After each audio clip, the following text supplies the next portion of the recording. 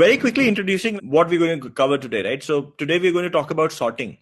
And why is sorting important? I mean, sorting is essentially nothing but arranging data that you have in a particular order, right? For example, if I have a few numbers, I could say I want to arrange them in an increasing order. Or if I have people, let's say I want to arrange them in the decreasing order of their height or increasing order of their height, etc. The ordering, because you are able to order something, helps you in a lot of things. For example, sorting might then help you do binary search on that data if you want to look for something. Or if I give you queries around, hey, tell me how many numbers are bigger than a specific number. That also, I mean, if the array is sorted, you can just look for the index of the first element bigger, and then you know how many numbers are bigger, etc. So sorting helps in those contexts if it is ordered. In fact, most NoSQL DBs, they actually try to maintain data in a sorted form. Sorted set is what it is called, because it makes searching for data, looking for data, doing a bunch of analysis on data easier and easier, right? So today, we're going to just to elaborate, we're not going to talk about searching. I'm going to talk more about sorting. Sorting is arranging data in a particular order, right? So for example, if let's say give you 5 numbers, I give you numbers, let's say 5, 10, 3, 2, and 8. These are numbers in no particular order, right? Now, if I say arrange these numbers in an increasing order, where the smallest number comes at the front of the list and so forth, that part is called sorting. So, I mean, if you sort this, then you'll have 2, 3, 5, 8, and 10. It's an arrangement of the given numbers so that they are in some particular form or order. As I said, like the reason why it is important is because it helps you do a bunch of different kind of operations on the data fairly quickly if what you have is sorted. And I gave the example of NoSQL databases where they maintain data in sorted sets because it lets them do a bunch of different kind of queries in a sorted form. In fact, we will talk about some form of MapReduce when we go to system design modules.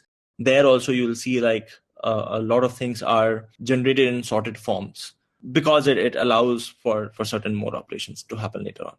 Does everybody understand like what sorting is?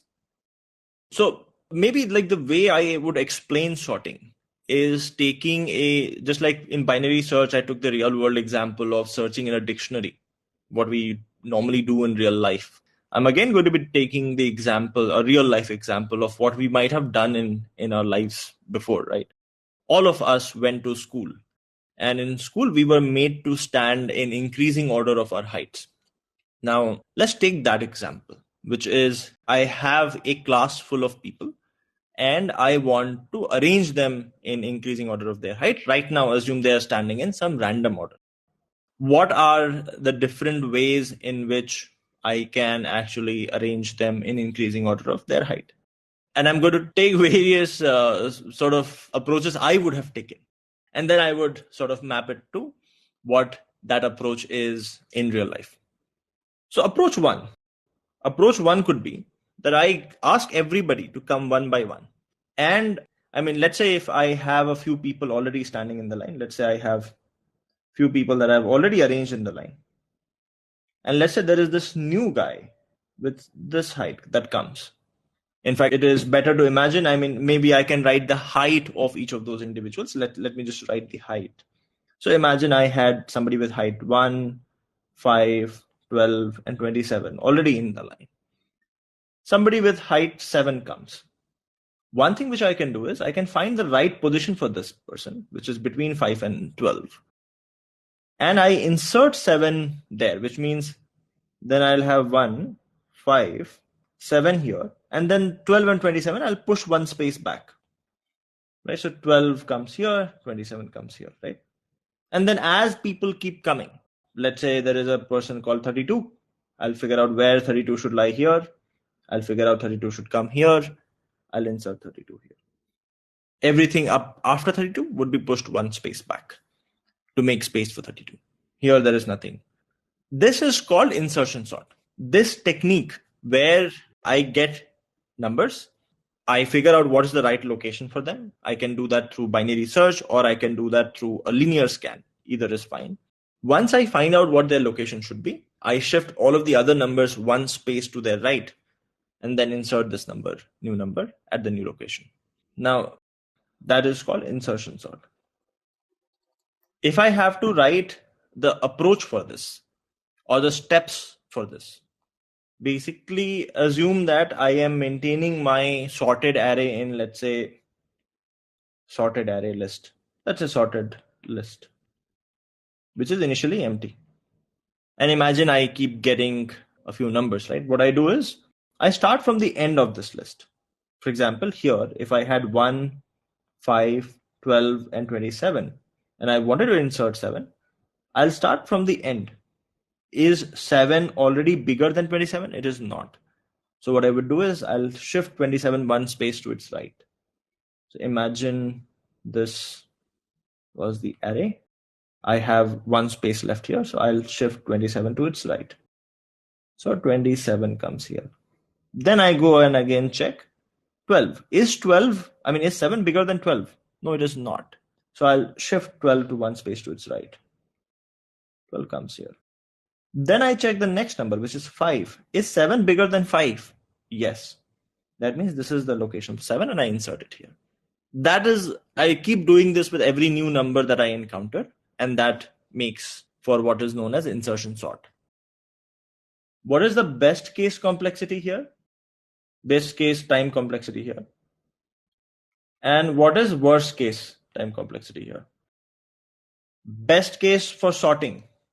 Order 1 would be the time complexity of inserting a new element, best case, right? Because you start with 7, you'll find that, let's say the new element that we are inserting in this new array, let's say that is 32.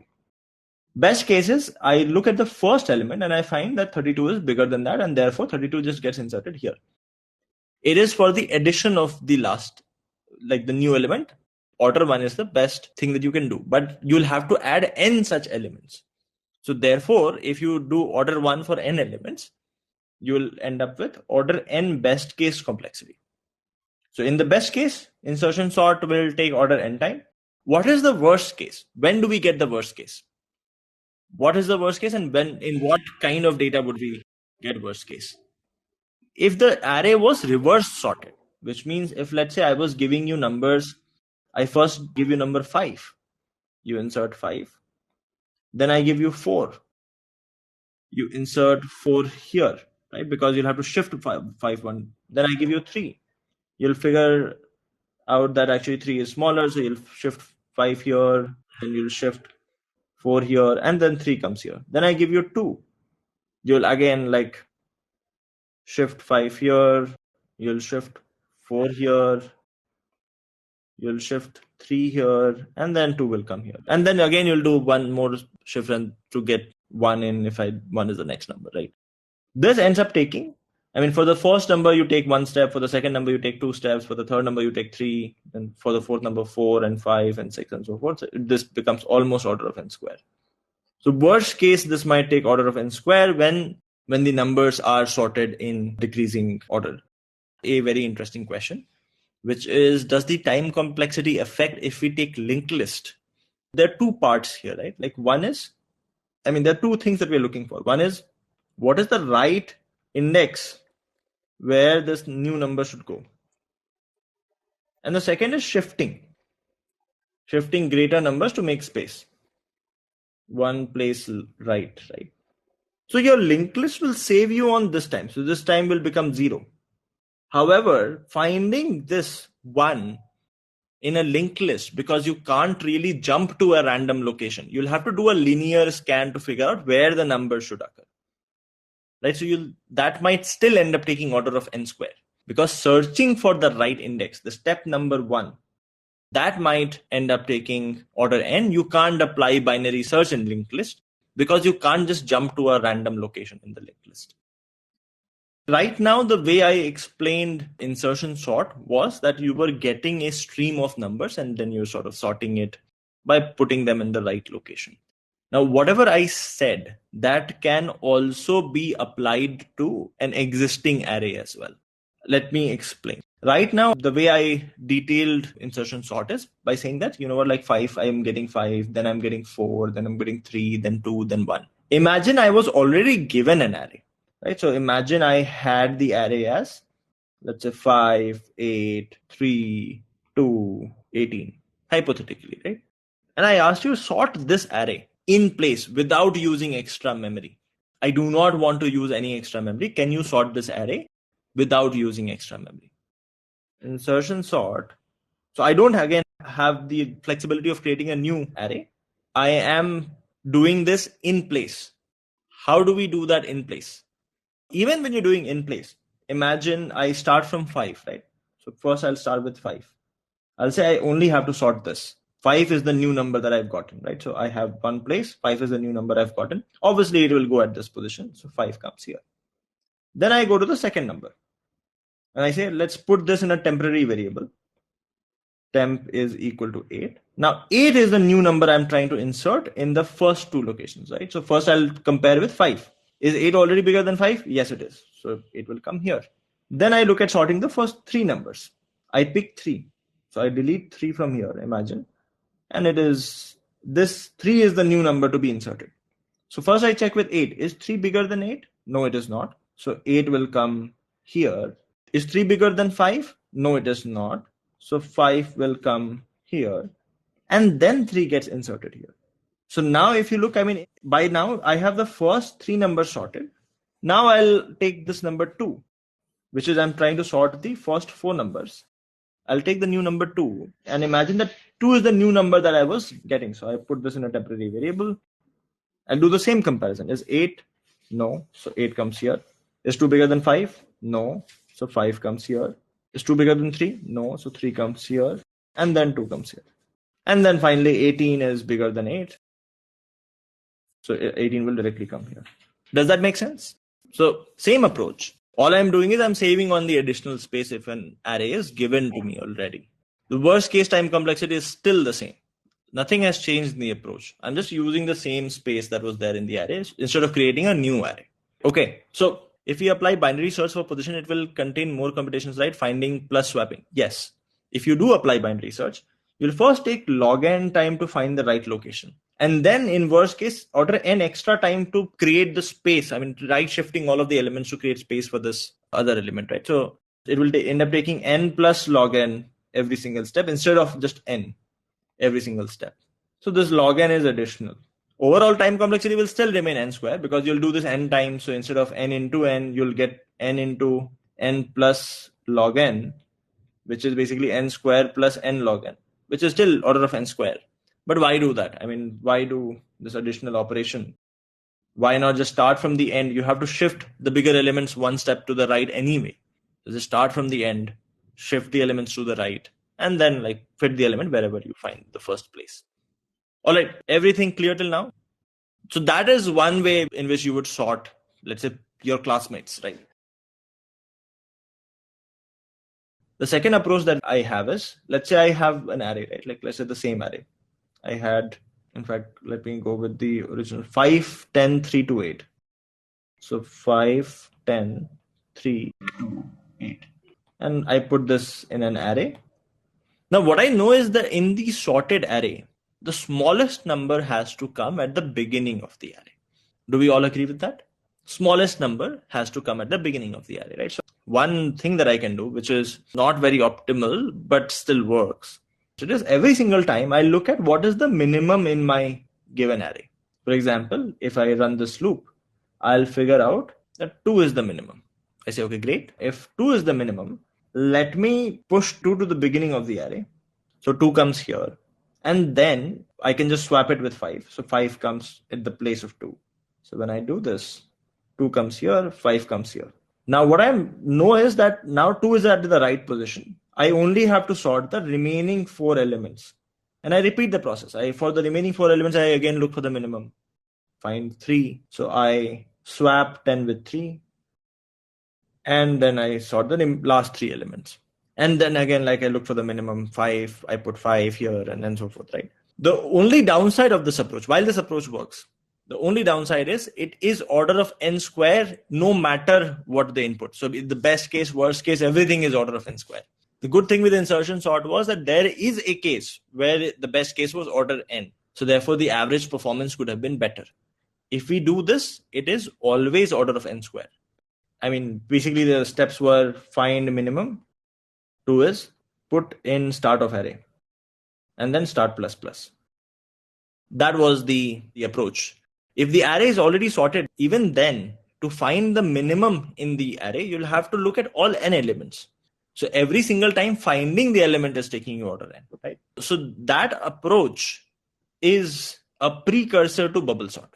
So while this approach works, the question is, can we do something so that if the array is already sorted, then we don't have to go through all of the elements all over again, right? Like every single time finding the minimum takes me a lot of time. How do we decide when to break? Check whether the array is already sorted or not. Let me maybe give some other case, right? So insertion sort will still be order n if, let's say, only one element was not in its right position. Every other element was in the right position. For example, if the array was, let's say, 1, 2, 3, 4, 0. The array is just very simply some random elements. Bubble sort is a variation of exactly this. Bubble sort is, as the name suggests, it is like bubbling something to the top, right? So what you do is you compare all adjacent elements one by one, and wherever you have a pair of numbers. So what you do is, for example, let's say people are standing in some random order in the line, right? So for example, I have people standing as 5, 10, 3, 2, 8. Let me just write it like this: 5, 10, 3, 2, 8. My objective is somehow bubble the smallest number 2 to the top. So what I do is I say the last person standing in the line, hey, you compare yourself against the next person to you. You obviously know how to compare yourself against the next person. You can check your height versus the other person's height. Obviously, if you're standing behind and you're smaller, then you should swap yourself, right? So I say 8, look at 2. If you're smaller than 2, then swap yourself. 8 says I'm not smaller. Great. Then I say 2. Look at the next person ahead of you. If you're smaller than that, then swap. And I do see that 2 is smaller than 3, so I swap. So 3 comes here, 2 comes here. Then I say 2, swap yourself against the next person if the next person is smaller. I figure out 2 is actually smaller than 10. Sure, should get swapped. So 2 comes here, 10 comes here. And then I again say 2. Again, compare yourself against 5. If you're smaller, swap yourself. So 2 again gets compared with 5. 5 comes here, 2 comes here. So what has happened in this one order n loop? The smallest number has bubbled itself to the top of the array. This is why, because the smallest element is bubbling to the top, it is called bubble sort. Even this approach in the worst case will take order n square. There is one difference here though. If there are no swaps that happen all throughout in this order n loop, then we just stop there. Which means if the array was already sorted, then we would not do the next iteration. We'll keep doing the next iteration as long as there is swap happening. So let me elaborate again. What happens is, imagine you're standing in the line. I start from the last person. I say, compare yourself against your neighbor. You compare yourself against the neighbor. If you are smaller, then you swap yourself. And then you do that till the start of the array. One thing which is guaranteed in this loop, whatever is the smallest number will bubble up to the top of the array. Then you're left with sorting only the remaining part of the array. And you also know if there is any iteration where I went from the last person to the first person, there was no swap happening between the neighbors, then I know that elements are already in the increasing order. I can just stop. I do the same process again. Now 2 I don't care about. I already know 2 is in the right position for the remaining elements. So I again start from 8. I say 8, are you bigger than 3? 8 will say, yes, I am. And I say 3, are you bigger than 10? No, I'm not. So we'll swap. 3 comes here, 10 comes here. 3, are you bigger than 5? You're not. So sure, then let's again swap. So 3 comes here, 5 comes here. Again, if you see, 3 has bubbled up to the top, which was the next smallest element. And then you're left with sorting only the last 3 elements. Any iteration where you don't have any swaps, your array is already sorted, you can just stop. Since we had one or more swaps in the first traversal, we'll start again from 8, but will not go till 2.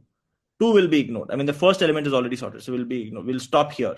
Now that in the second iteration, we know that the first 2 elements are fixed, we'll start again from 8, but we will stop at after 3. We'll not look at 3 and 2 anymore because we know that they are in the right position. Every single iteration, what is happening is the smallest element is bubbling to the top. And any single iteration, I know that there is no swap that has happened. I can just break. And therefore, I do have a best case complexity, which is if the array was already sorted, I will do an order n iteration to figure out are there any swaps. But post that order n iteration, I can just break. Or if I reach a stage where, intermediary stage, where let's say I did these and then the remaining numbers were already sorted, then also I'll just break, right? So I'm not really spending time sorting if the array is already sorted. Does that make sense? Let me actually write the pseudo code for this. What I'm going to do is I'm going to start. So here's my inner loop, right? So I'm going to start from the last element. Let's say there is a j that starts from n minus 1, goes to, imagine I'm doing a loop of I from 0 to whatever. I'll tell you what 0 to whatever is. It goes to I. Imagine that like numbers till I are sorted. Right now, nothing is sorted. So n minus 1 to I. What I do is here I compare a of j with a of j minus 1. Now I know that in the right order, a of j should be bigger. So if it is smaller, if there are two numbers where the second number is smaller, then obviously they should be swapped. The second number, if it is smaller, if this is smaller, then they should be swapped because they are not in the right order. So I just say swap a of j, comma a of j minus 1, right? By the end of this, a of I will have the smallest element anyhow. I is starting from 0. A of I will have smallest element anyhow. I also keep track of one variable here. Has there any swap that has happened? Let's say there is a flag, which is initially 0. Whenever there is a swap that happens, I make flag as 1. If at the end of it, if I see that flag is 0, then I just break, which means this element was already sorted. There is no need to look at other elements. And then I goes from 0 to n minus 1. Yeah, sorry, this is I plus 1. Correct. So again, like what is happening in the algorithm is the smallest element is bubbling to the top, and you're just taking in the process, making sure that if the remaining elements are in the right place, there was no swap, then the element is array is already sorted. So let's just break. Yeah, actually we don't need the n minus 1. When we come to n minus 1, I plus 1 would anyhow, this j loop will not run. So I can just do n minus 2. Again, let's look at what is the best and worst case complexity of this algorithm. Best case is order n, which is my array was already sorted or almost sorted. And then, I do this iteration, flag becomes 0, I break. And the worst case is when it is reverse sorted. So every single time I have to do a lot of these swaps, and it is actually order of n square. All right. So this is, by the way, called bubble sort. Find the smallest element, move it to the beginning. This is called selection sort. In selection sort as well, it's what we were discussing, where we were selecting the smallest element and moving it to the beginning of the array. That is selection sort.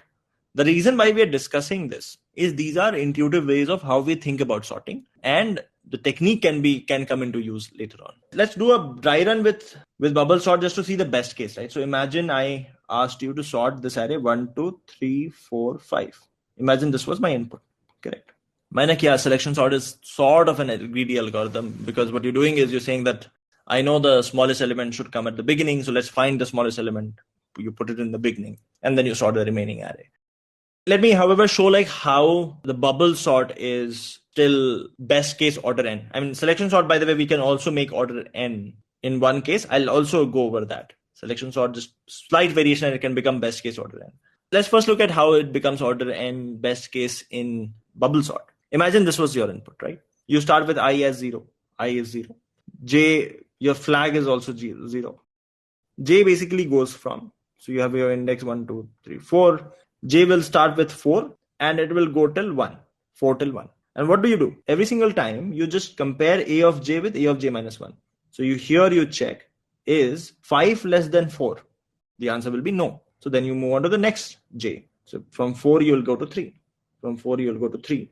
Then you compare 4 with 3. Is 4 less than 3? No. Then you will compare 3 with the previous element. Is 3 less than 2? No. Is 2 less than 1? No. So at no point this if condition gets executed. So there is no swap, and therefore flag never becomes equal to 1.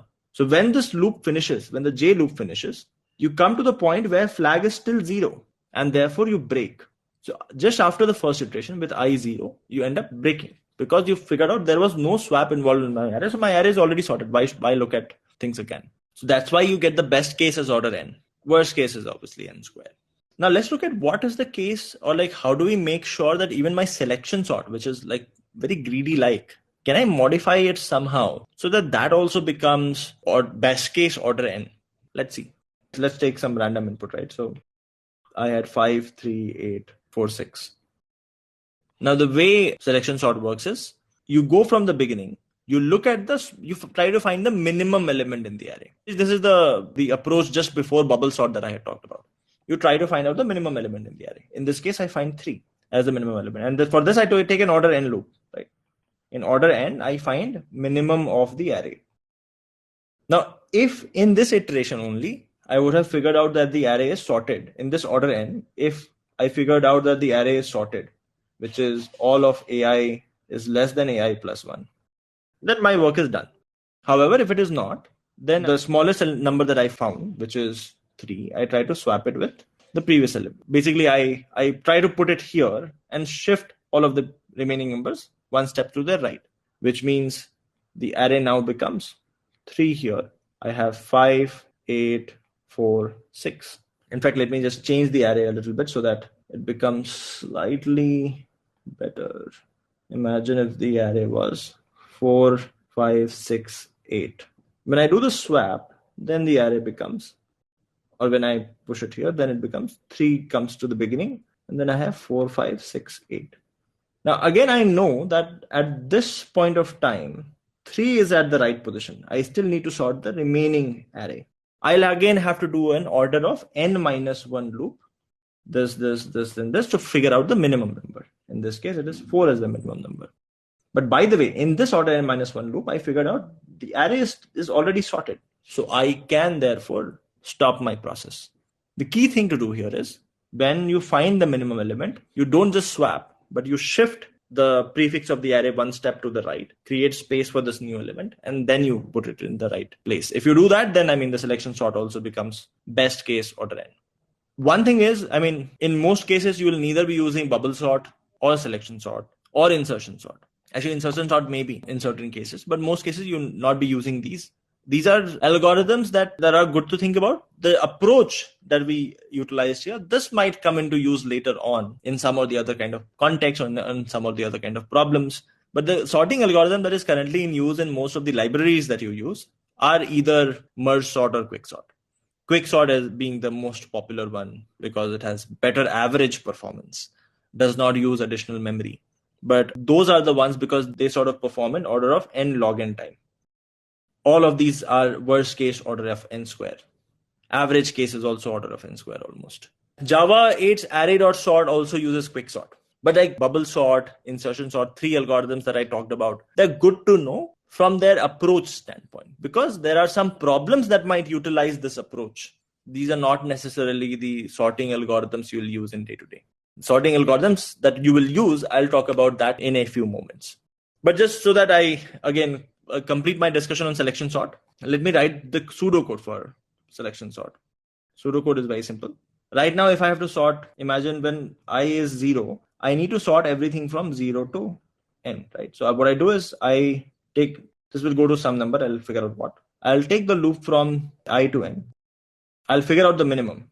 In fact, let me actually also track its index. I can just keep it as a of I, and index is equal to I.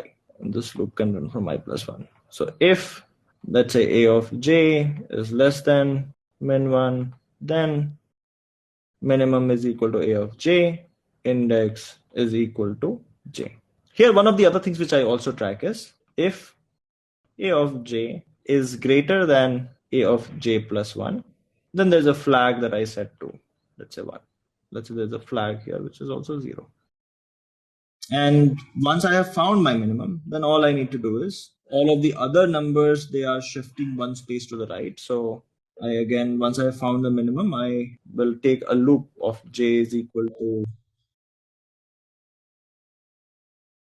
and then at the end, you have a of I is equal to min1. That is one way of shifting. Basically, what I'm doing is if I have an array, let's say I have 5, 6, 3, 2, 8. I'm going through once to figure out what is the minimum. Once I find the minimum, I bring minimum to the front, which is 2 comes here, and then 5, 6, 3, I shift 1 space to the right. And then I try only sorting this piece, where every single time I have a flag to check, is this piece already sorted or not? If at all at any point of time I find that there is a section of array that is already sorted, then I just break out and I'm done. Here, I mean, I could very well also have done, instead of doing all of this, I could have done swap a of I, comma, a of index. I could have done this as well. As long as I'm checking that for the remaining array, is the array sorted or not? If the array is sorted, then I just break. That is the only optimization that I put in, nothing else. Now I'm going to be covering a few other sorting algorithms, and then we'll do a few problems on these. Count sort is the easiest one. Count sort is when the elements that you are sorting, they are limited in range. Limited in range meaning, for example, I tell you, hey, you have characters A to Z. You have a lot of characters and you need to sort them. Or you only have numbers 0 and 1. Or you only have numbers from 1 to 20. Then what you do is, instead of counting or basically maintaining like numbers themselves, you just count how many numbers. For example, I gave you an array of zeros and ones, right? So bunch of 0, 1, 0, 1, 1, 1, 0, etc., etc. And I told you to sort this array. One very simple way would be I calculate the frequency of 0 and frequency of 1, which is basically exactly what count sort means, right? Like you're maintaining the count of the numbers themselves. So you say like, I'll count how many times 0 came. Let's say 0 came 10 number of times. And I'll count how many number of times 1 came. Let's say it came 5 number of times. Then I know my sorted array. My sorted array is 0, 0, 0, 0, 0, 10 times. And then 1, 1, 1, 1, 1, 5 times. So one very common application of this is, if I give you 2 strings and I ask you, are these strings anagrams of each other? Anagrams is like 2 strings are anagrams if they are just some or the other permutation of the same string. For example, if I give you a string banana and I give you another string, let's say, this is not really a word, but I give you these 2 strings, right? And I ask you, are these anagrams of each other? Your answer will be yes, because they have the same count of n. There are 2 n's here, there are 2 n's here. They have same count of A. They have 3 A's here, there are 3 A's here. And they have same count of B. You know that you only have 26 different characters. So in a 26 array of size 26, you can maintain the counts of number of A's, number of B's, number of C's, and so forth. And you can just compare the counts, right? So count sort is very simple. If you have limited number of numbers, if your range is very limited, you maintain the count of every single number you encounter, and then like you just print those numbers, those many number of times you go from start to beginning. So we are going to maintain a new array for 0 and 1. However, 0 and 1 are just two numbers, 2 variables. So it is still order 1 space. If you only have, let's say, 20 numbers, then it's just order of 20 space, which is not order n, right? Like it is not dependent on the number of numbers that you have in total. Let me maybe give you an example, right? And then I'll write code for it that will make it clearer. Very simple. Imagine I give you a string of characters, and I just ask you to sort that string of characters. For example, let's say the string is congratulations. Let's say that is the string. And then there were a bunch more characters as well. But like, let's just say that this is the thing. There could be, let's say, thousands and thousands of characters here, thousands, hundreds of thousands of characters. Now, one conventional way of sorting is like doing the bubble sort or the selection sort, etc. Right? Which is a selection sort would be you figure out which is the smallest character, which is A. You shift A to the front. However, I mean, if there are a lot of characters, that will take a lot of time. So what I say is, hey, by the way, I know that the kind of letters could only be from A to Z, correct? I have A, B, C, D, E, F till Z, correct? There are only 26 characters possible, 26 different characters possible. So if I somehow maintain the character count, right? I have only 26 characters. If I have an array which has the count of what are the number of A's here, what are the number of B's here, C here, and so forth. For example, when I encounter C, I say, let's increase the count of character C by 1. So C's count becomes 1. And I mean, this could be just be an array, right? Because any character can be mapped from a number from 0 to 26. So I just maintain an array of size 26, which is all initialized to 0 to begin with. When I encounter C, I increase the count of C by 1. Then I encounter O, let's say O is somewhere here, I increase the count of O by 1. When I encounter N, I increase the count of N by 1. With R, I'll again increase the count of R by 1. A, A will become 1. Let's say when I encounter A again here, A's count will become 2. So that way, I'm just maintaining count of every character, right? If I have to write code for this, I would just do very simple. I would say that, I have a array of size 26, which is initialized to 0. This is C++ format, but like Java, etc., it will be similar. And then I just say, let's assume that the character is ch, and I go over this string str, and I just say that arr of ch minus a, which will now give me a number from 0 to 26 plus plus. At the end of it, I'll have frequency count of every character. And then sorting is very simple. I just go character by character, right? So I just go from for I is 0 to 26. I look at the count of the current character. Like for example, when I is 0, then I'm looking at the count of A. So what I do is I take a loop from 0 to arr of I, whatever is the count. And I print A plus I, those many number of times. So what will happen is if the count of A was 2, then this will print A twice. Then let's say if the count of B was 1, then it will print B. If let's say the count of C was 3, then it will print C 3 times, and so forth. So all I'm doing is I'm just counting the numbers, frequency of the numbers, and then I'm just printing in them those many number of times, going in the order of numbers. Does that make some sense? Count sort, how is it working? As long as the range is limited. For example, let's say if you have numbers from minus 20 to 20, even then you can use the array, right? Because you can just say that every single number, num, corresponds to the index num plus 20. So when you encounter num, you just say, arr of num plus 20 plus plus. And when you print, then like for arr of i's count, you print I minus 20. In general, if you see for doing this, if you have a range of numbers, let's say the range is R, count sort takes order of R memory, right? If the range from min to max of the array, if the range max minus min, if this is R, then it takes you order of R memory, right? Because you need those many number of counts variable, right? If R is small-ish, for example, let's say if R is 1,000 or 10,000 or 100,000 or 1 million, if let's say R is up to 1 million, then you can use count sort because you can maintain the counts and therefore it will still run. However, let's say if the numbers were not limited, if there could be any integer, then you can't use count sort. Count sort is only applicable when the numbers are limited in the range. As I showed with counting characters in a string, because characters are limited. Characters can only have 26 different values. So it is not done in place in the sense that you're still counting the number of A's, number of B's and C's, and then you can fill it in the same array. For example, if you said, tell me here instead of printing A plus I can just say, you know what? Let's have an index variable, which is 0. And I have, let's say my original string was str. I can just say, you know what? Str of index plus plus is equal to I plus A. I can fill it in the same array instead of printing, but you'll still have to maintain counts, etc. Merge sort is if imagine you had to sort a deck of cards. One possible way, which is, by the way, also called divide and conquer, could be that I break down this deck of card to half deck of card and half deck of card. So I divide into two parts, right? Like half goes, let's say, to the left, half goes to the right. I sort those individually, right? So half deck of cards, I sort them somehow by some magic. And right side also I sort somehow by some magic. So now I have two sorted deck of cards, right? I have two sorted deck of cards. Now the problem becomes, if I have two sorted deck of cards, can I merge them so that they still remain sorted? Imagine, let me give you an example, right? So let's say I have an array 2, 3, 5. Let's say I have another array 1, 6, 8. If I was given these two arrays, can I merge them into another array which is completely sorted? Is that possible or not? If that is possible, then this could become another algorithm, which is like whenever I need to sort an array, I can divide it into two parts, recursively sort them, and then I can merge them.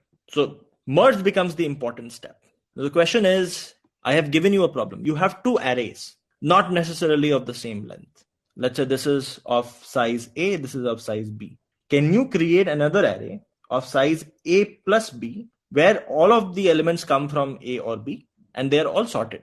Is the question clear? Like you have some A number of arrays in array A, You have B number of elements in array B. Array A and B are individually sorted. So A is a sorted array, B is also a sorted array. You have to merge them into another sorted array. How would you do that? Basically, if I have been given two numbers, let's say I have an array A, 2, 3, 5, and I have an array B, which is, let's say, 1, 4, 8. And I have to create a sorted array, right? Which is of size 3 plus 3, which is 6. 1, 2, 3, 4, 5, 6, correct? This is the eventual sorted array I have to contain or create. One thing is, the first element in the sorted array is going to be the completely minimum of everything in the array, right? So given array A is sorted, minimum from array A is on position number 0, correct? Minimum from array B is also on position number 0. So therefore, whichever is the minimum of these two, I don't need to look at any other element. Whichever is the minimum of these two is going to be the first element in the sorted array. Is that something you all agree with? And what is the minimum of these two? Minimum of these two is 1. So 1 comes here. Now, if I have inserted 1 here, then it is as good as saying that now I remove 1 from B. It is the same thing, right? So what I just do is, how do I remove 1 from B? I just change this pointer to now point at this number 4. This is as good as saying that I'm now merging two arrays, one array which is A and one array which is B, but B is starting from this point onwards. And I again do the same thing. What is the next number that should come here? It should be the minimum of numbers here and minimum of numbers here. What is the minimum of numbers here? Array at this pointer. What is the minimum of numbers here? The array at this pointer. Whichever is smaller, which is 2, comes here, and this pointer moves one step forward. So in short, the approach becomes that you have two pointers. Let's say there's a pointer 1, which is for array A. There's a pointer 2, which is for array B. And you just say the following: while pointer 1 is less than whatever is the size of A, and pointer 2 is less than size of B, you do the following. You figure out which one is smaller. You just check. If A of pointer 1 is smaller than equal to B of pointer 2, then simple. This is what goes in the sorted array. So let's say sorted of, let's keep an index, A of pointer 1. You increment the pointer 1 plus plus because now pointer 1 has been assigned here. Else you put pointer 2 element here. So sorted of, again, index plus plus is equal to B, pointer 2 plus plus. The only thing is, when I'm done with this while loop, it is possible that all of the smaller elements are in one of the array. Imagine like this array was 1, 2, 3 here, and there were, let's say, 4, 5, 6 here. My pointer 1 will end up going here, and I'll end up breaking out where I've only filled in 1, 2, 3 in the sorted array. 4, 5, 6 is yet to be filled. So I'll have to check for that, which is at the end of this while loop. If whichever pointer is not done, so I just check while pointer 1 is less than size A, I just keep adding sorted of index plus plus is equal to A of pointer 1 plus plus. And very similarly, I do the same thing with pointer 2. While pointer 2 is less than size of B, same thing, sorted B of pointer 2 plus plus. Right. That will cause the merge to happen. Does this make sense? Right. Now, if that can happen, which means now if merging can happen, and what is the time complexity of this merge? Imagine I have two arrays of size n and n each. M plus n plus n, right? Like, so it takes me order n time to merge. If in fact the array A was of size m, this was of size n, it takes me order of m plus n time, right? That means if I have a order n array to be sorted, if I divide it into two parts, I say that sort the first part separately, sort the second part separately. Once they are sorted, then merging them will take me order of n by 2 plus n by 2 time, which is order n time. So merging them will take me order n time. Now, how do I sort the first half of the array? I can do the same thing with the first half as well. I can say that even to sort the first half, again break it down into two parts, and then sort the first half, sort the second half, merge it. With the end condition being that once I have an array of only size 1, it is already sorted. How about I modify this and I say that I have 3 arrays that need to be merged, right? Imagine I have an array 2, 5, 10. Imagine there is another array 1, 8, 9.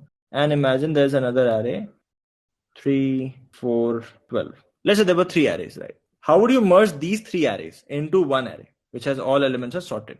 We can do 2 at a time, but we don't necessarily need to, right? Like we look at this, right? What is the first element going to be in the merged array?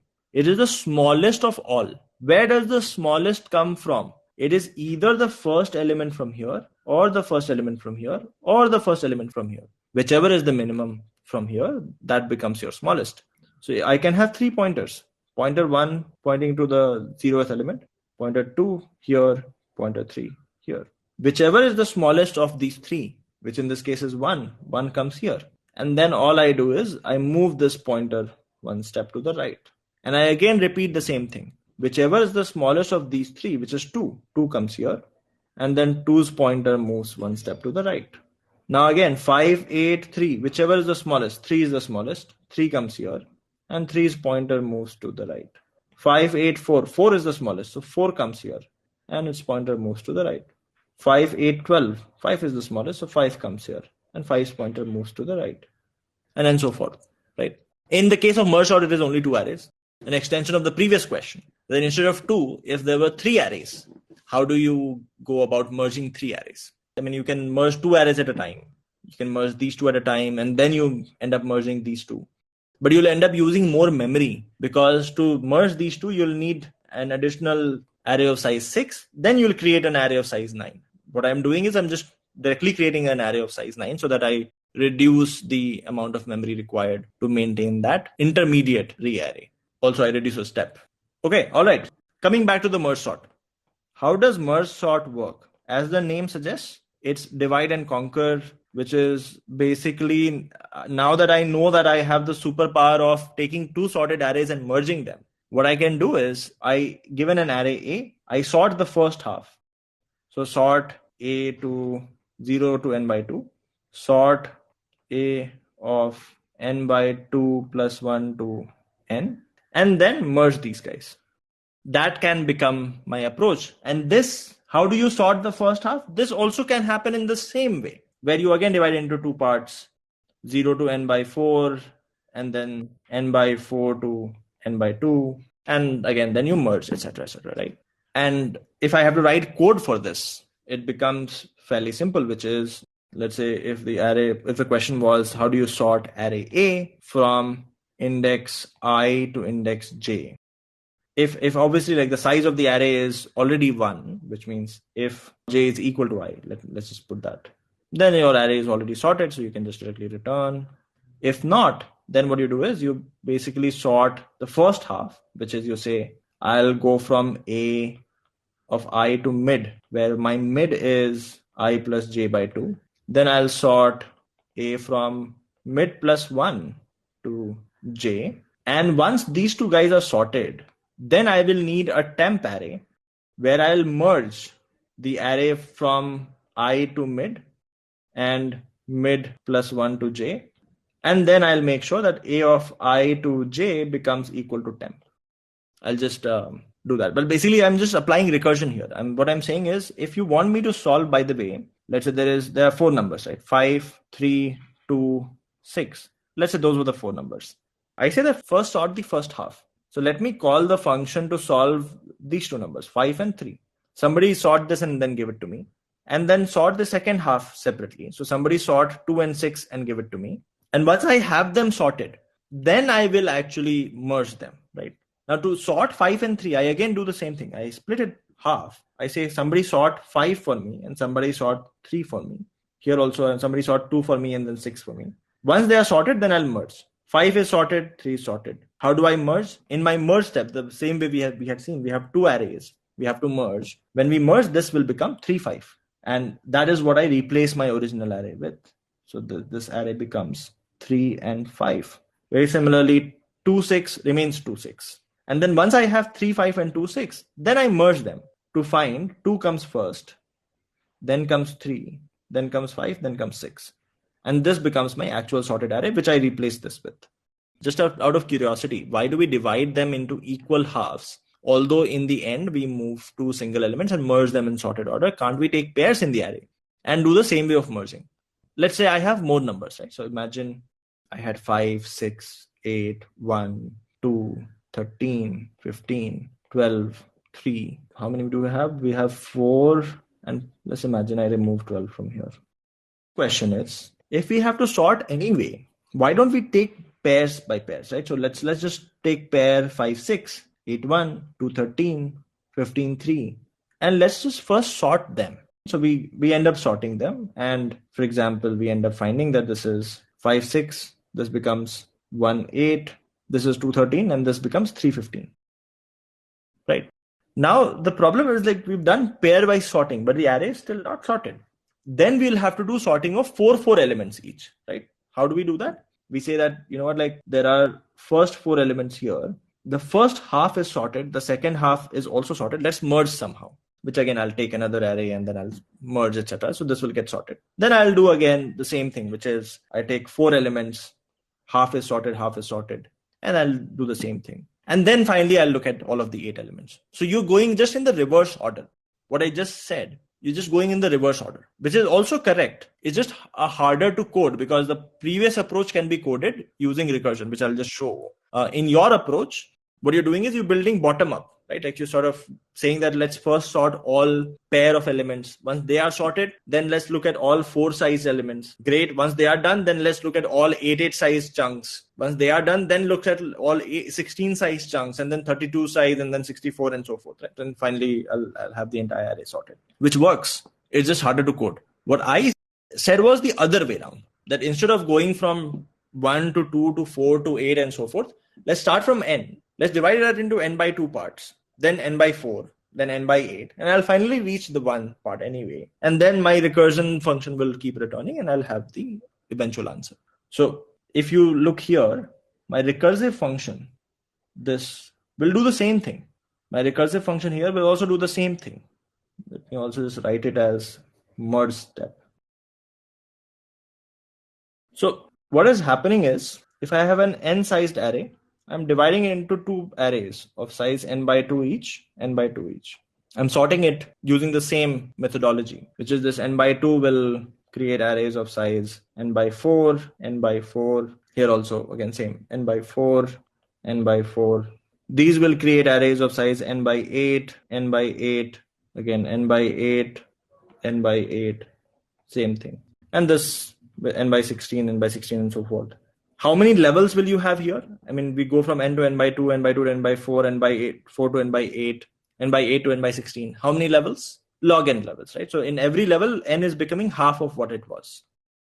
As we have seen the same pattern in binary search, etc., etc. I mean, as you go, if n is becoming half of what it was, it takes you log n steps to finally come to 1. At every step, what is happening?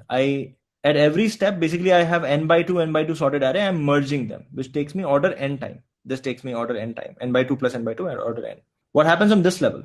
These 2 guys merge and it takes them n by 4 plus n by 4, which is n by 2 time. These 2 guys merge and it takes them n by 2 times. If you add them up, it will take you order n time on this level as well. Very similarly, on the other level as well, where you have n by 8, there are 8 instances of n by 8. It will again take you order n time. So the total time taken on every level, it takes you order n time. There are log n levels. The total time taken is n log n. That is an intuitive way to understand. I can also explain the mathematical way of explaining this. But the intuitive way of understanding the time complexity of merge sort is that on every level, you're doing one merge. The merge is order n. Number of levels is log n. And therefore, in fact, if you look at Arvind's approach, if you were to implement it, in every iteration, what you're doing is you're first creating pairs and you're merging the pairs. Takes you order n time. Then you're looking at all 4 blocks, right? Like blocks of 4 each. In one order n operation, you will have sorted blocks of 4 each. Then in again one order n operation, you would have sorted blocks of 8 each. And you'll keep doing that till you cover the entire array. So the number of steps to cover the entire array would be log n. And every single iteration is an order n iteration. So it takes you an order of n log n. I can explain the math behind it as well. Is it n log n in every case? Best case is, sure, I mean, you can probably put an optimization that if the array is already sorted, if a half is already sorted, you don't need to do all of the splitting, etc. So best case, you can still make order n. But yes, worst case is order n log n. Worst case, it takes you order n log n. And you can put a check to make sure that you're not doing the entire splitting, etc. if the array is already sorted. All right. What is the space complexity of merge sort? So if you look at the implementation here, we are allocating this additional memory temp to calculate this merged part, right? Why? Because when we are merging two sorted arrays, we need this temporary space where we put in the result, which is not a part of the original array. This is additional space. If I have to look at this tree, in this n by 2 part, I would have taken a temp array, which was of size n by 2. Here, I would have taken a temp array, which was of size n by 2. In fact, let's look at total space allocation, right? So this n by 2 will make a call to n by 4, 8, etc., etc. So this is a log n stack memory space. Plus, in each of these, so imagine I was sorting this array of size n. This will end up calling for n by 2. This will end up calling for n by 4, n by 8, and so forth. In each of this, I would have a temp array allocated, which will be freed as long as I fill it back, right? So this temp array here is of size n by 4. As soon as I am done, then this will be freed. Then I come back here. Here it will be of additional size of n by 2. As soon as I'm done, it will be freed. And then I'll come back here and I'll have a temp array additional size n. So maximum space that I end up using additional is I have log n stack of recursion, plus I have this additional order n size array that I might have used, which is my temp array. So order n extra space is what we end up using apart from the array space. So space complexity becomes order n. Time complexity becomes order of n log n. There's one more way to, by the way, calculate time complexity. If you assume that the time taken for sorting an array of size n is tn, then tn is nothing but I'm saying first sort array first half of the array, then sort second half of the array, which is also of size n by 2, and then merge them, which is it takes you some n time. Let's say it takes you n time. This is basically saying 2 times t n by 2 plus n, right? If you break it down further, your n by 2 is 2 times t n by 4 plus n by 2, which is the same as 4 times t n by 4 plus 2n, which you'll see will finally come to 2 to the power I t times n by 2 to the power I plus n into I. This is just a little mathematical. Therefore, I explain the intuitive way first, which if you want this to become equal to 1, I becomes log n. So you have n into t times 1 plus n into log n, which is n log n. This is how Master's theorem actually works. I'm just elaborating that, expanding that equation. Even if you don't know about Master's theorem, that is fine, as long as you understand the intuition of why it is n log n. Because in the recursion tree, there are log n levels. On every level, I'm using order n time. So time complexity becomes order of n log n. Space complexity becomes order of n. Is there any way without using the extra space? So actually merging two sorted arrays without using extra space in order n is not possible. That becomes the blocker, right? So if you can merge the array in place without using extra memory, then your problem would have been sorted. But the problem is merging without extra memory is the issue. All right, does this make sense? Merge, sort, space complexity, time complexity, all of that. All right. Today we'll be talking about Quicksort, and today we'll be solving a lot more problems actually. By the way, I just wanted to maybe also share one news with all of you. Today was the first case when one of the fellow students at Scalar has gotten an offer as a CTO at one of the energy companies, which is a fairly big company now, right? And that the reason why I'm sharing this with all of you is to show you that, look, learning matters. And again, I can't disclose the exact salary of the person, but it is in a few CRs. We're not talking about lakhs, right? So the thing that matters at the end of, that is basically the North Star for all of us. He's 30 something, but we all should focus on the learning aspect. As long as we do that, eventually all of us will succeed. We'll go and build really, really great things in the future. He is part of Scalar Academy and not Scalar Plus. And I can't disclose the name of the company. I'm sure that news will come out later on. It will be shared with all of the community as well once he joins. It's still sort of confidential. But just letting you guys know, look, it is important that all of us focus on learning. As long as we do that, obviously, like what you find later on is going to be a function of what you know at present, plus like some bit of experience. So again, just to also elaborate, this person is not somebody who is very young. As I said, like he's 30 plus, already has more than 7-8 years of experience, actually has more than 10 years of experience. But as long as you keep learning the right things, you'll keep moving forward, right? And that is, all of us should just aspire to become 1% better every day. That being said, back to what is the agenda for today. Today, we're going to actually talk about one sorting algorithm, which is actually used in most libraries that you use, be it in Java or Python or C++. The sort function that you use, they all use a different algorithm, which we will talk about today. But instead of talking about the algorithm, which is, I believe, not the right way to introduce a concept, what I'm going to do is I'm going to give you a problem, a real life problem that you may take an attempt at solving. And then we'll use that to maybe introduce the approach. So imagine this. Imagine you have a bunch of nuts and bolts. You have nuts and bolt, right? So nuts basically look something like this. And then you have bolt that is basically a circle that fits into the nut. The nuts and bolts, and usually like they're created in pairs, right? So you have a nut of a size and then the bolt actually clearly fits. If the nut and bolt are of the same size, then they fit. Now imagine you have a lot of nuts and lots of bolts, and you are given that every single nut is of unique size. It is every single nut and bolt are of different sizes. So none of them have the same size. And you're also given that every nut has a corresponding bolt. One fact that is given is every nut has corresponding bolt, which means they both fit each other. 2 is no two nuts have same size. So they're all different sizes. However, it is very hard for you to just visually differentiate which one is bigger or which one is smaller. So what do you do? What you do is, like, if you pick a nut and you pick 2 bolts, if the bolt is loose, then you know that the bolt is bigger. If the bolt is not going in, then you know that the bolt is actually smaller. Now the problem is, given that info, can you sort all of the nuts and bolts in increasing order of their size with the right nut and bolt paired up? Currently, they are all just in disarray. You have a table full of nuts and bolts. You don't know which one is paired up with which one, right? One is, how can you arrange that? And 2 is, how can you do it as fast as possible? Let me explain again, right? So imagine this. Let's say I had only 2 nuts. Imagine I had this nut, another nut, and I had another bolt and then another bolt, right? Now, what I can do is I can pick, let's say, this particular one, and I pick this one, and let's say I try to match them. There are following things that can happen. One is, these guys clearly fit.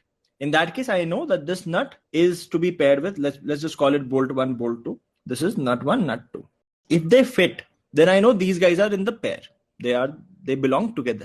And then I can just compare the other bolt. If it is smaller than this particular nut, then it goes before this nut, right? If it is smaller, otherwise if it is bigger, it goes after. And then I definitely know that the pair for this bolt is this nut, right? So I just put these 2 guys together, either after or before, depending on how it compares with this current nut. So if I have to define the problem formally, you can pick a random nut, an X, and you can pick a random bolt.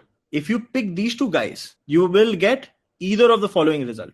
Either you will get nx is equal to by, which means both of these guys belong together, or you will get to know that, by the way, this nut is smaller than bolt, or you will get to know that nut is bigger than bolt. These are the 3 results you can get. You cannot compare nut with nut. So for example, I cannot get nx and ny and compare these guys. I can't. Similarly, I can't compare bolt with bolt. This I can't do. This I can't do. However, I can take a random nut and a random bolt and I can compare them. Does that make sense now? It does, right? Now, the question is, how do I sort these guys? How do I sort these guys when I can't really compare a nut with a nut and a bolt with a bolt? The bolt size is not given to you. Think of it like this, right? You have a table which is full of these nuts and bolts, and there's only minor variation in the size. What you should end up with, for example, in this case, imagine that these guys were equal. N1 and B2 was equal. So I would put N1 and B2 together and assume that B1 was smaller than N1. So I would put N2 and B1 before this.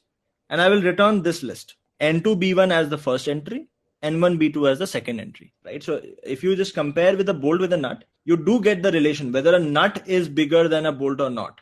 So imagine if this nut was paired with another bolt, BZ. then you know that BZ is actually smaller than BY. So you can compare the pairs by picking nut from one pair, bolt from another pair. There is no size given. The only way is you just pick a random nut and bolt and then compare whether one is smaller than the other or not. Let's actually look at how do we do that, right? So one is, if I pick any random nut, let's say if you're given, let's say n different nuts, let's say I pick some random nut. Let's call that nut N1, right? What I can do is now I have a bunch of bolts. I have B1, B2, B3, B4, B5 till Bn. I can compare each of those bolts with this N1. And I'll basically get three kinds of bolts. There will be one heap of bolts, which are lesser, right? So there's one heap of bolts, which are smaller than N1. There is one heap of bolt that we will get. Let's call this bolt bigger, which is bigger than N1.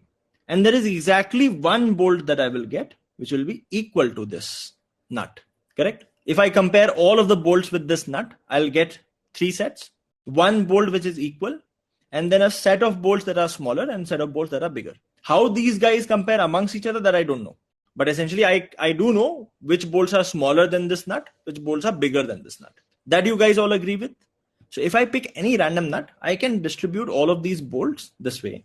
And very similarly, now that I know that this bolt is the same as this nut, so I can pick all of the nuts, which were N2, N3, N4, N5, N6, N7, N8 till N. And I can say, let me compare all of these nuts with this bolt, right? I'll get some nuts that are smaller. So I'll basically have some of these guys.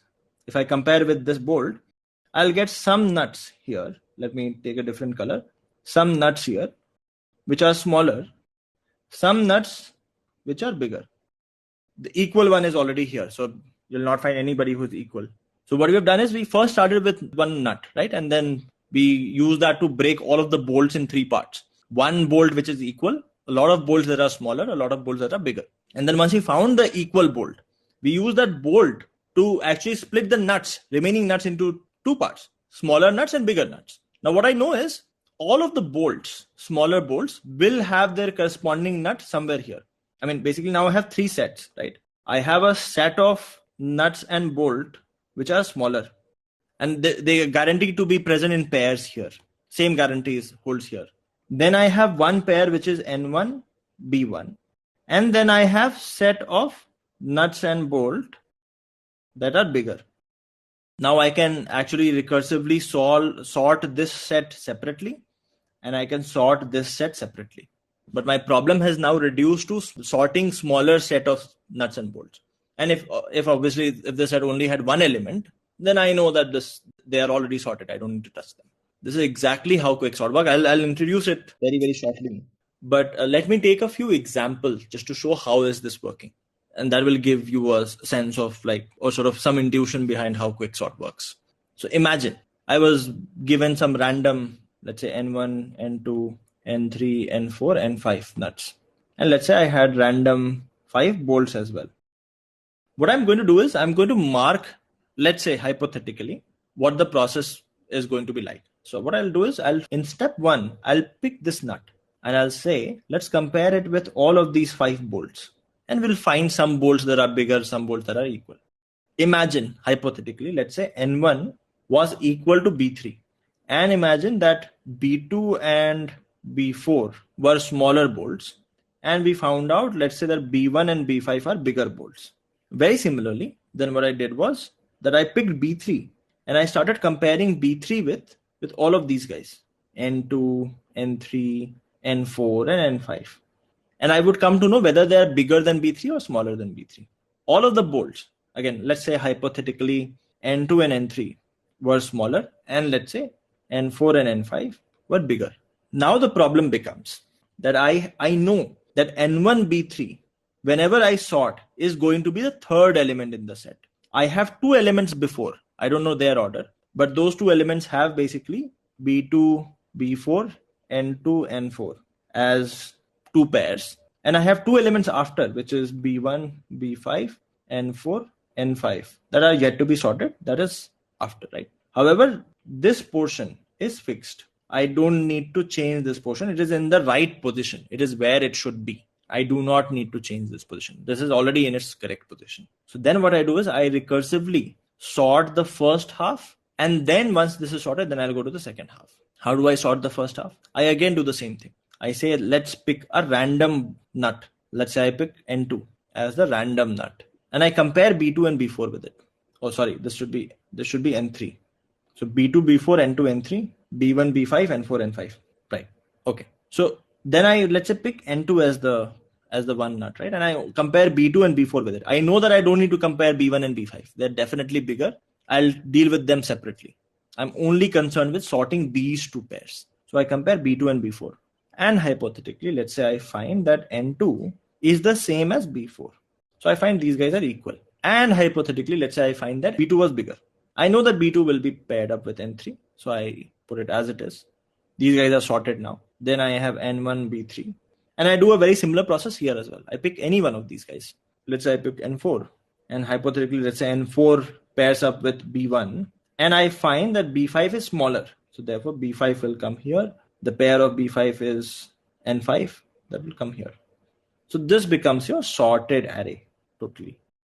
Now this process where I actually picked one element and I started comparing all of the remaining elements with it is called choosing a pivot. So while this is a more complicated case, let me take an example of sorting an array of integers. And I'll show you with that. Imagine, let's say my array was 5, 2, 1, 8, 6. N1 or B3 is largest. That means this set does not exist. The set is empty.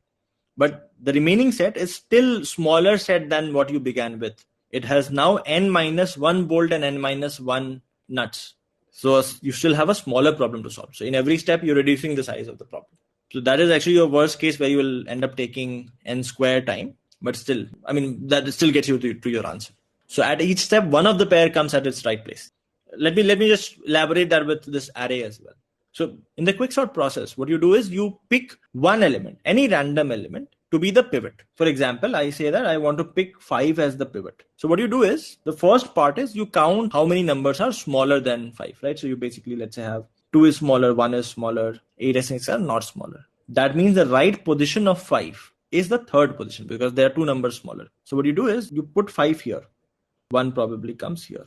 So your array is basically 1, 2, 5, 8, 6.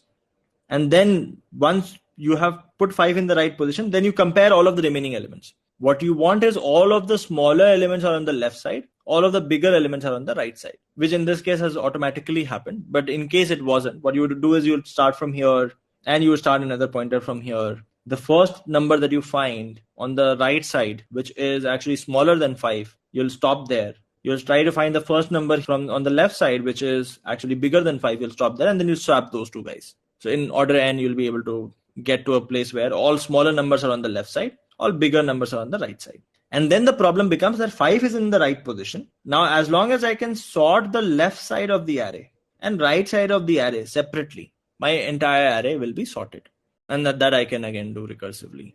So in every step, when I choose a pivot, one number will come at the right position and it will divide the remaining array into 2 parts, 2 smaller subsets that need to be sorted. Do we have to take pivot as the middle to make the swap easier? I mean, so if the thing is when you're choosing the pivot, you don't know which one is the middle element. I mean, you basically start with choosing a random number as the pivot in the array that you have to sort. If you are unlucky, then it would turn out to be one of the numbers, which is either the highest number in the array or the smallest number in the array. If you are, I mean, if it is just very, very random, chances are you'll find a pivot somewhere towards the middle. I mean, let me actually go step by step. Does the nuts and bolt approach make some sense? Basically picking one nut, comparing all of the bolts with it to divide them into smaller heap, bigger heap, equal to, and using the equal to bolt to divide the remaining nuts into a smaller heap, bigger heap, equal to. And I know that the equal to part is in the right position. Now I need to sort the smaller heap of nuts and bolts separately, bigger heap of nuts and bolts separately. Let me take another example of this. Actually, here there was a swap. Let's see what kind of thing we can do where we would need a swap. Imagine I still have 5 as the first element. Let's say there is 6, 8, 1, and 2. Hypothetically, let's say this was the array. And again, we chose 5 to be the pivot. If 5 is the pivot, the first step, let's count the number of numbers smaller than 5. 1 and 2. So that means 5 should come at position number 3 in the array. So 5 should come here. So what do? The quickest way is I just swap, right? So I just bring 5 here, I bring back 8 here. So 5 comes here, 8 comes here, I remove the circle. Now I know 5 is the pivot. What I want is all smaller numbers should be on the left, all bigger numbers should be on the right. Right now it is the opposite. So what do? I say that I'll start with a pointer on the left side. Let's call it start pointer. I'll also start with a pointer on the right side. Let's call it the end pointer. Or maybe we can just call it left and right. Both are also okay. Left and right. I compare the first number and I see whether it is in the right half or not, in the correct half or not, right? So 2 is smaller than 5. It should have been in the left half. So it is not in the correct half. So I make my right pointer wait here. My right pointer is currently pointing at 2. Very similarly, I start a loop on left to find the first number which is not in the correct half. In this case, the first number that I find, which is 8, is not in the correct half because 8 is bigger than 5. It should have been on the right half. And then the first place wherever left and right is, I just swap them. So essentially 2 comes here, 8 comes here, and I now know that these two guys are in the right half. So then I again start moving my left till I find the next number which is not in the right half, which is 6. So my left will wait at 6. Very similarly, I start moving right to find the next number which is not in the right half, which would be 1, and I'll just wait at 1. And I end up swapping 1 and 6. So 1 comes here, 6 comes here. So your right pointer will move from this position to this position, and your left pointer will move from this position to this position. If you add these guys up, you'll get total sum as n-1, n being the size of the array. This will help you shift all smaller elements to the left of the array, bigger elements to the right of the array. So if I have to write the steps of Quicksort, one is choose any number randomly as pivot. And then once you have chosen a pivot, put pivot in the right position. For calculating the right position, you'll have to count numbers smaller than pivot. So this is one order n iteration. Third thing that you do is using left and right pointer, shift smaller numbers in left half, bigger numbers in right. So the fourth step is sort left part and right part separately. Can be optimized by choosing the correct pivot. The most optimal pivot is your median, basically a number which can divide the array into 2 equal parts. That is the best pivot, right? Because then you're left with smaller arrays to sort. It is obviously faster to sort smaller arrays. However, the problem is it is very hard to know what is the median of the array. Why would you want to spend a lot of time finding out the median? So what Quicksort says is, as long as your pivot choice is completely random, if it is completely random, then you're still fine. Average time complexity will still become n log n. All right. What is the approach behind Quicksort? Quicksort is essentially choose a pivot, divide the array into smaller numbers, bigger numbers, sort the smaller number separately, sort the bigger number separately. Your array will automatically be sorted. Divide and conquer. Most of the library functions that you use, they use Quicksort and they choose pivot randomly. I'll explain why randomly still works here. The one thing which you will notice is, in this entire process, we have not used any additional memory. We did the swapping, etc. in place. So we have not created a duplicate array. All of this is happening inside the same array. That is important because while merge sort also is order of n log n, which we will see with Quicksort, merge sort uses additional space, or it requires this separate array where you merge the two arrays, which is additional memory required. So one of the reasons why merge sort is not used extensively, but Quicksort is used extensively, is because Quicksort does not use additional space. The worst case of Quicksort is still really bad. Collections, you also use Quicksort. Now, since we don't have random access, how does it work? For example, if you use what you're saying is, let's say if you've implemented the list with a linked list, then how would the Quicksort sort of work there? Because here, if you see in the Quicksort, you're not really doing random access. All of your access is still sequential, right? For example, let us go step by step. We say let's choose any number randomly as pivot. I can take a loop till the number because I'll still anyhow have to take an order n loop throughout the entire list to count the number of numbers smaller so that I know what is the right position. I'll have to do that anyway. So I take a linear loop to get to the number. That's fine. I take a linear loop to find out the right position. And again, I do the same thing. I anyhow have to split the numbers into left and right pointer. I can take a linear loop for that. So In all of this case, if you see, I'm not doing any random access. I'm actually going step by step in a linear loop. Let's do what is the time complexity analysis. Let's do what is best case, what is worst case, and what is average case. What is the best case with Quicksort? What is the best pivot you can choose? Assuming that the array is not already sorted, what is the best pivot you can choose? Median. Let's say you were very lucky and you were choosing the middle element all of the time. What would happen is if you were given an array of size n, you would put the median in the right place. So median would be in the right place. And then you'll have an n by 2 size array here, n by 2 size array here. You'll need to sort these separately. So what happens is exactly like merge sort. You start with an array of size n. This reduces to sorting array of size n by 2 twice. One on the left side, one on the right side. That becomes, basically time to sort an array of size n is the same as 2 times tn by 2 plus order of n for merging. And this basically comes to order of n log n. So if you are choosing the median as the pivot all of the time, then you end up sorting it in order of n log n. If you are choosing the median as the pivot every time. And by the way, this is probably not the best case. Best case is when the array is already sorted. Best case meaning that if you're given an array and then your median is the best, right? So you end up sorting in order of n log n. What is the worst case? What is the worst kind of pivot you can choose? One end. When your pivot is actually on one of the ends. So what happens is in one step, in order of n, what you would do is you'll end up choosing a pivot that is on one end. So your pivot is here and you'll find all of the other remaining n minus 1 elements are on one side, which means that in one order n loop, you have only fixed the position of one element and you still have n minus 1 numbers to be sorted. And if you keep doing that again and again, if you're extremely unlucky, your time to sort will become n plus n minus 1 plus n minus 2 plus n minus 3 plus n minus 4, which is order of n square. So your worst case becomes order of n square. If you are very, very unlucky that you're choosing the extremes as your median all of the time. Does this make sense? Why is the best case order of n log n? Why is the worst case order of n square? Just in terms of how we choose the pivot.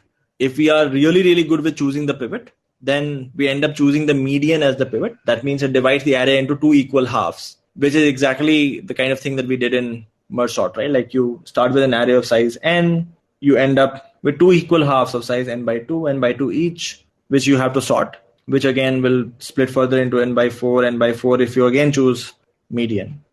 This tree will have log n number of levels. On every level, you're doing order n operation. So your becomes the best case. If you're choosing the best pivot, then it becomes n into log n.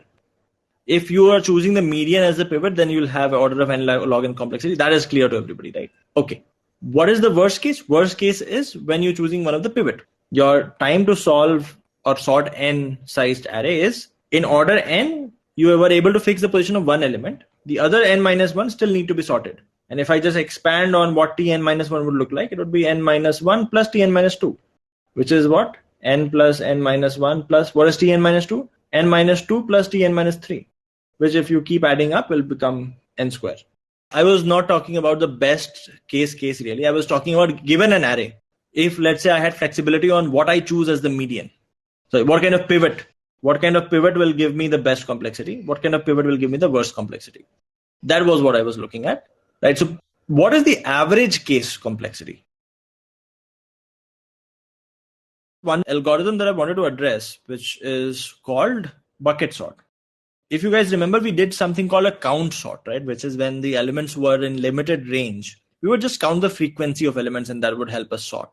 Bucket sort is a slight variant of that. Variant being that if I can categorize numbers into buckets where I know the buckets are sorted in some fashion, then the sorting problem becomes easier for me. Radix sort is exactly bucket sort. For example, hypothetically, let's say you had a lot of numbers. So let's say I had 456, 923, let's say I had 150, let's say I had 268, and let's say I had 12. And maybe I also have 950. Now imagine I was to create 10 buckets. Bucket 0, 1, 2, 3, 4, 5, 6, 7, 8, 9. Which is for the most significant digit of the number. Let's say the 100th place of the number, assuming that a lot of the numbers are smaller than 1,000. They can be 1 million, 10 million as well. So then we'll choose the most significant bit and we'll keep it the same position for all numbers. If I do that, then I know that 423 will go in the fourth bucket. Most significant digit is 4. Most significant digit here, assuming for all of them, the most significant digit that we're looking at is the third digit from the back. So 923 will go in the 9 bucket. 150 will go in the 1 bucket. 268 will go in the 2 bucket. 012 will go in 0 bucket. 950 will go in the 9 bucket. What I know is, now if I start going bucket by bucket, and I have sorted the numbers within a bucket, and if I just start picking numbers from here and appending them, then I end up getting the entire array sorted. Why? Because I definitely know that any number that is starting with 0 is definitely going to be smaller than any number starting with 1. So dividing them into buckets and then sorting the buckets within themselves, sorting the numbers within a single bucket, that helps me reduce the complexity to some extent. And I'll show you an example of that to a major degree, which is what is called as Radix Sort. But the idea is, if I can break them into buckets where buckets already have some ordering defined, then my job becomes just simply appending the numbers in the buckets, and that might give me a sorted array. And I'll give you a few examples to sort of talk about what bucket sorting is. And we'll do one problem on bucket sorting as well, which is a hard problem, but we'll do that.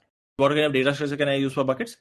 Think of them as, for example, vector of int.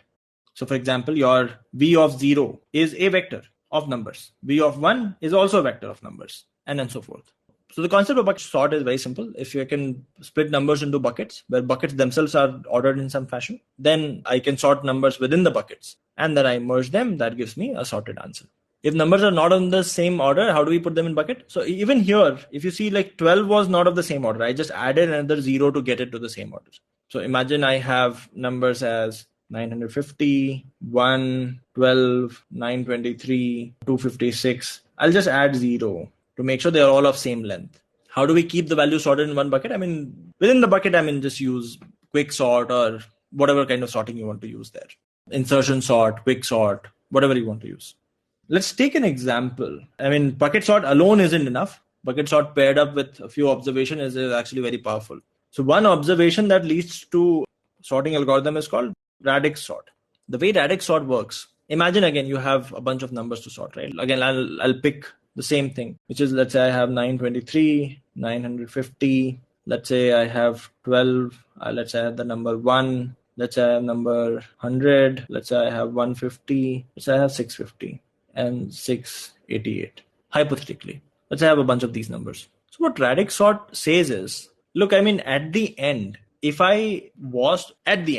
let's make all of these guys equal length. So add zeros wherever applicable.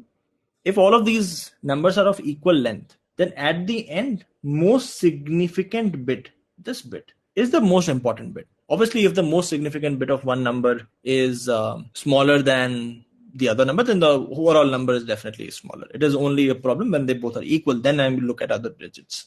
So I know that. So what I want to do is, I want to start sorting digit by digit, with most significant digit being the last place where I sort, because I know this is the final step. So what Radix Sort does is, it says, let's start with the least significant digit. Let's first sort based on this. And what do? I basically create, again, 10 buckets corresponding to 0, 1, 2, 3, 4, 5, 6, 7, 8, 9. I will first look at the last digit. Based on that, 923 goes here, 950 goes to 0, 012 goes to 2, 001 goes here, 100 goes to 0, 150 goes to 0, 650 also goes to 0, 688 goes here. And then I append these guys, right? What will happen once I have done this step? All of the numbers will be sorted by their last digit. So I get 950, 100, 150, 650, 001, 012, 923, and 688. I sorted numbers based on their last digit. Now let's look at the next digit. I repeat the same process again, but with the next digit now. I'm going to erase all of these guys from here. We are now going to look at the second digit. I say that now let's look at these numbers again, one by one. But the second digit is what we are looking at. So 950 goes at 5. 100 goes at 0. 150 goes again at 5. 650 also goes at 5. 001 goes at 0. 0, 1, 2 goes at 1. 923. 923 goes to 2. And 688 goes to 8. I'll again append these guys. What this would make sure is now everything is sorted based on the last two digits. So I append, and when I append, I basically get 100, 001, 012, 923, 950, 150, 650, and 688. And now the last step is the magic step, which is where I look at the most significant bit. So I erase all of this again. I look at the most significant bit and I bucketize these guys based on the most significant bit. So 100 comes here, 001 comes here, 012 comes here, 923, 950, 150, 650, and 688. Now, once I append them, all of the numbers should be sorted, which you would see 001, 012, 100, 150, 650, 688, 923, 950. Now this final array that we've gotten, this is sorted. What has happened? We can take MSB directly. The only problem is then within the bucket, if you have multiple numbers, and think of like when you have 1,000,000 numbers, right? You only have 10 buckets based on MSB. That means every bucket on average will have 100,000 numbers. And if you go to solve or sort of sort each of those buckets separately, it will take you a lot of time. But here, I can sort the entire array by doing this function, the number of digits number of times. So imagine all of the numbers had 5 digits. I'll do this operation 5 number of times and my entire array would be sorted. For every single digit, I am putting them in buckets, 10 buckets, and then I'm appending them, which is an order n operation, right? So my total amount of time taken is order n into max number of digits. Space is assuming that we are taking a vector of vector. The total space taken by vector of vector combined across all of this is order of n. So I'm using an order on n extra space. Actually, order of 10 plus n, which is order n. Do we need to compare an element with the existing elements present in the bucket? No. Right now, because the moment you start doing that, then your complexity increases. Currently, it is just very dumb way of appending to existing numbers in the bucket. Why can't we take MSB to LSB? I mean, when we start with MSB, in the first step, we would definitely have put the bigger numbers to the first half of the array, the smaller numbers to the second half of the array. That I completely agree with. In fact, numbers would be sorted based on their first digit. But as you go to the second digit, within these numbers, if the sorting is happening in the right way or not, because you'll have, let's say you look at second digit as 0, right? Now, some of those 0 numbers will come from the numbers that had the first digit as 9. Some of those 0 numbers will come with some numbers where the first digit was 6. For example, let's look at this example itself, right? If I started from MSB, then what would have happened? Let me erase this. My first two numbers will go in the 9 bucket, 923, 950, 012, 001, 100, 150, 650, and 688, which is great. Now, if I append them, then I get this, which is almost sorted. The problem is when I move to the next digit, it's then that it becomes a problem, because 012 will come here, 001 will come here. Now 100 will also come here. However, I know that 100 should only come after 012. When I will merge, then I wouldn't know how to maintain this ordering. I mean, I'm using digits here. You can do the same thing for bits. There you will only have 2 buckets, 0 and 1. Here I have 10 buckets. You'll only have 2 buckets when you're dealing with bits. When you go from LSB to MSB, that means MSB takes higher priority because it is the last deciding factor. When you go from MSB to LSB, then LSB starts taking higher priority. So time complexity is n into number of digits. If d is the number of digits, that is your time complexity. Usually, the number of digits is the same order as log n. It's actually log n to the base 10. N being the maximum number in the array. Number in array. So, I mean, usually Radix Sort is good number to know and good approach to know because this can be applied at multiple places. That being said, again, like not very commonly used because n log n, you can just directly use your sort function. Why would you go and take the pain of implementing Radix Sort when it has very similar time complexity? If all of what we have discussed till now, if that makes sense, I'll give you one problem which will actually make the bucket sort even clearer. The reason why we have bucket sort. Explain the time complexity again.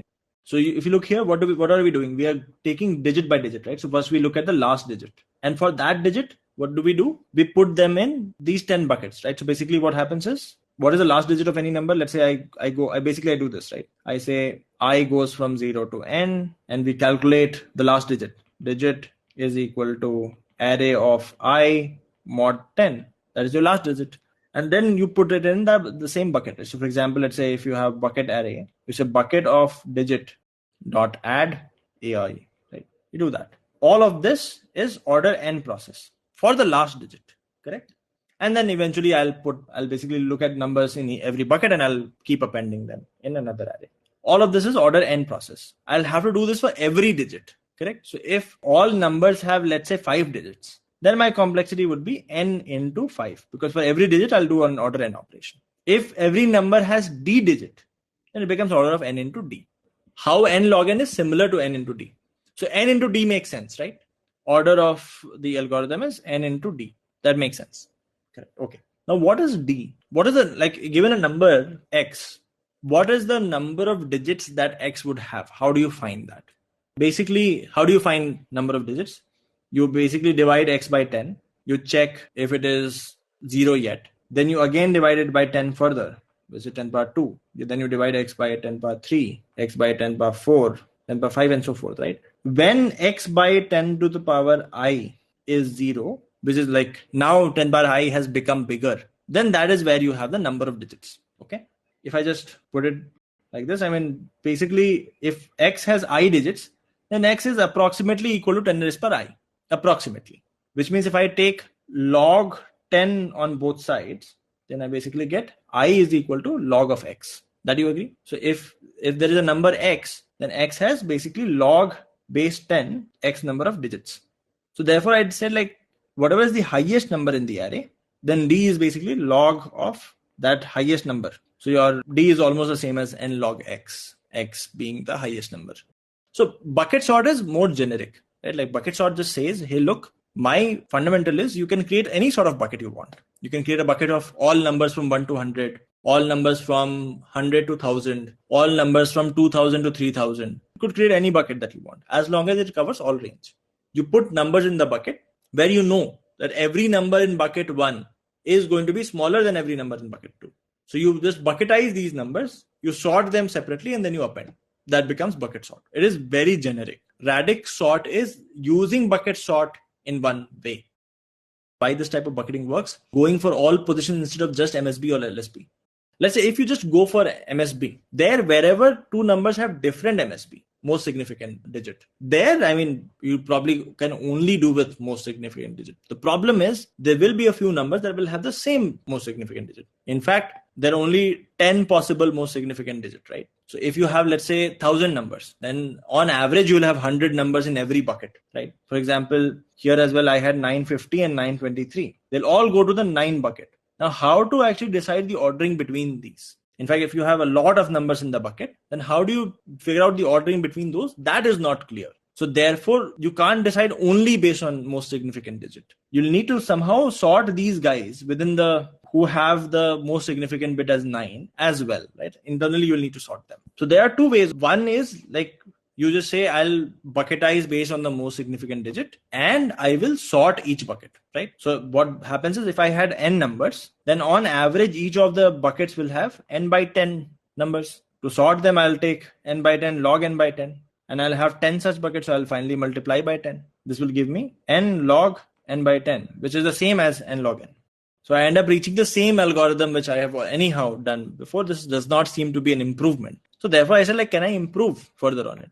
And there we said, maybe if instead of saying that we'll sort the numbers in the same bucket, if we could do bucket sort multiple times in a way where at the end of it, all of them would have been sorted, then that would be nice. So I say, you know what, for the sorting based on the most significant bit, one thing is if I can somehow reach a state where numbers with the same most significant bit, they are already sorted in some way, that would be awesome. But to sort the numbers with the same most significant bit, for example, if you remove the most significant bit, you'll need to sort them by the remaining bits. There also, if you just again break it down recursively, you'll reach the same state. You'll first have to sort based on the least significant bit, then the least significant and most significant together, and then the last 3 together, last 4 together, and so forth.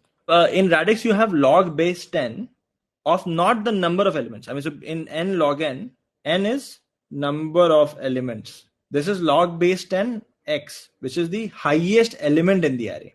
This is not the number of elements. This is highest element in array. Two different things.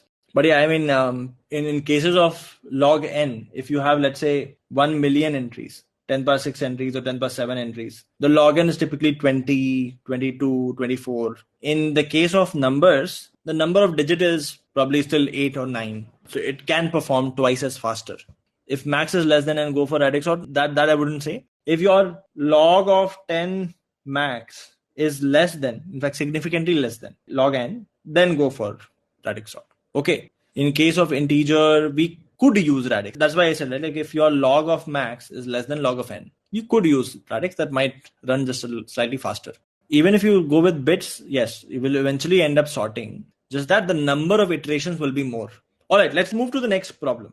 Imagine you're given a bunch of numbers, which are not sorted, by the way. So let's say you have 5, 8, 3, 1, 6, some numbers, right?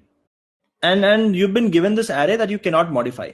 So this is a constant array, cannot be modified. Now what you need is that if this array was sorted, let's say if this array was sorted, the numbers would be 1, 3, 5, 6, 8. Actually, let me change the numbers a little bit. Let's say this number was 7, right? If this number was 7, then the numbers would be 1, 3, 6, 7, 8.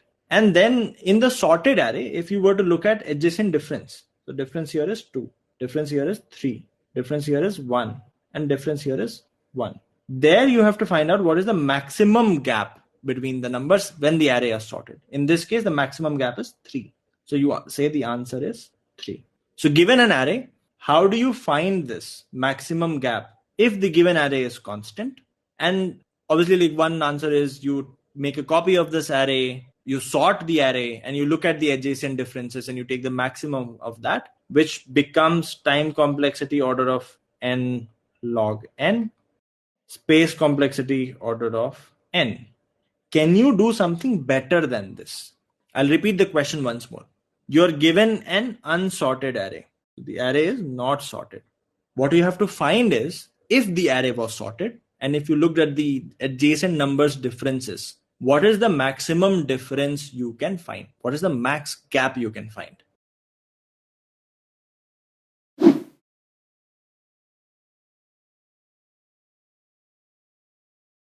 Hello everyone, welcome to Scalar Academy's YouTube channel. So myself Vamsi, in this tutorial we will be learning about recursion, followed by we will be solving a few easy level problems using recursion topic. And coming to prerequisites, there are no big prerequisites. If you know some basic stuff like loops, and if you know about functions, like how to make a function call, how to return from a function, that's it. Okay, so you can start with this video without any fear. This is entirely a beginner video. Okay, so but at the end of the video, I am pretty much sure that you will be good at recursion topic and you are able to solve some easy level problems using recursion. So let's get started. Oh, wait. So before starting, we do have a few formalities to do so. First one, if you are visiting channel for the first time, please don't forget to subscribe. If you like the content, please hit that like button up. If you have any questions or video recommendations that you would like to hear from Scalar Academies, please let us know in the comment section. So now let's get started. Let's say recursion. So the definition of recursion will go something like this. A function which calls itself is called recursion. So what does it mean? Let's take an example and we'll see. So let's say you have a function, okay, let's say fun, and you are getting some input here, okay, and you have some tasks to execute. Let's say you are executing all the tasks here. It's a body of a function, and right before exit, like returning from the loop, or sorry, returning from the function, or while returning the function, if you make a call to the same function again, let's say, okay, yeah, so again you are making a call to this function, right? So again it will perform all these tasks, and again it will reach this a particular line. Again it will make a call by and doing n minus 1. So at the end of the day, you are after performing all that task, you will this particular line of code will get executed, and you will return from that particular loop, sorry, return from that particular function, right? So I'm doing this task for the repeated times, right? So like infinite times. So how to stop? Yes, there will be some base case where that will be the end thing that we are solving. Okay, let's say let's take an example, okay, small problem, and we'll see how that recursion works or not. So let's say you will be given an n, okay, you will be given an n, and you are requested to print all numbers, okay, starting from that n, right? So here I have given n as 5, and you are requested to print 5, 4, 3, 2, 1. So a 1 will be the last number, okay. So let's say you have given n equal to 10, and then you will start from 10, 9, goes on something like this, and you will reach till 1. Okay. So please pause the video for a while. Just think about how it will be solve this problem using a recursion. Okay. Now let's get started. So let's take a function. Okay, let's take a function and a name of print number, and it will be taking your n. Okay, fine. Okay, so I have given n as 10. Okay, so I have given n as a 10. Now what I need to do? First I need to do print that 10, right? So print n. So now after printing 10, what I need to print? I need to print 9, right? So it means that if I go here, I can come here and I can print that 9. So what is a 9 in terms of 10? It's a just an 10 minus 1. So if we generalize it, it will become 10 minus 1. So we'll call a print a num n minus 1. Okay, fine. So it will come to 8, then it will come to 7, it will come to 6, 5, 4, 3, 2, or 1, right? So after printing 1, it will go to your n will become 0, right? Your n will become 0. Now let's say what to do. Whenever you have reached that n is equal to 0, you need to stop your iteration, right? You need to stop your recursion call. You can't, you need not to call the other things, right? So now let's break this problem something like this. So until your n greater than or equal to 1, you need to do this task, right? Everyone agrees that. So think. First you will be doing 10, then 9, then 8. So whenever you reach that 1, n is equal to 1, you will print that, and it will go, and your n will become a 0. Then you will come back to this loop again. So then you will check the condition. What is that condition is? If n greater than or equal to 1, you will do this task. Otherwise you will come out of that particular condition, and you will go, like you will just return from your function to the main, so wherever it has been called, right? So sorry, it is not an int, it's a void. Okay, and now this is done, right? So let's see how this has been called. Okay, now let's see recursion tree. That like recursion tree is something like that, how this function calls has been called, so that you can easily like visualize that stack. Okay, let's say first you have called a print 10, right? From that print 10 you have called a 9. From that 9 you have called 8. From that 8 you have called 7, then 6. So goes on something like until print 1. So after print 1 you will come print a 0, and you will stop here. This is the end point. This is your end point. Okay, now how to analyze and time complexity of a recursive like algos.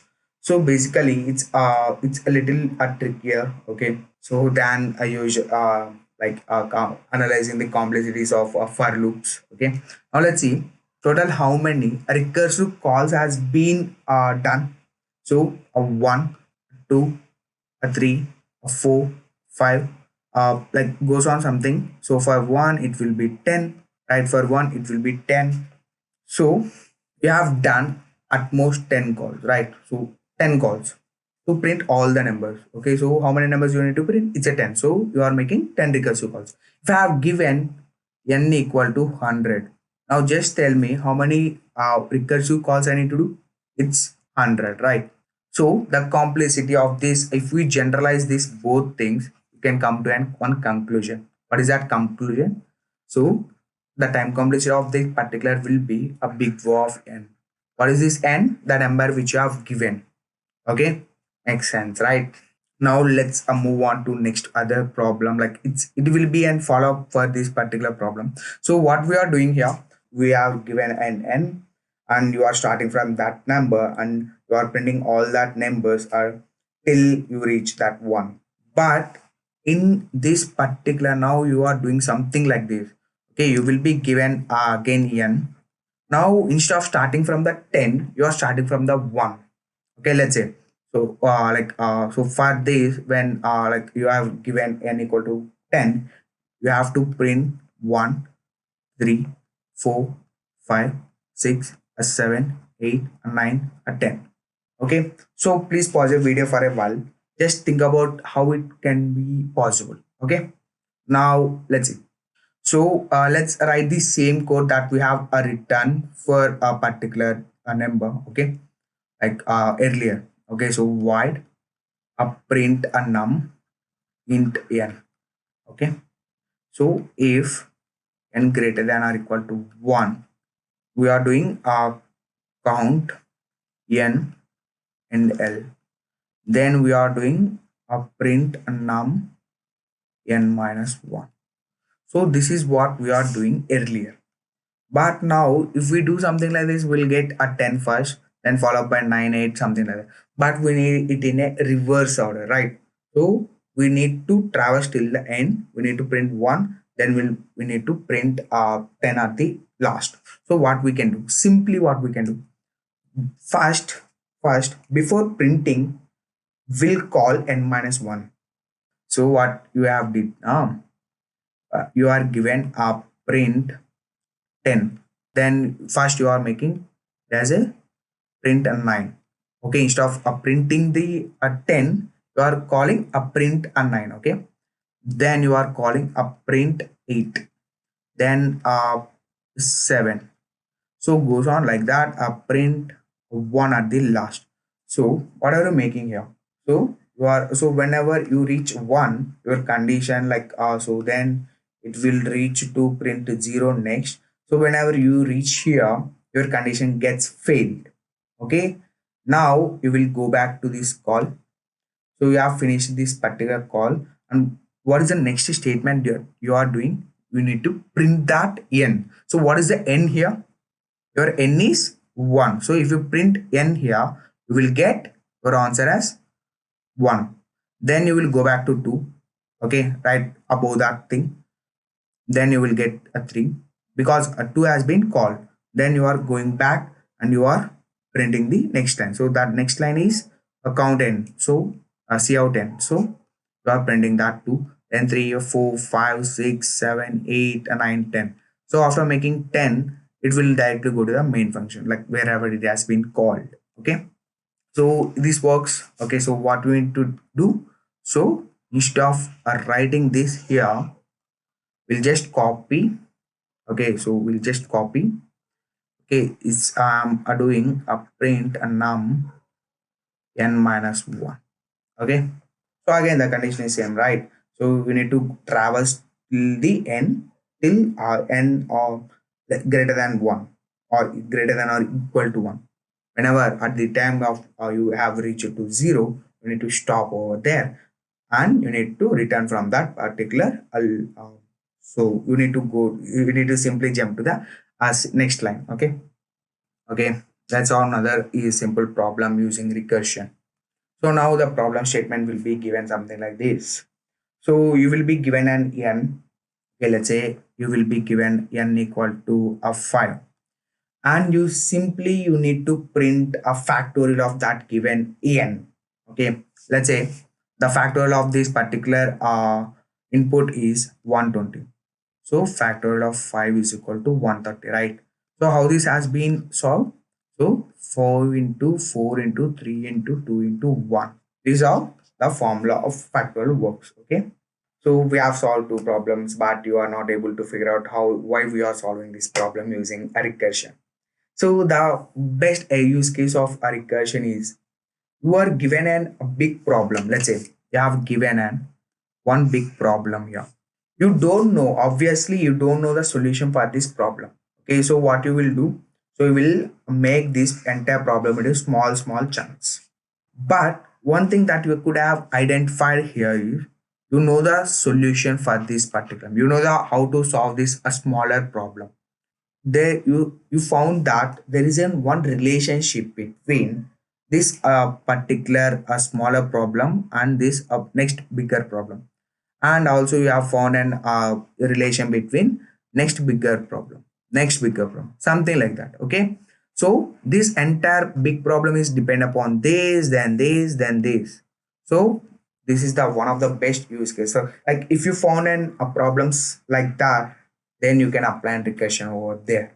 Okay, now let's see by using this a trick how we are solving this a factorial of 5. Okay, so we have a given asked you to find a fact of 5. Now let's write this 5 into 4 into 3 into 2 into 1. Just answer my question. So this is n. Okay, fine. Now what is this? Can I say this is something like a fact of 4. Now let's say you don't know the fact of 4. You don't know the fact of 4 as well. So what is a fact of 4? How can you write it? So 3 into 2 into 1, right? So again this is n. Just assume this is n. And what is this?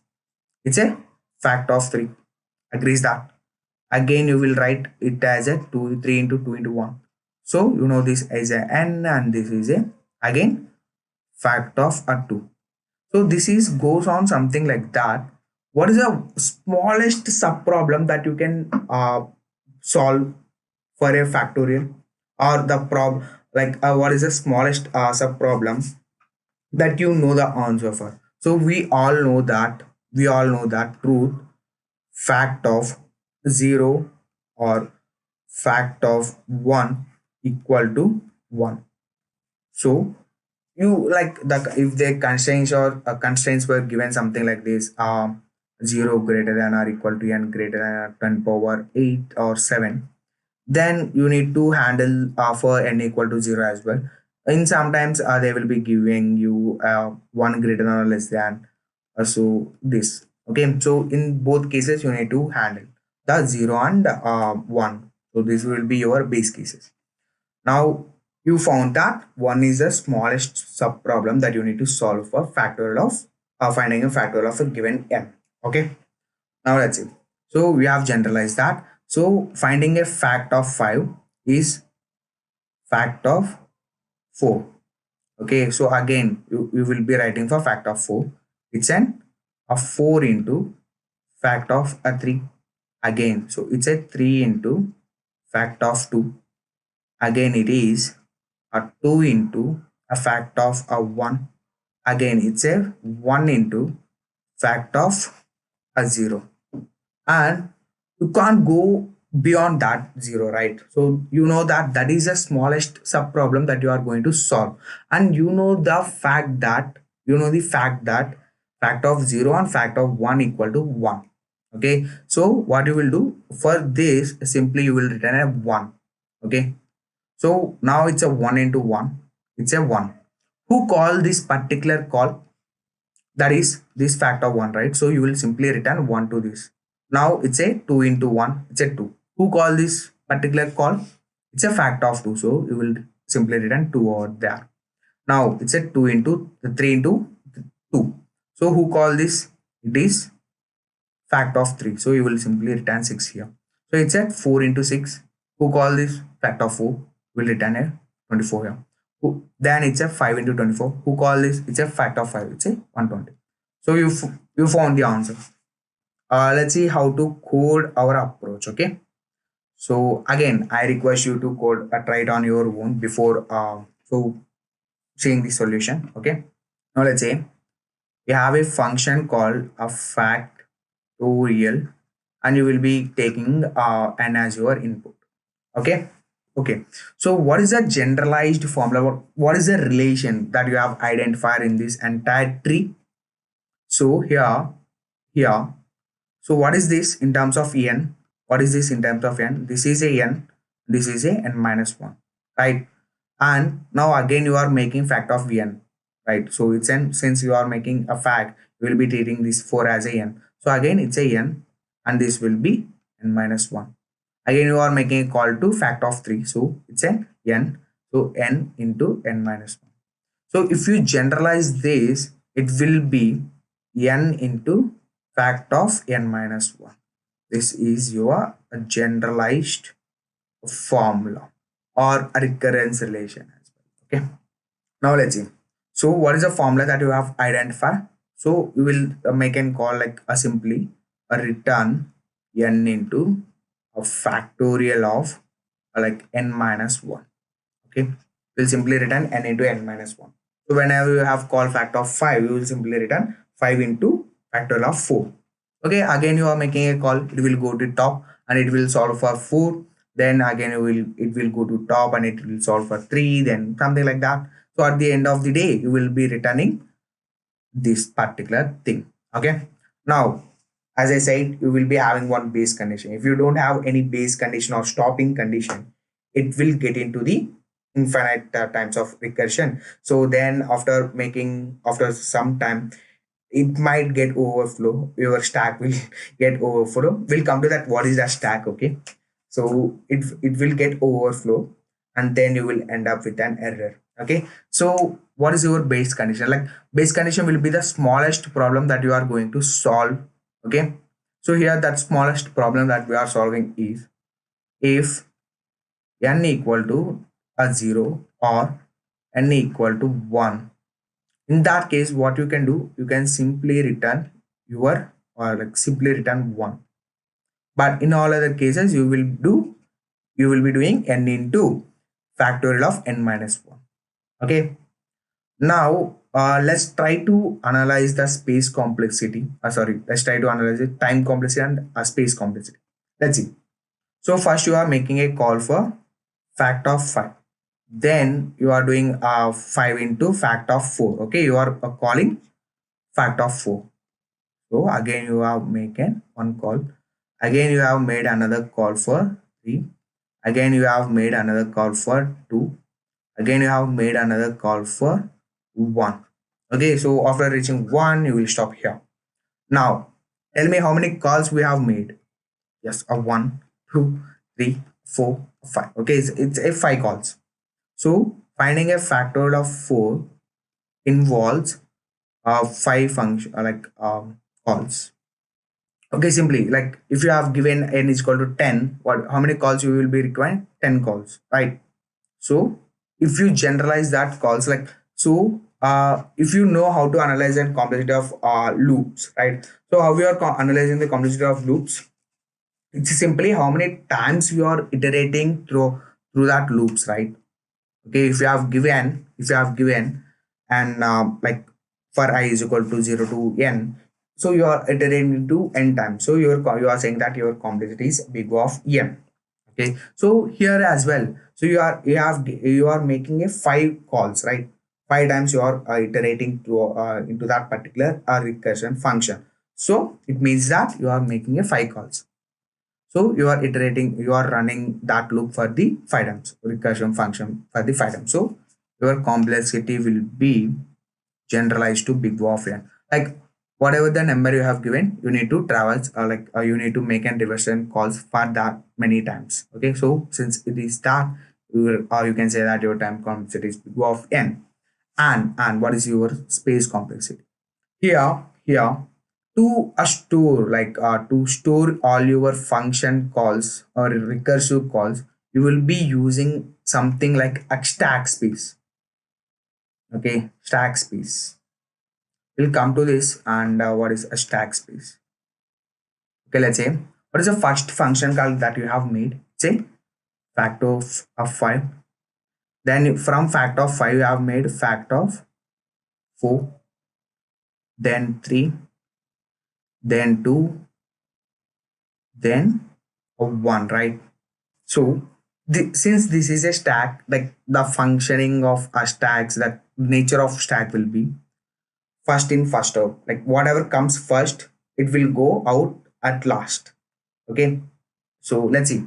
Okay. So it's in, since it's a first in, a first out, what came first into the stack? It's a 5. So since a 5 has been entered into a stack for the 5, it will go in a last. Then it's a last before that. Since like that, okay. So first this came at the last, so since it came last, it will go out for the first. Okay. So you will find an answer for this. Okay. Then it will return 1, then your job is done. Okay, then it is out 2. So like your job is done here as well. Then this, then it's a 3 into 2. You have written n into fact of n minus 1, right? So it will return 6. Then this, it will return 24. Then this, it's a 120. Okay. So here, to generate this like whatever stack space. Okay, stack is also an kind of memory that you are storing all your recursive calls. So but one thing that you need to be very careful is the difference between stack space and the extra space. So since you are, did you define any like stack manually here? No, you haven't. Since you haven't declared it on your own, it is not come under extra space. It will be called as an auxiliary space. Okay, auxiliary space. So you need to be be careful with that term. Okay. So but yeah, since you are saying, since it's even so auxiliary space is also memory, you can say that so I'm not using any extra space, but since I'm using a recursion topic here, it will be using big O of n auxiliary space. Okay, so if you said this term or this topic in the interview, yeah, so they might ask what is the difference between extra space and the auxiliary space. So before going into interview, just be careful about, you might have done a proper research on these things. So let's solve another problem using recursion. So the problem statement is given something like this. You will be given an n. You simply need to return nth Fibonacci number. That's it. Okay. So let's say if you have given n equal to 6, your output should be equal to 8. If you have given n equal to 0, your output should be equal to a 0. If you have given n equal to a 7, your output should be equal to a 13. Okay. Now let's pause the video for a while. Okay, please try to think of what is a Fibonacci number, how to solve this problem using a recursion. Okay. So let's see. So let's say first we'll see what is a Fibonacci number series. Okay. So let's say before starting, okay, so Fibonacci series includes two base values, let's say 0 and 1. From these base values we will be building our entire series. Okay, let's say, so what is a 0 plus 1? It's a 1. What is a 1 plus 1? It's a 2. What is a 1 plus 3? 2 is a 3. What is a 1 plus 2 plus 3? It's a 5. What is a 3 plus 5? It's a 8. 5 plus 8, it's a 13. So next 31, it's a 34. It goes on something like this. Okay. Now let's try to point out the indexes of this series. Okay. So the indexes of this series will starts with a 0. Okay. Oh, this is a 0. The n, okay, let's say if your n is 0, you will be simply returning this value, and this is a first, this is a second, and this is a third, this is a fourth, a fifth, sixth, a seventh, eighth, a ninth, goes on like this.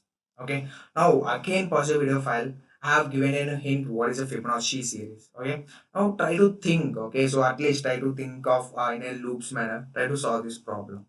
Okay, now let's see. Okay, let's see.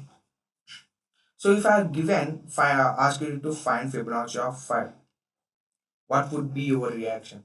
So we'll say like simply, so add Fibonacci of 4 and Fibonacci of 3. Your job is done. It's as simple as that, right? So if I ask you to find Fibonacci of 5, what is the, like, you need to add a simply need you need to add previous two numbers Fibonacci number, right? So since I given n is equal to 5, what is the previous two numbers? It's a 4 and 3, right? So what is the fourth Fibonacci number? It's a 3. What is the third Fibonacci number? It's a 2. So we will simply return 5 as your answer, right? That is as simple as that. Now the problem starts here. Okay, so now tell me, so you don't know anything, like apart from Fibonacci of 0 is a 0, Fibonacci of 1 is a 1, you don't know anything. And you know that through that, by using, like, if we add previous two numbers, like previous two Fibonacci numbers, we will get our current Fibonacci number. So you know these two facts. Okay, on these two facts you are building your entire logic. Okay, now tell me, so do you know the Fibonacci of 4? Don't know. We only know 0 and 1, right? So we don't know Fibonacci of 4. So what we will do, again you will do, now your problem got reduced to finding the Fibonacci of 4, right? Now what you will do, so you will write Fibonacci of 3 plus Fibonacci of 2. That's it. Now again your problem has been reduced to finding the Fibonacci of number 3. Okay, so Fibonacci of 3 is equal to Fibonacci of 2 plus Fibonacci of 1. Right? Now again your problem has been reduced to finding Fibonacci of 2. Fibonacci of 2 equal to Fibonacci of 1 plus Fibonacci of 0. Done. Now tell me, do you know the Fibonacci of 1? Yes, you know the Fibonacci of 1. What is that? It's a 1. Now you will simply add 1. And like, what is the Fibonacci of 0? Do you know? Yes, you know, right? So it's a 0. So we will do 1 plus 0. It's a 1. So now you know the Fibonacci of 2 as well. It's a 1. We'll simply return here. Now find, in the process of finding the Fibonacci of 3, you made a call to Fibonacci of 2, right? And you got 1.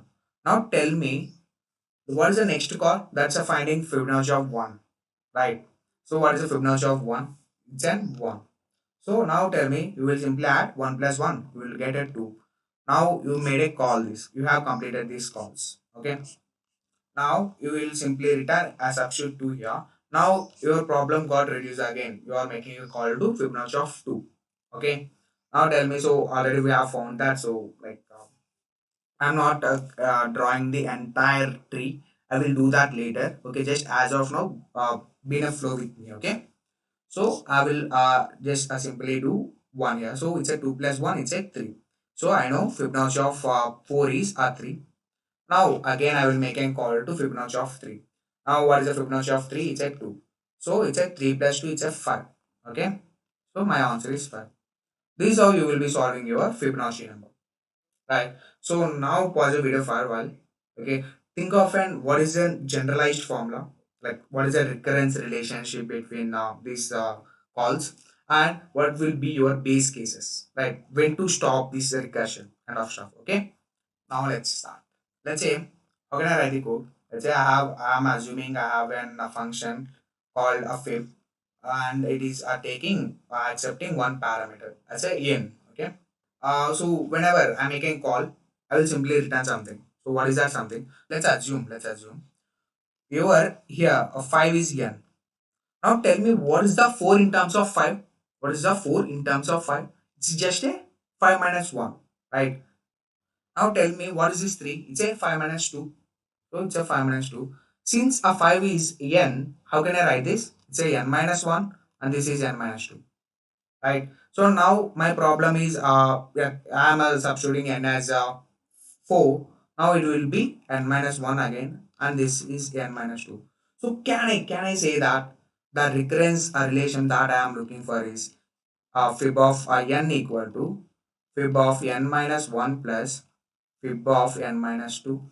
Can I say something like this? Yes, I can say that, right? Now, whenever I made a call of finding a Fibonacci number, I will simply return fib of n minus 1 plus fib of n minus 2. Job done. Job done. So I will make an recursive calls again. Okay. Now let's try to draw a tree for this, like how recursion calls make. Okay. Let's say first I have taken a fib of 4. Okay, fib of 4. So what is the thing I will be making now? So first I will make fib of n minus 1. Since it's an n is equal to 4, you will make a fib of 3, then fib of 2. Like two calls, okay?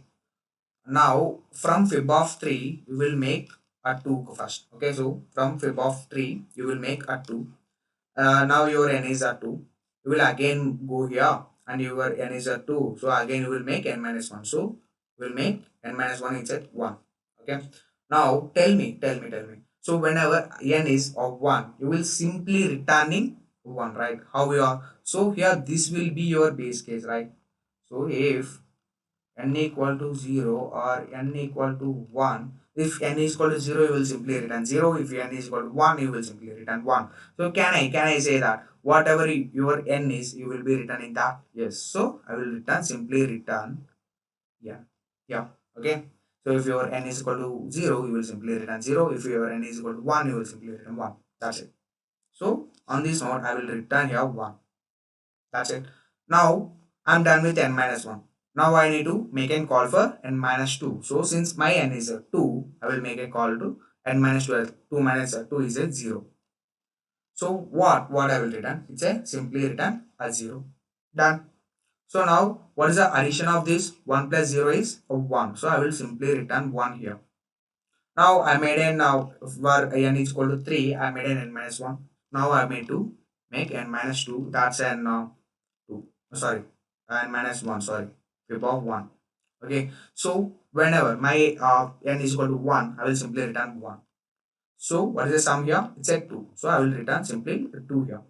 Now like I'm done with n minus 1 part. Now I need to go for n minus 2 part. Okay, now again, so I am currently standing at n is equal to 2. I know? I know. So I will simply make another call. So since n is equal to 2, what is n minus 1? It's an 1. So what is the fib of 1? I will simply make an return as of 1. Okay. I will simply return 1. Now again, so I'm done with n minus 1 part. Now I'll go to n minus 2 part. Sorry, it's at 0. Okay, fib of 0. What is the fib of 0? Again, it's a 0. So what is the 1 plus 0? It's a 1. So I will simply return 1 here. So what is the sum of these values? It's a 3. So I will return 3 from. If I make a call fib of 4, I will simply return 3 as my answer. Done. So I hope you guys have understood. If not, I recommend you to pause the video for a while. Okay. Now try to rewatch it again before jumping into analysis of an these algos, because it's very important to understand how that recursion calls has been made. Okay, how we are returning from that function calls. Okay. Now let's see time complexity of this approach. For every recursive call, how many possibilities are there? How many function calls we are making? We are making 2 function calls. Can I say that? So for finding, whenever I made an fib of 4, I made an 2 calls. One is fib of 3 and one is fib of 2. And whenever my n is a 3, I made an again 2 calls. When again I made an 2 calls. So can I say that if my n is a 6, my n is a 6, I am making something like this, a 2 into 2 into 2 into 2 into 2. Can I say that? For every possible number, I have 2 possibilities. Okay, for every number I have 2 possibilities. Okay, either n minus 1 or n minus 2. So these are the 2 possibilities. So I am going both of the ways. Okay, that's why for every number I have 2 possibilities. Okay, that's it. Now if I generalize this, how can I write this? It's a 2 power 6. Right. So what is this 6? We are searching for n is equal to 6. Now tell me what is this 6? It's a simply 2 power n. So can I say that? Finding n is equal to 6, or if n is equal to 6, we are making big of 2 power n function calls. Yes. Can I say that? Like, yes, right? I can say that. That's how we have solved this, right? Now, what will be our space complexity? Now, tell me, so are we using any extra space here? So, did we define any space? No. Big no. We are not using any extra space. So extra space equal to constant. Okay, it's a constant. Now tell me. So there is something like auxiliary space for recursion, right? Auxiliary space for recursion. Tell me.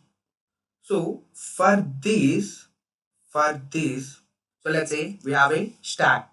We have a stack. Now tell me. So first we'll store f of 4, like fib of 4. Then from that we'll go to fib of 3. From that we'll go to fib of 2. From that we'll go to fib of 1. Now tell me. So from whenever I made a call of fib of 1, I will simply pop this out and return a 1. Right. So I'm done with this part. Now I will again come to here. I will make a call to this part. So I will can say again fib of 0. So whenever I made a fib of 0, I will again simply return a 0 and I will pop this out and I will go here. I'm done with this function call, right? So I made a both calls. So I'm done with this fib of 2. I will simply go up. Okay, I will simply go up. Now tell me. So for this fib of 3, I'm done with fib of 2. Yes. And I need to do fib of 1 again. So fib of 1. So I will return 1. I'm done with this call as well. So since I have completed both calls, like both possibilities, I will simply return this, strike out this as well. Now I'm done with this as well. So for this, now again, I will go to fib of 4. Okay. So for fib of 4, I will, then I will go to here. So I will make a fib of 2. Then for like while solving fib of 2, again I'm making fib of 1. So I'm done with this. I will go here and I will again make a fib of 0 function call. I will make out 0. Now I am done with this. I am done with this. I am done with this. Now tell me how many function calls that we have stored in our stack at max. Can I say that? So first we have a jump here. First we have jump here. Right. So from here, from then 1, 2, then here. So 4 calls. We have stored 4 calls and then slightly we are popping out the calls from the stack. Right. So we are done with stack and we erased that. Then again, after going here, again we have stored this and we have done, whenever we are done with that, we have popped that out. So can I say that? Can I say that? So at most, at max, so I'm storing the max height of an particular tree, right? So this tree. So what is the maximum height of this tree? It's an 4. 4, right? So 1, 2, 3, 4. So I'm making that many calls. Like I'm storing that many calls at a time. So again, I'm whenever I'm done with that particular call, I'm popping that out from my stack. Okay. So can I say that finding a fib of 4, I will be using at max of big of n, like n space. Yes. So then I can say that my auxiliary space is equal to big O of n. Done. So your space time complexity is a big O of 2 power n and your auxiliary space is a big O of n. And whenever I am talking about extra space, it's a big O of 1 similar to constant. Okay. Yes, so give it a try on your own. So try to write a code. Okay, try to submit your answer either on interview bit or any other coding platforms as well. So let's solve another easier problem using recursion. So this time the problem statement will be given something like this. You will be given a string s, okay, s, let's say omc, and you simply need to print. Okay, you simply need to reverse that given string. So if you reverse this string, what will be your output? Your output should be ISMAV. So don't forget, you have to do this in place. You are not allowed to take any extra space. Okay, you have to do it in place. Means you have to do within this like S string itself. Can't define any other new string like a temp or result, something like that. Okay. Yes. So please pause a video for a while. Come up with a solution. So yes. So it's okay if you're not able to figure out this solution. I'm here to help you now. So let's start. Okay. Now let's elaborate this example and we'll see. Okay, let's say we have our form C. So if we reverse this, like this is our original. If you reverse it, what will it become? It it will become I, S, M, A V. So please observe this string, like please observe like original and reverse strings. So what is your observations? So I can clearly see that this first element has been like first character has been swapped with like exchanged their places, right? So it went to last and this came to first, right? Yes, do you agree that? Yes. Now let's see. So what about this? So again, these both have been exchanged their places. So S and A. Now again, what happened? So here, since it's only the value it left with, so it will simply put that or job done. So let's suppose, okay, so this is our odd length string, right? So let's suppose we have taken an any even length string, let's say a scalar, S E R. Okay, so this is our original string. So if we reverse it, okay, so what we do, we will be taking considering S and R. Okay, we'll swap first S and R, S R. Then we'll swap C and E, E, a C. Then we'll swap A and L, right? We are left with that. That's it. Our job done. So now again, please pause the video for a while. Think about the solution. Yes, you might come up with a solution. I know. If not, let's see. Okay, so let's say a scalar. Okay, so we'll take a two pointers. Okay, so first is at this, let's say start, and this is at beginning, let's say end. Okay, start and end. So what we do? So we'll simply need to swap the both R and S, right? We'll swap the both R and S. Okay, so will these R and S. Then what we need to do? Then what we need to do? We need to move towards, like we need to move our start towards a next element. It means that we need to simply move our start to here. Yes, agrees that? Yep. Now what we need to do here with the end? So we simply need to move our end to a down towards left, right? So it will be here. Now again what we need to do? We need to swap this E and C again. So we'll replace E here, then we'll replace C here. Now again what we need to do? We will increment our start and we will increment our end. So will be our start pointing to this and our end pointing to here. Now again what we do? We simply swap these cases. So S, L and A here. So what is the result? So now, like what happens if we swap again? So so we are done with the swapping, and now what we need to do? We need to increment and decrement our value. So if we increment our pointer, if we increment our pointer, it will get S here. And if we decrement our n, it will be here, right? But if I again swap these values, it will get to its original original places, right? So let's see. So A and L. So again we are swapping them for the two times. Okay, so first time we have swapped and we got changed those values. Again if we swap them, it will get to its original spaces, right? So we don't want to do that. So what we need to do now? So one thing here is we have reached till the middle. Okay, it means that we started from the start and end. Okay, with the two pointers. Every time we are moving closer, closer, closer, closer. So it by the means whenever we met at middle, it means that we have covered all the elements. We have covered off elements with the S. We have covered off elements with the A. So whenever we cross our path, it means that we have crossed our middle. So whenever we cross that middle, we'll stop over there. Okay, so that's the thing. Okay, that's the thing. So how that code looks like? So even if you can observe, so every time we are repeating this process until our S less than E. So here, so if you see, so here S is here, let's say index is 0 1 2 3 4 5. Okay, so S is pointing to S is start. Our start is at second index and our end is at third index. So it's a less. So whenever we change our increment or decrement our values, it will be S will become a 3, E will become 2. So this is a not valid. Okay, we need to stop there. So it means that we have increased, like start has been incremented than our end. So we just crossed our path. So we'll stop there. So let's write code for this approach. Okay. So I'm assuming that I have a function called reverse a string.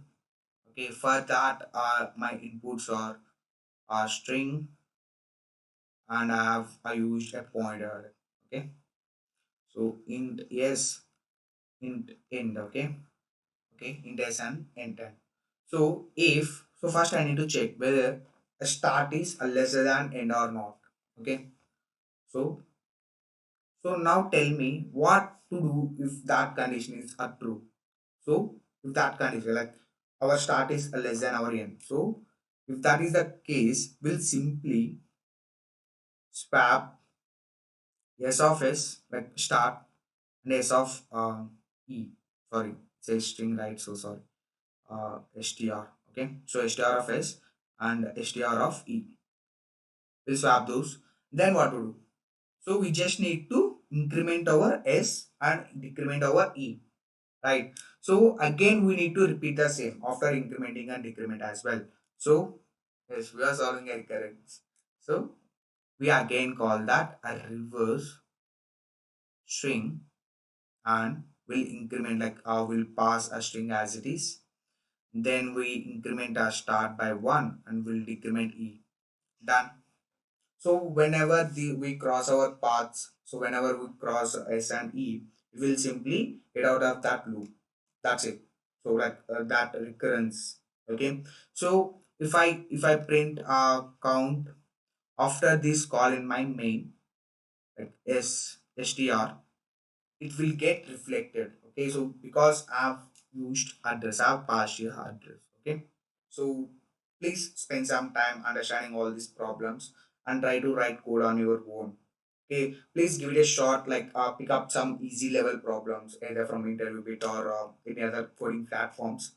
So see whether you are able to solve the problems, or whether able to sync up with like whatever we have learned. Okay, so please try easy level problems. Okay, so that's all it. That's all for this video. Thanks. Welcome to the Scala. So I hope you guys are doing extremely well. So myself Vamsi, in this tutorial we will be talking about binary search and how to implement binary search using C++ and follow up by solving some couple of problems using binary search algorithm. So without wasting any time, let's get started. So before starting like binary search, we'll just talk about why we need binary search. Okay, so what is before binary search? So let's take an array of elements like 2 4 5 7 and 9 and 10. Okay, and let's say we are searching for 9.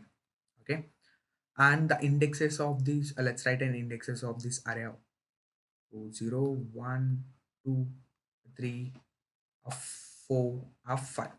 Okay, now how will you search for an element in an array?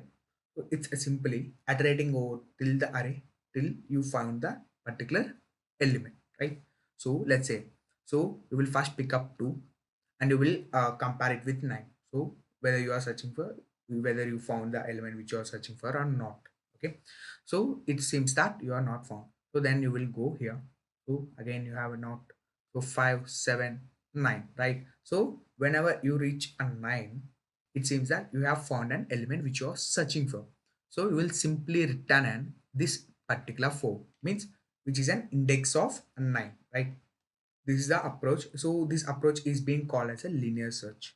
So how to write code for this? So let's say uh, like a found index, initially it is initialized to -1, because if you haven't found any element, like if you haven't found an element which you are searching for, you will simply return an -1. Okay, because you won't find any index, right? So then you will simply iterate over till this array, so from I to n minus 1. Okay, then you will write an if condition if key equal to array of I. So array of I means the element which you are currently are. So if you found, if this is a true, means that you have found an element. So you will simply copy that particular index into the found index and then simply break out of that loop. So at the end, after coming after this loop, you will simply return found index. So this is how the code of linear search looks like. So what is the time complexity of this particular approach? So the time complexity of this approach would looks like big O of n, because see here, in worst case, let's assume in worst case you are searching for an, like, in worst case the element which you are searching for is not there in array. Okay, so you will end up in comparing all the elements in an array, right?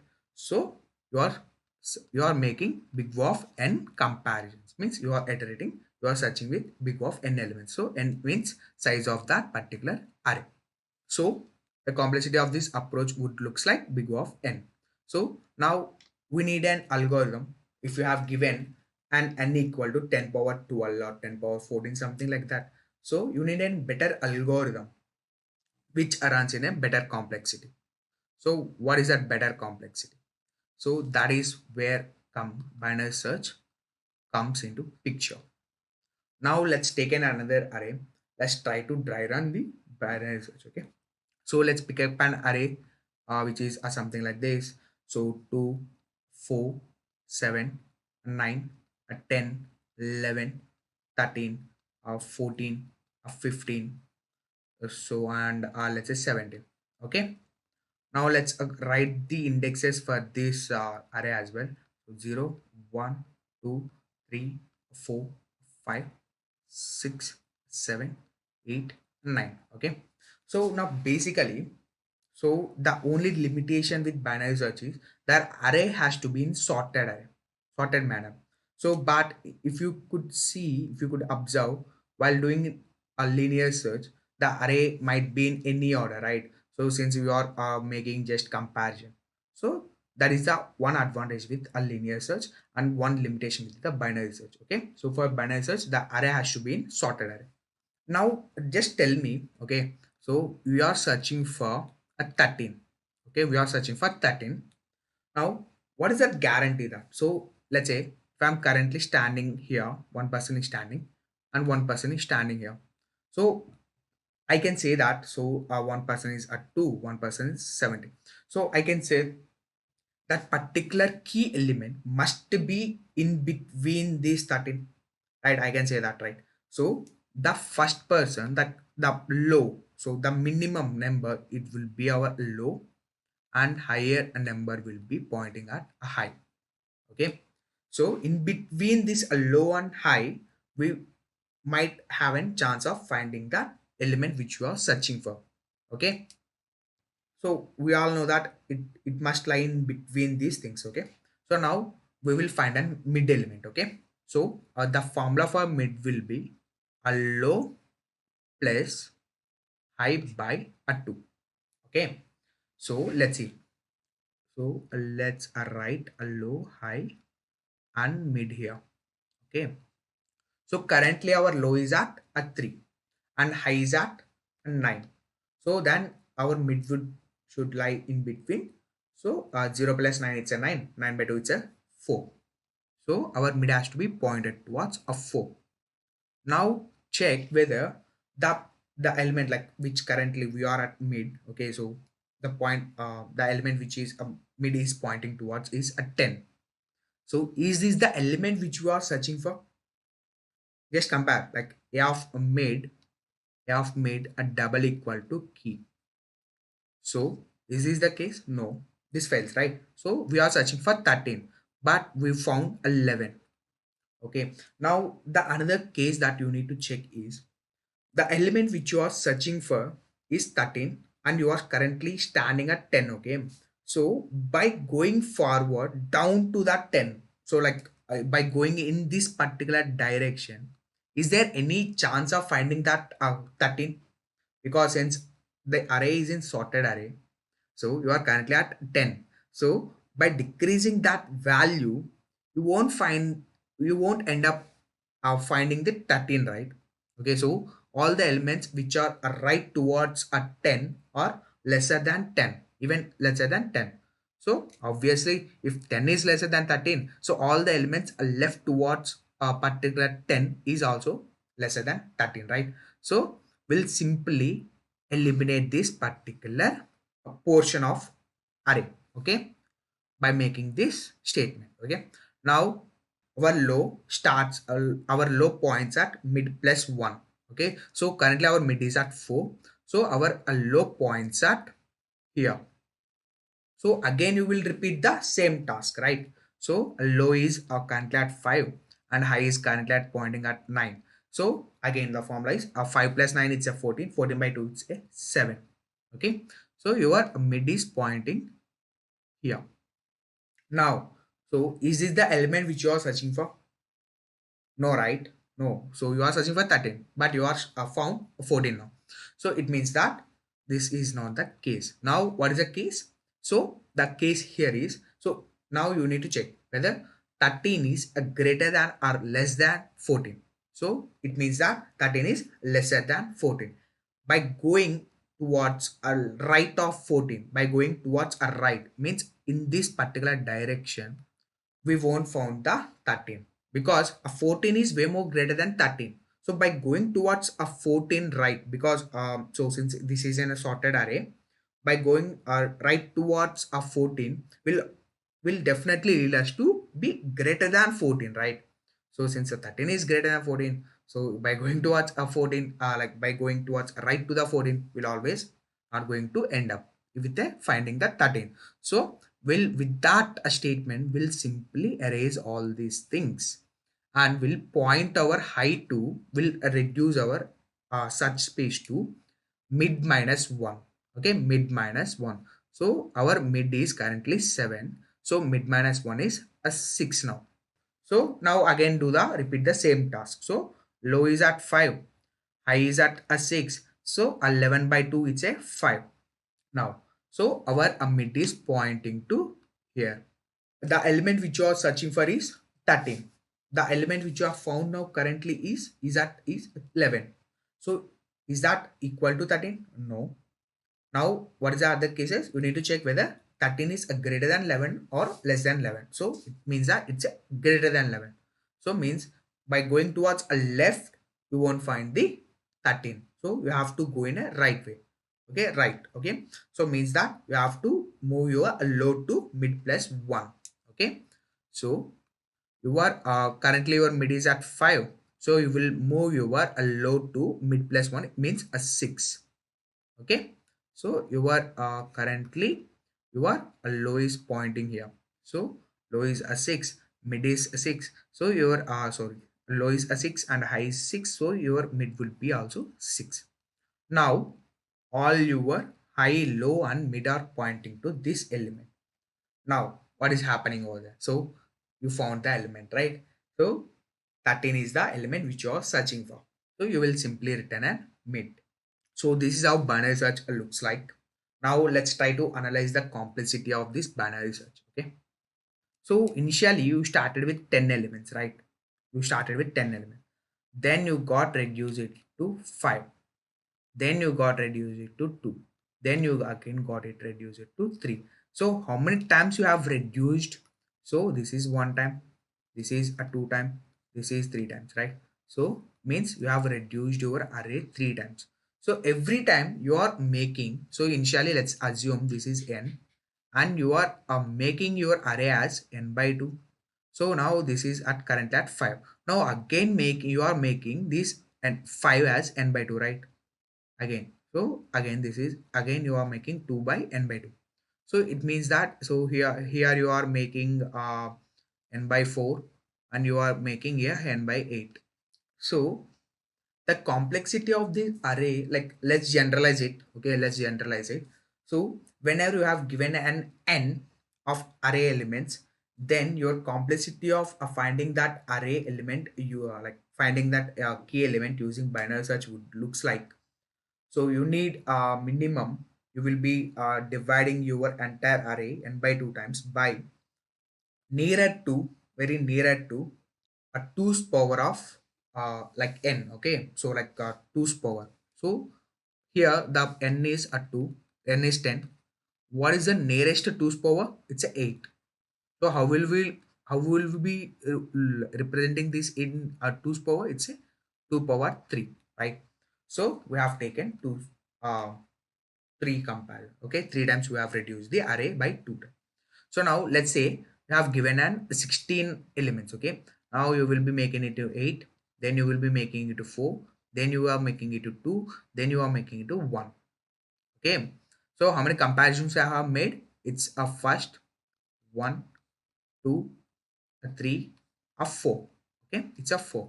Now just check. So what is the nearest 2's power to the 16? It's again 16. So how will you represent 16?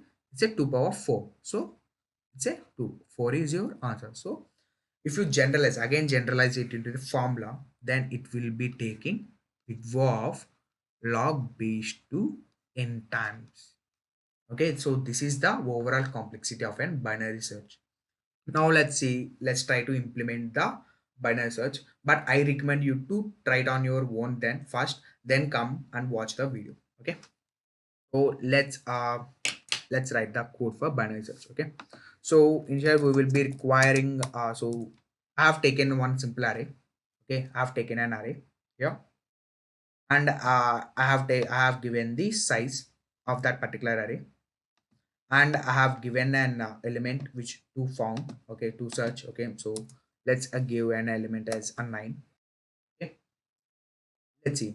So we will be requiring a 2 pointers. One is a low, which is pointing to the a 0 index, and we will be require high, which is pointing to the n minus 1. Okay, last index. So then we will be writing the which is a high less than. So why? So how many times until we are iterating this loop until low and high crosses the our search space? Why? So as I said, low is the minimum space, like the starting point. Okay, and high would be the your ending point. So whenever you cross high and low, it means that you have shifted your roles, right? So high has been pointing to the minimum and low has been pointing to the maximum. That should not be the case, right? So if you have reached to that particular point, it means that you haven't found the element. Okay, so because you haven't found the element in a search space, so you have moved your roles. Okay, so we are iterating our loop until that. Now, so the formula for mid is high plus low plus high by 2. Okay, so now you are checking your array of made double equal to key. So if you found if that is equal to key, then what you will do, you will simply return mid. Okay, so if it is not the case, you have to check whether a particular array of mid is greater than or less than or equal to, sorry, less than key element. Okay, so array of mid less than a key which you are searching for. It means, like, let's say you are currently at a 9, but you are searching for a 15. Okay, so these are way more greater than what you are searching for, right? So you have to move towards your right. Okay, so means you have to increase your move your load to mid plus 1. So if it fail, it means that it's a greater than key. So you will simply move your high to mid minus 1. Okay, so that's it. And if you haven't found, okay, if you haven't returned a mid here, you will reach to here, you will simply return minus 1. If you haven't found any element, you will simply reach here and you will return minus 1. Okay, let's execute this program.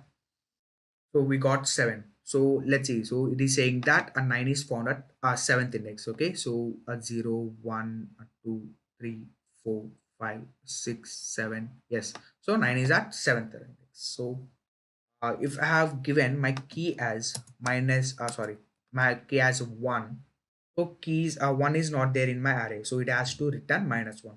Yes, I got the minus 1. You will be given an a sorted array and a key element, and you need to simply return a floor of that particular key in an array.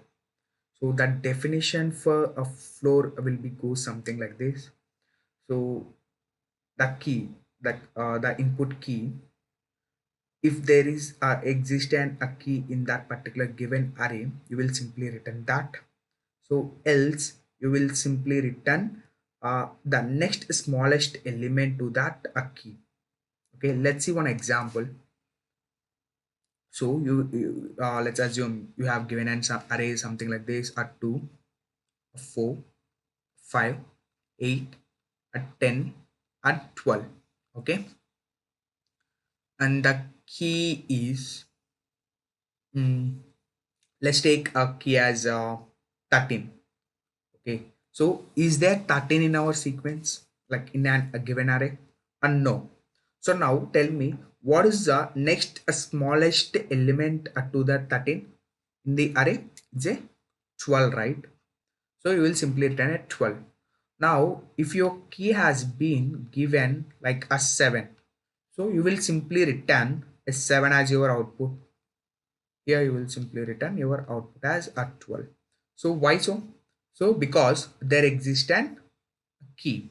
Okay, so this element is found at some place. Now if your key has been given like a 1, so is there one in our array? And no. Now what is the next smallest element to the 1 in an array? There is no smallest element to the in an array, right? To the 1 in an array. So you will simply return, in that case you will simply return uh, int min, or the element is like negative with very small number. Okay, so I hope you guys have understood the problem. So please pause the video for a while. I'll come up with a brute force approach. Okay, so let's solve this problem. Okay, so if you are in an interview, you have to tell like brute force approach at first. So let's see what will be the brute force approach. So think about it normal without using binary search. Okay, the array is looks like a 2, 4, 5, 7, a 10, and 12.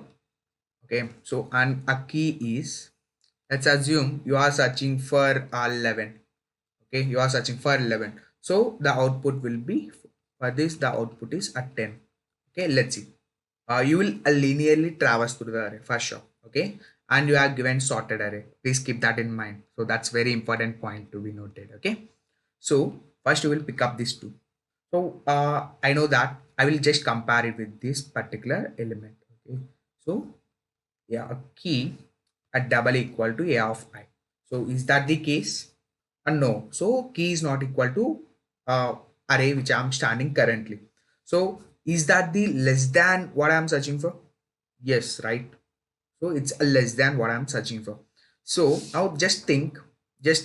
So is there any guarantee that the element which you are seeing next, okay, which you are seeing next by going forward, is like smaller than your key or equal to key? There is no guarantee. But just now what you have witnessed, the element which is a lesser than a key. Okay, so this might be your answer, right? So in future whatever so you don't know what's going to be in like right side towards element. So whatever you are now, it is smaller than what you are searching for. So this could be your answer, right? Sometimes. So we'll simply, so if that if that is your key, then you will simply return that element. If that is a smaller than what you are searching for, will simply update your answer. Okay, let's say answer. So initially answer might be storing int min, because if there exists no pair, then you will simply return min, right? So now you have seen just witnessed a smaller element than a key. So we will override that 2 with 2. Now you will move forward, and 4. So is a 4 equal to key? And no. Is 4 less than a key? Yes, that is the case, right?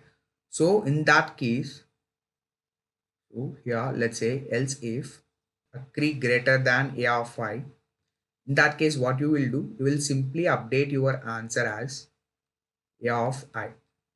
Okay, then you will move forward. Okay. Now, so here 2 will be get override by 4. Now you are currently at 5. And what you have witnessed? So you have witnessed 5 is lesser than 11, and this could be your answer, right? So you will simply update your answer as F5. So you will do the same here. We'll simply update the answer as F7. So again same. Now it's a 10 as your answer. Now we'll move to 12. Now tell me, what is this number? So this is not equal to 12, sorry, not equal to our key, and this is a way more greater than what we are searching for, right? So this is not equal and this is greater than, so we are not searching for greater than.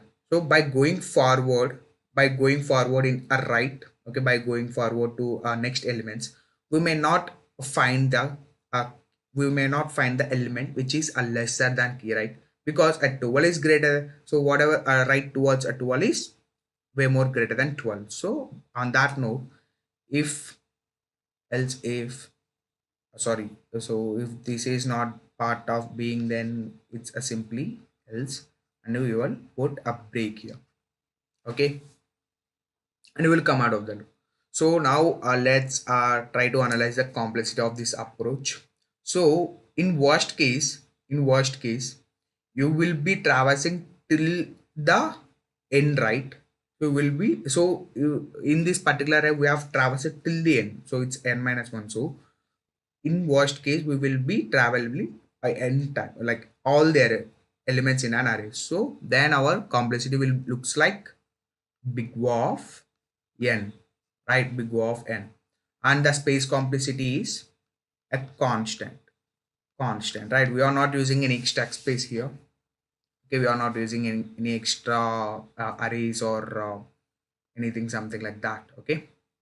Okay, so I will take again an array.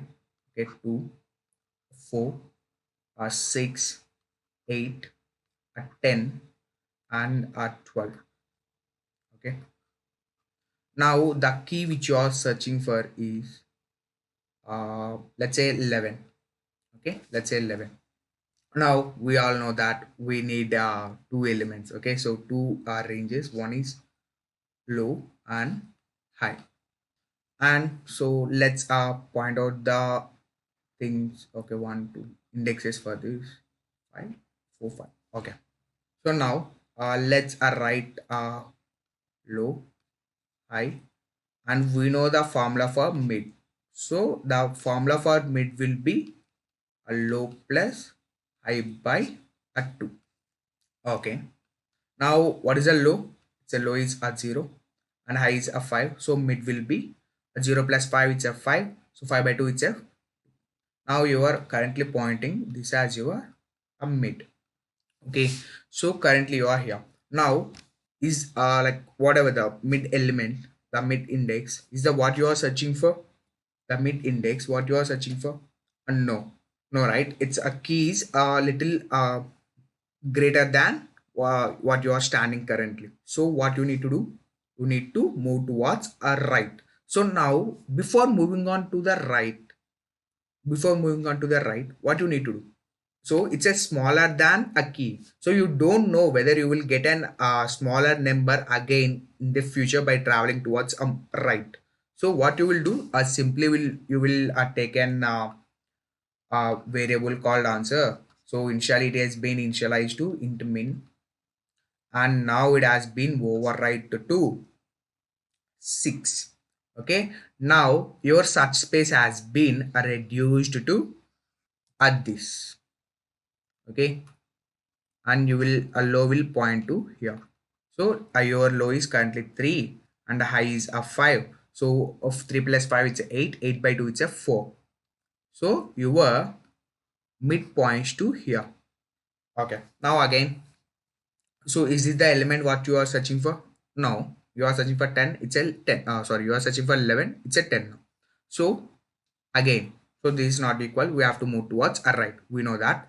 But before moving on to the right, it's a 10 is a smaller than 11.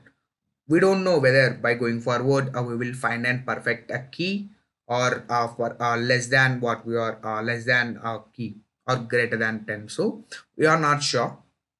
So what we will do, so we'll simply update our answer to 10 as of now.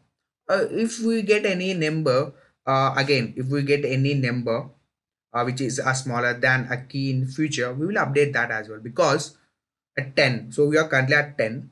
So if we move a right, okay, if we move a right towards a right, it means that the elements towards a right is greater than 10 for sure, right? Okay, so if we move right towards so we have a scene a 10 and we are moving a right, so we know that if we update my answer, it will be much greater than 10, right? So that is the one thing that we need to keep in mind. So that's why we are not checking our like while updating our answer, we are not checking that greater element. So we'll update our answer and we'll move our low pointer to mid plus 1. Okay, so our search space has been reduced to at this again. So we are pointing our low to here. Okay, so low is a 5, high is a 5, and mid will be also 5. So we are pointing all three indicators here itself. So is this the element what we are searching? No, no. Is this the element? This element is a smaller than a key? No, this is not a smaller than key. So we don't update our answer. We'll simply move towards left, because we are standing at the 12, so which is a greater than what we are searching for. So we'll move towards left. So it's a mid minus 1. So our low is a 5, so high will become mid minus 1. So mid is a 5, so our low so we'll move 4 minus 1, it's a sorry 5 minus 1, it's a 4. So now what we have just witnessed, we have crossed our paths, right? We have crossed our low and high. So it means that we need to stop here, and whatever we have in our result, whatever we have in our answer, will return that. Okay, so now let's see, let's try to implement the code for this. So we need two pointers as low and high. High will be n minus 1, and now we'll write the research implementation, and then we'll point our mid to a low plus high by 2. Now we'll check array of a mid equal to key. So if we found a perfect pair, okay, if we found an key in our array, what we will do, so we'll simply return that key, right? So it's only key, that's it. And in all other cases, we'll check whether that particular mid is greater than or less than. So if I found the element which I'm currently standing is a lesser than key, so it means that we need to update our answer and we'll move to or towards a right. So we'll update our low to mid plus high. Okay, so we'll simply first update answer to array of a mid. We'll point our low to a mid plus, and I haven't declared the, so let's declare answer as equal to, I will simply take an minimum element by using any two values. So now, so if that is not the case, we'll simply move towards a left by making high is equal to mid minus 1.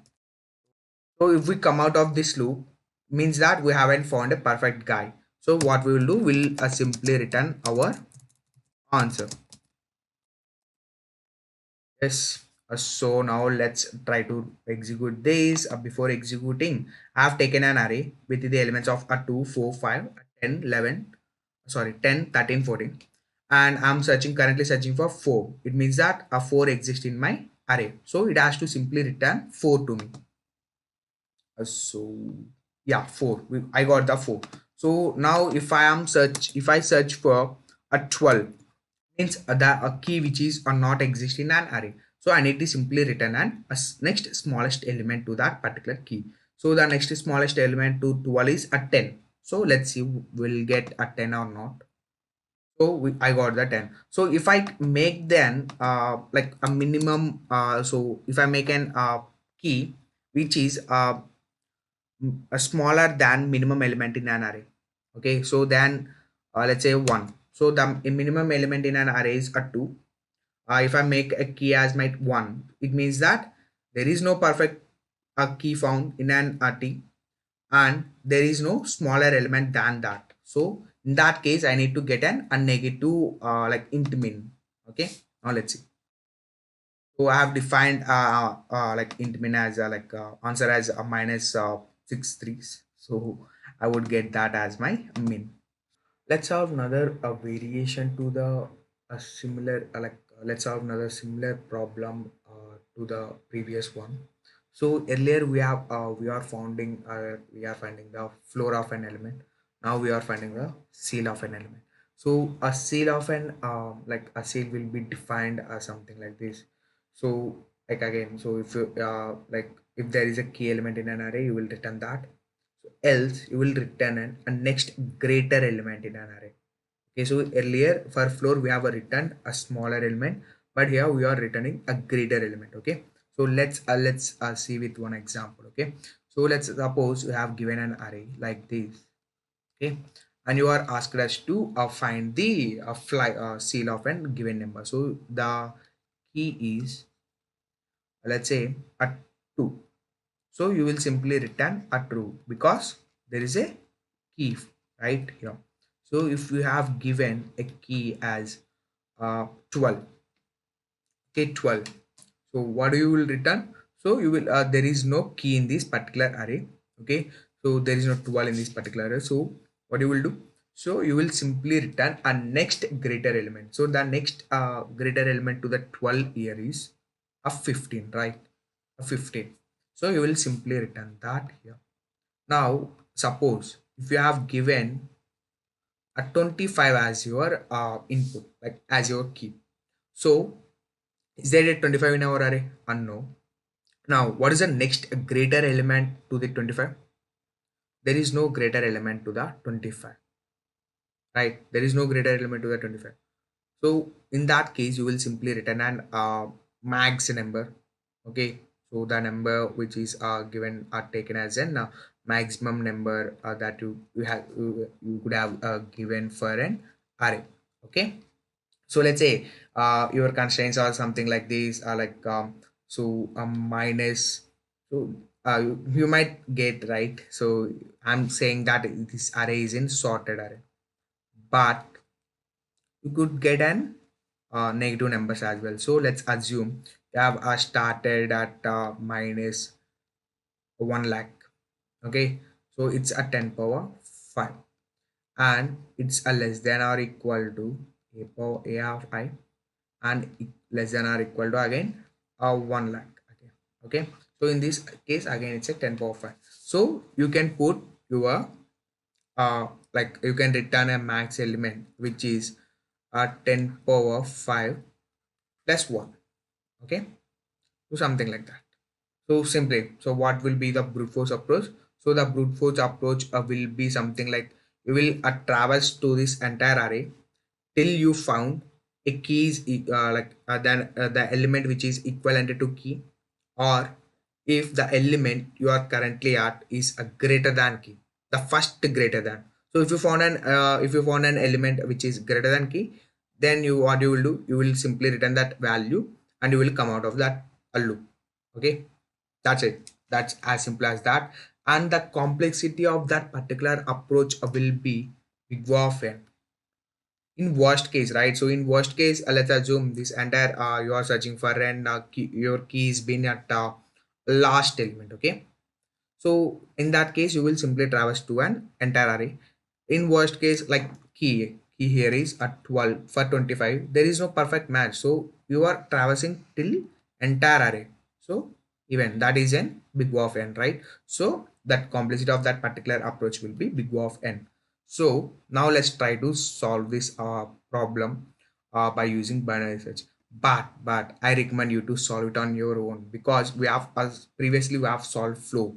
So there is only one change that we are making here. Okay, so if you try it on your own, if you are able to figure it out, okay, go and code for that.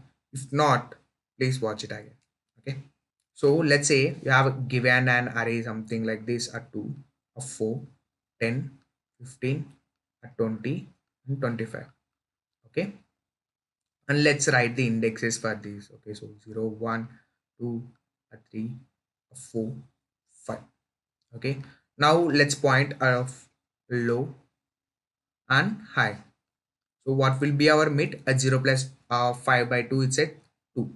So we'll point our mid here.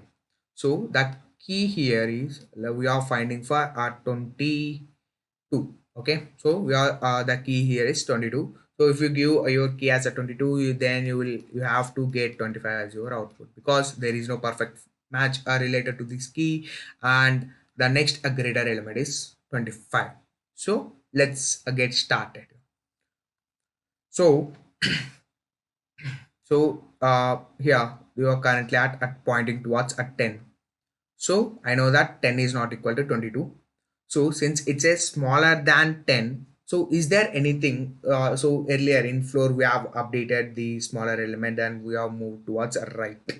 But now in this particular problem to find and seal, is there anything to do with that a smaller element than 25, like 22? No, right? You need an either it has to be equivalent to key, or it has to greater than a key. So there is nothing to do with that a smaller element. So what we will do? So we'll simply move to the next element. So it's a 15. So you will be pointing towards low here. So now your low is a 3 and high is a 5. So 3 plus 5 is a 8. 8 by 2 is a 4. So you will be pointing your mid as this. So again, is this 20 equal to 22 or no? So is it 22 greater than 22? Sorry, 20 greater than 22 or no? So what you will do? You will simply eliminate this as well, and you will point your low to mid plus 1. So you are currently pointing your low one, high to same thing. So it's a 5 plus 5, it's a 10. 10 by 2, it's a again 5. So you will be pointing your mid to this as well. Now, what is the element which you are searching for? 22. It is not equivalent to 22. Then is this smaller than 22? No, a big no. So is this greater than 22? Yes. So this is the first element we have a seen. Yeah, this is the first element which is a greater than 22, which you have seen in this particular array. So what you will do? You will simply update your answer from a max int max to something like 25. Okay, now you know that a 25 is a way more greater than what you are searching for. So what you need to do, you have to simply move towards your left, right? So before moving your to the left, you will simply update your answer and you will move your high is equal to mid minus 1. So mid is 5 now. So currently if you make this, okay, so if you move towards the left, there is nothing in left. So what does it mean? So you will cross the both a low and high. So it means that this is the ending point. So what's in our answer? It's a 25. So what we are looking for, it's a 25. So both are same. Okay, now let's go and try to code this approach. So I'm not writing entire code from the fresh. I'm just writing the code like I'm just making the changes in the previous code, like which we have written for floor. So instead of floor we will put seal here. Here we'll call seal here. Then what we do, let's do it. Okay, from here. So what we are doing, so we need to initialize the low and high, and we need to give our answer as int max, but here we are giving int min. So I will just remove this minus, and that's it. And so we need I'll do the formalities of binary search. So we have written this, all good. So int mid equal to low plus high, good. So we are searching like whether current mid is equivalent to key or not. If it is a key, we'll simply return that. So again, what I'm doing, so that is smaller than what I want, like key. What I need to do, so I need to simply move towards right. So I need not to update the answer in case of a seal. So I will simply eliminate this line. And now, so if that is not the case, if that particular mid is a greater than key, what I need to do, I need to update my answer and I need to move towards a left, right? So what I will do, so I will update my answer as array of a mid. So at the end of the, if I haven't found any perfect key, then I will simply return the answer. So now what I'm making, so I'm making a call for a key as a one. So there is no one here. So the what is the next element? What's a next greater than a one is two. So if I make this call, I need to get a two as my answer. So I'm getting it. So if I make a call as 11, so there is no 11 here. So since there is no 11, I need to get a next greater element. So it is 13. I got it. So if I make a call as a 5, so since there is a 5 in this particular thing, if I make 5, I need to get only 5. I got it. So if I make a call as 16, so there is no 16 in this particular array, and there is no next greater element than 16 in this also. So what does it mean? So it has to simply return the all threes for me. Okay, in my case. So in your case, it would be int max. So yes, got it. So let's have another problem using binary search. So the problem statement is given something like this. So you will be given a number n. You just need to return the square root of the given number. So let's see some sample cases. Okay, let's say you have given a n is equal to 25. So in that case, your output must be equal to 5. So if you have given 36, your output must be 6. So uh, there is a cases where there is no perfect square root, right? So let's say if you have given n is equal to 24, in that case the square root of 24 is around 4.96, something like that. So in that case, I'm not interested in printing these precision values. I need only the values or exact decimal values, so which is equivalent to nearest a square root number, right? So but in this case you need to print 4. Okay, hope you got the problem. So now pause the video for a while, so think about the solution. Let's get started.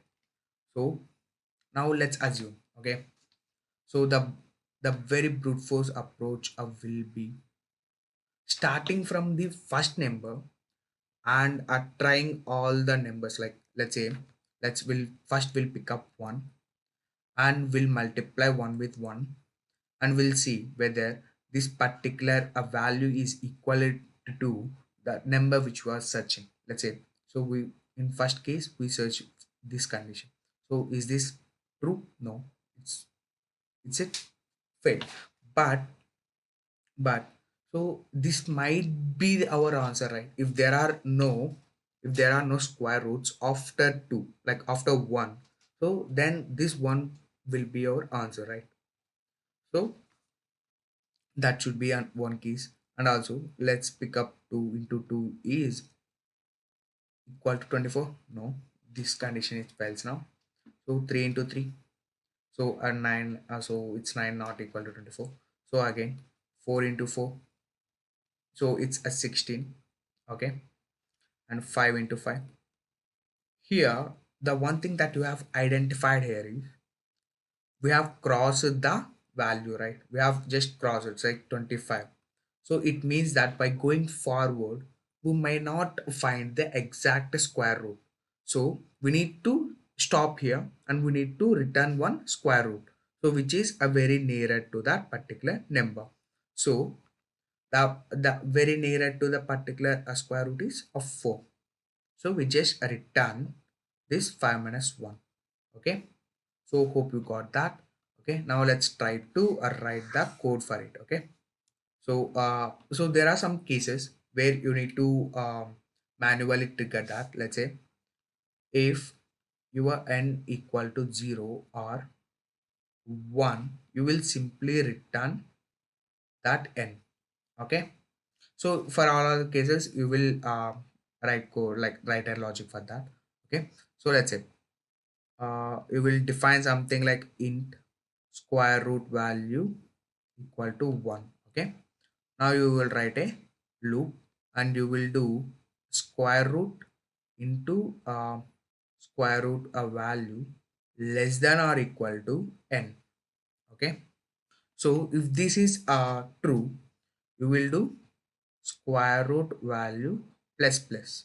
Okay, so you will iterate this loop until it fails. So whenever it has crossed that limit, we'll just stop that, right? So after stopping, you will just write return square root value minus 1. Okay, so this is as simple as that. Now let's analyze the space and a time complexity of this.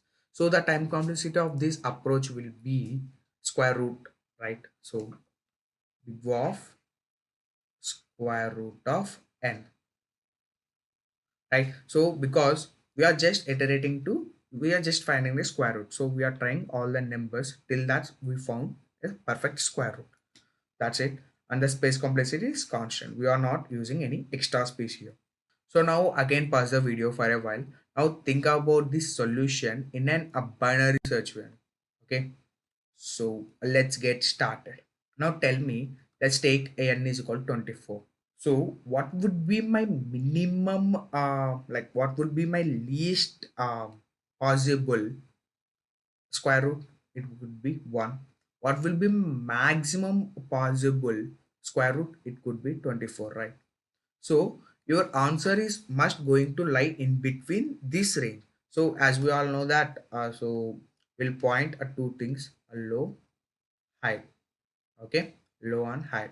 So our answer is going to lie in between this search space. Okay, so let's do some normal binary search analysis. Okay, so low, high, mid. Okay, so now let's say our low is a 1, high is a 24. Now our mid is, so it's a low plus high by 2. So it's 1 plus 24 by 2. It's a 12. Okay, it's a 12. So our mid is a 12. So now, so 12 into 12 is 144. So is our 144 equal to 24? No, that is not we are searching for. And now, so is 144 greater than 24? Yes, that is greater than 24. It means that in between this particular space, okay, so we haven't found, we are not able to find the element. Okay, we just found that 12 is, okay, by multiplying 12 with 12. So we found that the value that is we are yielding is greater than, the way more greater than what we are searching for. So it means that by going forward in this direction, okay, so since a binary search as a property of all increasing, like it is in a sorted manner, so by going in this direction, we can't find the value which is a less than 144, right? So we automatically eliminate this and will point our height to low mid minus 1, so it's 11. Okay, it's a 11. So we'll update our low and high. So low is a 1, our high is 11. Now our mid is, so 1 plus 11, it's a 12. So 12 by 2, it's a 6. So 6. Now, so now tell me, so 6 into 6 is 36. So again, it's a way more greater than what we are searching for. So what we do again, so we'll simply eliminate this particular boundary and we'll point our high here. So it's a 5. Okay, now our low is the same and high is a 5 now. So 1 plus 5 is a 6. 6 by 2 it's a 3. So now our mid is 3. So a 3 into 3 is a 9. So 3 into 3 is 9. So it might be our one. So I'm not sure. I'm not sure. I'm not saying that it's an our answer. So it might be our answer, right? So it might be the very nearest to 24. So I don't know what's in between this 3 and 5. Okay, I'm not sure what's in between this 3 and 5. But I know that this might be the one of the solution. So I will just store it in somewhere. Okay, let's say answer. Okay, I will store it in answer, let's say 3. Okay, now let's say, okay, so 9, our high is 5. So we are searching for an element which is greater than 9, right? Greater than 9. So we have to move over low pointer towards a right. Okay, so we'll put a 3 here and we'll move a low here. Okay, so our low is currently 3 and high is a 5. Now 3 plus 5 is 8. 8 by 2 is a 4. So now tell me. So 4 into 4 is a 16. So again, it's not equal to 24, but it's a less than 24, right? It's less than 24. So we found an element, okay, by going forward, like by going towards the right, okay, by increasing our low, we got another value. So I'm pretty much sure that whatever we have seen earlier, it's greater than, okay, so whatever we have found now, it's a way more greater than what we have seen earlier. So I will update that answer with the new value as 4. Now again, so 16 is a lesser than 24. So by going forward, I might find an value, right? I might find an value. So I will increase the low pointer to mid plus 1. So my low will become 5 and high is pointing to 5 as well. So it is 5 plus 5, it's a 10. 10 by 2, it's again 5. What it means, 5 into 5 is a 25, but we are searching for 24. So we'll try to reduce the high value. So high will become mid minus 1. So our currently mid is 5. So it will become 4 and it will become so 5. So as we all know that property of binary search is always. So low should be greater than, low should be less than high. So here if you can clearly observe that low and high, low is greater than high, so we need to stop here. So we just return whatever we have seen. So the value which you have is now 4. Okay, we'll just simply return that value. So now let's try to write code for this approach. Okay, so simply we'll take an n. Okay, let's say n as 24, and we'll simply pass these to one function. Let's say float function as find square root, find a square root, a value. Okay, so we'll pass this n and we'll get it. Okay, so I will write this. Okay, and we'll catch this value now. So initially what we do, so we'll take one answer is equal to 0, and we'll assign low to 1. So that might be one of the my minimum value, right? And I will assign my high is equal to n. Okay, now I will write an binary search code. So it will be less than or equal to high. Then I will find a mid value. So mid must be low plus high by a 2. Okay, now what I will do, I will search if let's say I will have another variable. So int square value equal to a mid into a mid. Okay, so instead of writing multiple times, I will just simply assign a value and I will store the mid into mid. So I will search if mid square equal to the value which I'm searching for. So if this is the case, what I will do, so I will update my answer to I will update my answer to mid. Okay, and I will break out of the loop. Simply I will break out of the loop. So what could be my next case? So my next case would be, so the whatever the square value I have, so it might be lesser than, okay, it might be lesser than what we are searching for. So in that case what I can do, so I will simply store first I will simply store the mid value because it can be my answer, right? And I will update my low to mid plus 1.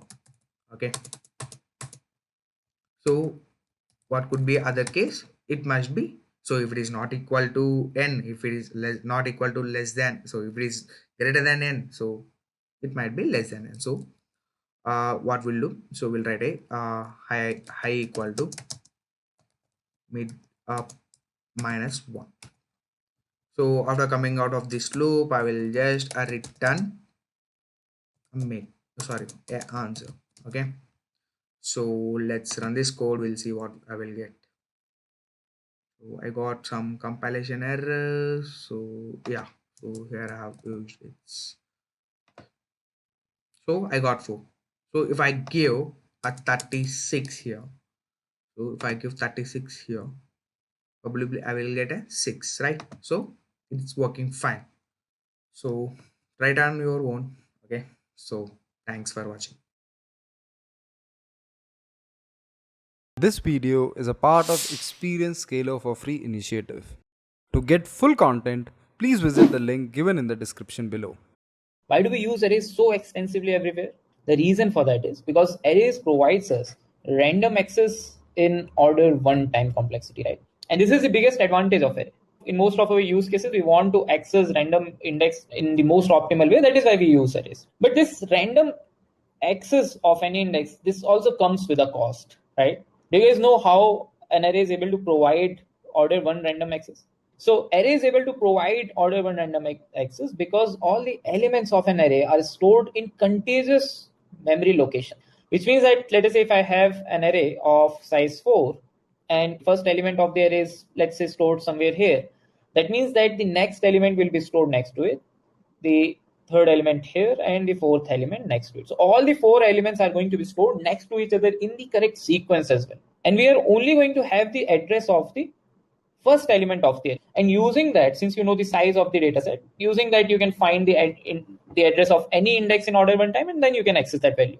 This is how array provides us order 1 random access. But for this to happen, it also needs to know what is the size of the array beforehand. Before you create the array, you need to know what is going to be the size, because only then these many slots will be allotted, these many slots will be reserved for this array, and then you can use them to insert or access the values in the array, right? So you need to call out the size before you are creating the array, and that is the reason why whenever you create an array, you have to declare the size. You cannot create an array without telling the size of the array. Now, how is it a disadvantage? So the disadvantage which lies here is that whenever you are creating an array, you need to have a very good idea about how many elements are going to be there in the array. Because if the size that you have given here, if that size is very large than your actual data set, which means that you have created an array of a larger size, but you have very few elements to fill in there, then that means you are going to waste memory, right? Because if you have, let's say, created an array of these many slots, but you have only filled let's say 2 elements inside the array, since all these slots have been reserved for this array, they cannot be used by any other thing, right? So if you are not filling them, that means that this memory is wasted. On the other hand, if the number of slots that you have created, if the size of the array that you have, if it is smaller than the size of your data set, then you can definitely not insert all the data that you have. For example, in this array of size 4, if you want to insert, so let's say we have this array of size 4 here, and you have filled this complete array, all these slots are occupied. Now, if I want to insert a 5th element inside this array, is that possible? Can we extend the size of the array? No, right? That is absolutely not possible, because these slots which are next to the 0th or the last slot, they might already have been taken. They might not be free. And this is not how you can simply extend the array, right? Maybe we cannot do this in a normal array, but we can do this in a vector or in an array list, right? You, even if an array list is filled, even if a vector is filled, you can still insert values inside it. Internally, vector or an array list is also having an array, a normal array only. And when that array gets filled, the best that we can do is declare a new array. Discard this array, declare a new array of a larger size, right? So if you declare a new array of larger size, which means that another set of contiguous memory locations will be allotted to that array, and then you can copy all these values from your original array to this array. All these values are now in this new array, and then in the subsequent slots you can insert the new values, right? So if you had this array of size 4, if it gets filled in a vector or in an array list, a new array will be created of larger size. These values will be copied, and then the new values that you need to insert, they will be inserted in the subsequent slots, and then this array will be discarded. And once this new array gets filled, the same thing will repeat again. Another new array of larger size will be created, all these values will be copied, and then the new values will be added in the empty slots. So whether you are using a normal array or a vector or an array list, it totally does not matter, because both of them are working in the exact same way, using contiguous slots in the memory. And whenever you try to book contiguous slots, whenever you are trying to reserve these contiguous slots, there are a lot of chances of wasting the memory. Arrays definitely are the best suited data structure if we require fast random access. But if we do not require fast random access, in that case, we can optimize for the memory. We can save some space and we can save ourselves from wasting extra space by using a data structure, which is one of the most important data structure with respect to the interviews, especially if you want to prepare for companies like Amazon, Microsoft, or Adobe. And this data structure is known as the linked list. So we are going to study linked list in today's class. We are going to see linked list from scratch, how it is stored, how it functions, and we are also going to solve a lot of interesting problems on linked list. Okay, so now let's see how using a linked list can actually save space for us, right? And always remember that whenever we are using linked list, we do not aim for having a fast random access. Right? That thing is totally lost. But we are going to save some space, right? And let us see how we are going to save space for us. So in an array, the space was being lost because we were trying to reserve a chunk of memory location next to each other for the array. And if that is not being used, then all that memory is wasted, right? But in a linked list, what we are going to do is, first of all, we do not reserve these spaces in chunks, right? We are going to reserve one slot at a time for one data, right? So for example, if you want to insert 4 in your linked list, then when you want to insert 4, when you actually create a node in your linked list, only then are you going to reserve this slot or insert 4 in this slot, right? And let's say that we want to insert 5, then only when you want to insert this number, only then you are going to do this. And these slots do not need to be next to each other. They do not need to be in contiguous slots. They can be anywhere, right? For example, if you want to insert 7, this 7 can be somewhere here as well. And these slots also need not be in the same sequence. The sequence can also be completely out of order. For example, if now you want to insert 3, this 3 can also be somewhere here. Okay. So all these slots are arranged randomly. Wherever you find a slot in the memory, you can insert these numbers. But now the question is that if they're stored in any slot in any random location, then how do we preserve the order in which we have inserted the elements? How do we iterate over these elements in the exact same order? To preserve the order, we need to have something known as the links. Every element should also have the information about what is going to be the next element. So element definitely cannot have the information, but every node should have the information. And that is the reason why the list node class that you are going to have is going to not only have this data, but also a link to the next pointer. Okay, so the node class that we are going to have, it's going to have some data. And this data can be anything. This can be integer, float, double, string, character, array, hash map, anything. But for simplicity, we are taking integer right now, right? So it's going to have a data, which are these values in our case, and it should also have a reference to the next node. Okay, so this reference we are generally going to represent with the name next. Okay. So this means that all these nodes which we have stored in the memory, they are not only going to have this data, but along with this data, they also have the reference, which means this stores the next pointer. 5 stores the next pointer to 7, and 7 stores the next pointer to 3. So whenever you need to iterate over this list, you should have the address of the first element. And if you have the address of the first element, you know what is the next, you know what is the next of that, you know what is the next of that, and so on. This is the reason why if you might have seen, like I'm sure all of you must have seen a representation of a linked list, right? And it is represented something like this. So all these squares which are created in a linked list, these are nothing but they all represent the node. And inside these, you just insert the value which is there in the nodes. These arrow pointers represent the next pointer, which means that after 4, you're going to get 5. After 5, you're going to get 7, and so on. For 1, since this is the last node of this linked list, there is nothing after this, right? Which means that the next pointer of 1, next pointer of this node is going to point to nothing. It's going to point to null, right? And we are going to represent null like the earth symbol. One very important thing to keep in mind, guys, which will also be used in a lot of problems that we'll be solving, that in a linked list, you can only iterate from left to right direction, right? Because every node is holding the information about what is next to it. In a normal linked list, you don't have information about what is previous to it. You only have the information about which node is next to it, which means that you can only iterate a linked list from left to right. Correct? So if that is the case, that you can only iterate the linked list from left to right, and if you want to iterate over the complete linked list, what is the minimum information that we need to have for that? The minimum information that you need to have if you want to iterate over the complete linked list is the reference or the address of the first node. Okay, so having the first node is essential, because if you do not have the information about the first node, let's say you only have this node, then you cannot go back and visit these nodes, right? So it's like these nodes do not exist for you. You can only move from here to the right side. Okay, and this is the reason in all the questions that you will be solving, whenever you are given that you are given a linked list, that means that you will always be given the reference or the address to the first block of the linked list, and this first block is generally known as the head. This is known as the head of the linked list. Cool. So if that is clear, let's maybe quickly solve a problem. So the problem says that you are given a linked list, and whenever we say that given a linked list, you will only be given the head pointer, right? And because all the complete linked list is linked from that head pointer, so that is why you will always only be given the head pointer. Okay, so you are given a linked list. You need to find out what is the length of the linked list. Okay, is the problem clear, guys? The values inside the linked list can repeat. Also, the linked list is not in sorted order.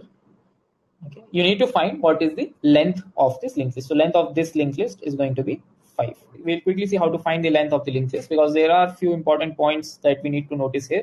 First of all, we are given the head of the linked list, right? We are given the reference to this node.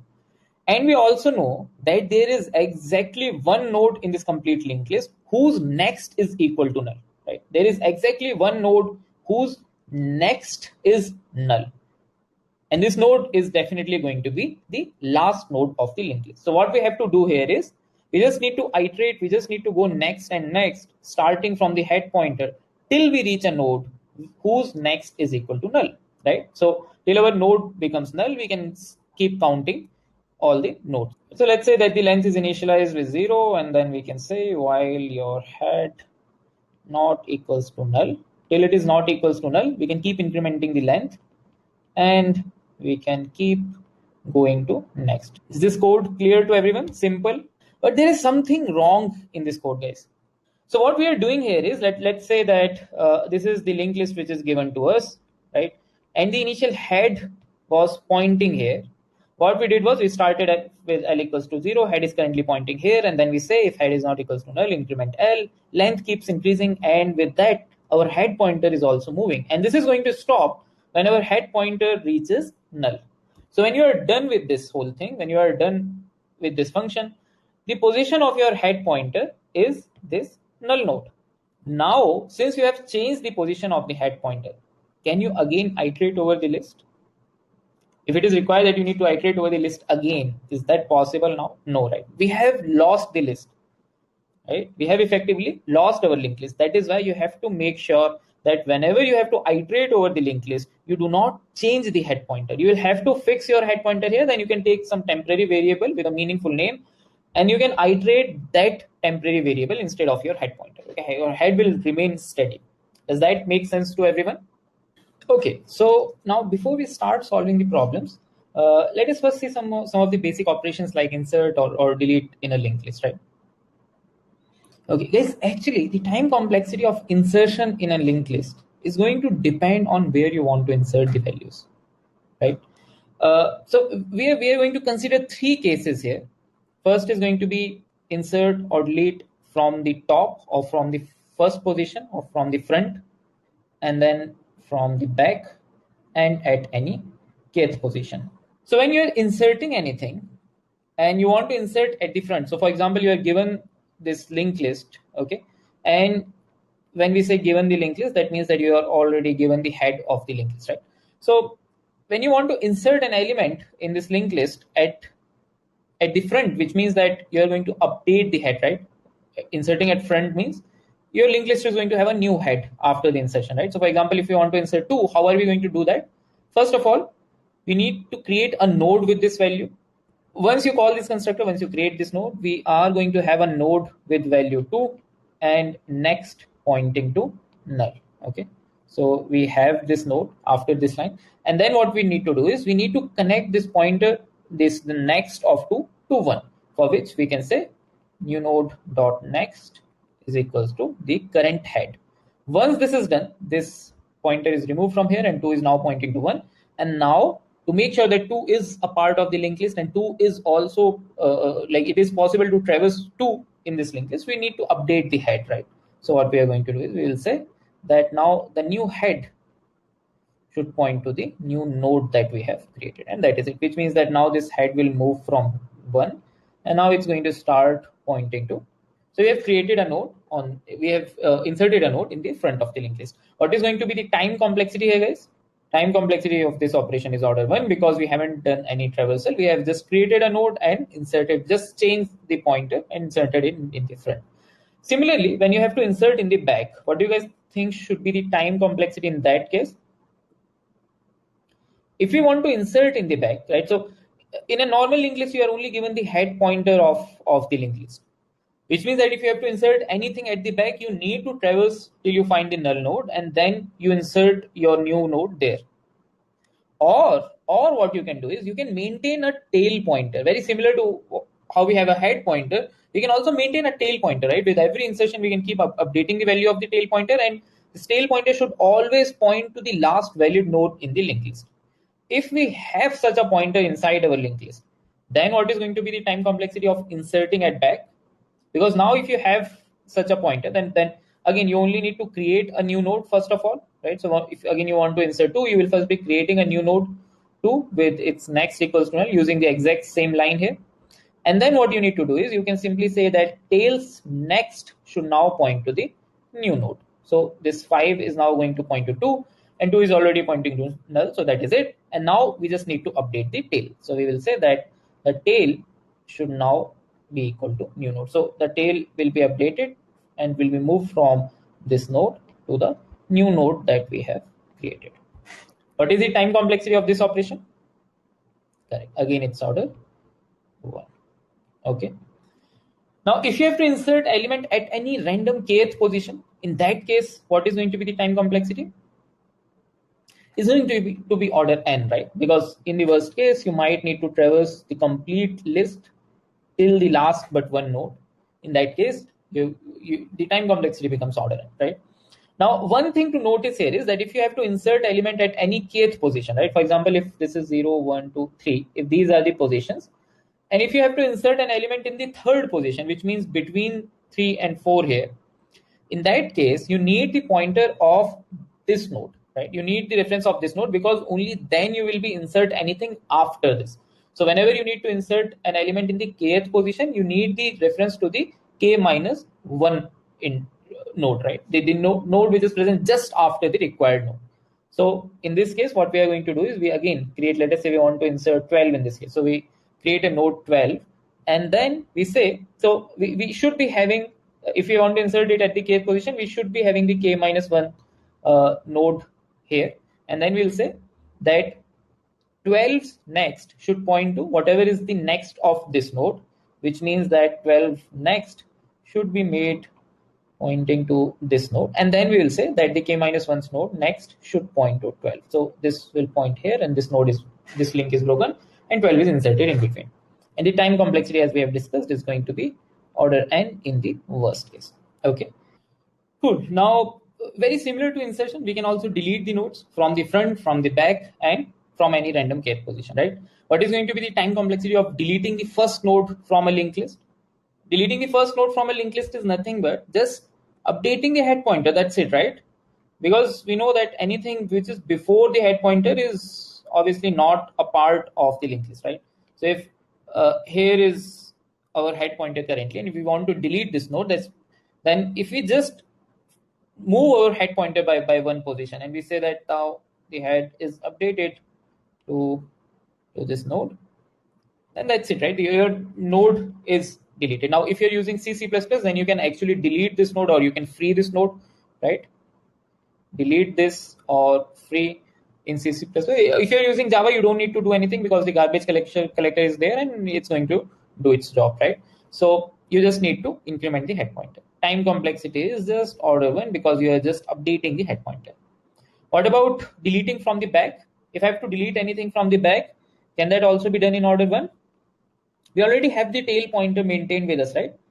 So we just need to delete whatever is present in the tail pointer. Can we do that, guys, in order 1 time? So, right, if we have this tail pointer maintained here, we can definitely just say that whatever is this tail pointer, just change it to null. As soon as we do this, this starts pointing to null, and this tail pointer, the node which was pointed by tail, is deleted. But after we have done this, now can we do another deletion from back in order 1 time? No, right? We cannot update the tail pointer. Why? Because as we have discussed earlier, you cannot go back in a linked list. You cannot travel from right to left in a linked list. So you cannot update the tail pointer while deleting a node. That is why you can do first deletion in order 1. You just need to convert this tail to null. But after that, you won't be having any tail pointer maintained to the last node of the linked list. So after that, you won't be able to do it. So the time complexity here is going to be order n, because then after you have done the first deletion, you will have to iterate over the complete list and you will have to reach the last pointer to delete it. Is that clear to everyone? Same is the case for the kth position as well. In this case, you will definitely have to travel till the k-1 position, right? And once you reach the node just previous to the kth node, right? So for example, in this case, let's say we wanted to delete this node. If you want to delete this node, then you need to reach the node which is just previous to this, and then you will simply change the pointer here. You will say that the next of this node should point to next of next, and that's it. Again, the time complexity is going to be order n, because in the worst case, you might need to traverse to the complete list. Cool. So let's solve a problem, which is again a very frequently asked problem, has been asked in Amazon and Microsoft multiple times. The problem says that you are given a linked list. You have to find the mid node of the linked list, node which is present at the middle position. Okay. So for example, if this is your linked list, so in this case, the node which is present in the middle is this node. So the answer is going to be 7. Okay. If there are even number of nodes in your linked list, then you can return the first node of the second half, which means that if this is the linked list, then you can return this node. Okay. You can find the length of the linked list. We know how to do that. If the length comes out to be L, then the middle is going to be at the position L/2. So you can start another iteration from the head, and you will only traverse till L/2 distance, and you will be getting the midpoint. Okay, that is one approach. Another approach, as suggested by many of you, is by using 2 pointers, right? Using a fast pointer and a slow pointer. Now, guys, a lot of problems in linked list will be solved using 2 pointers, traveling in multiple different ways. That is why we will quickly see this approach and we'll try to understand the intuition behind this. Okay.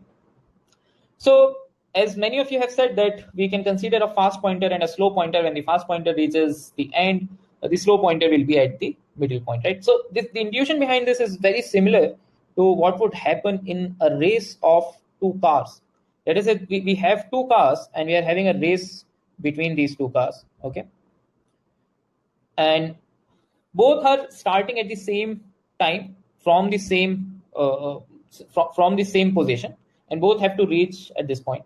Now, one of the car is moving with a speed x, the other is moving with a speed double that of the other car. So when the moment this car reaches the end point, where do you guys think would be this car? The moment the car with 2x speed reaches the end line, what would be the position of the other car? The other car is going to be at the center of the road, right? Exact center. Why? Because this car has a speed double that of the other car. So the amount of distance traveled is also going to be doubled in the same amount of time, which means that if it has traveled this L length, then the other car must have traveled L/2 length. So if this works in physics, this is also going to work in our linked list. So in a linked list, what we can do is, instead of having 2 cars, we can have 2 pointers, 2 iterators, right?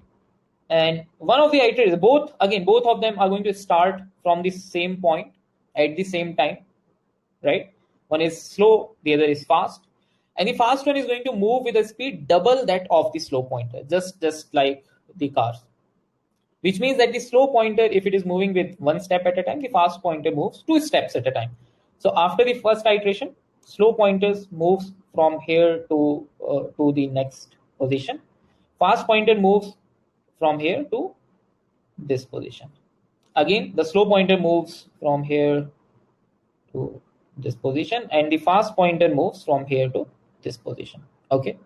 Now fast pointer does not have any further nodes to travel. So this means that this has reached the end. And if this pointer has reached the end, it has covered the complete distance. That means that the slow pointer must be at the half distance, right? It must be pointing to the middle element. Okay. So what we have done here is we are just moving 2 pointers starting from the head.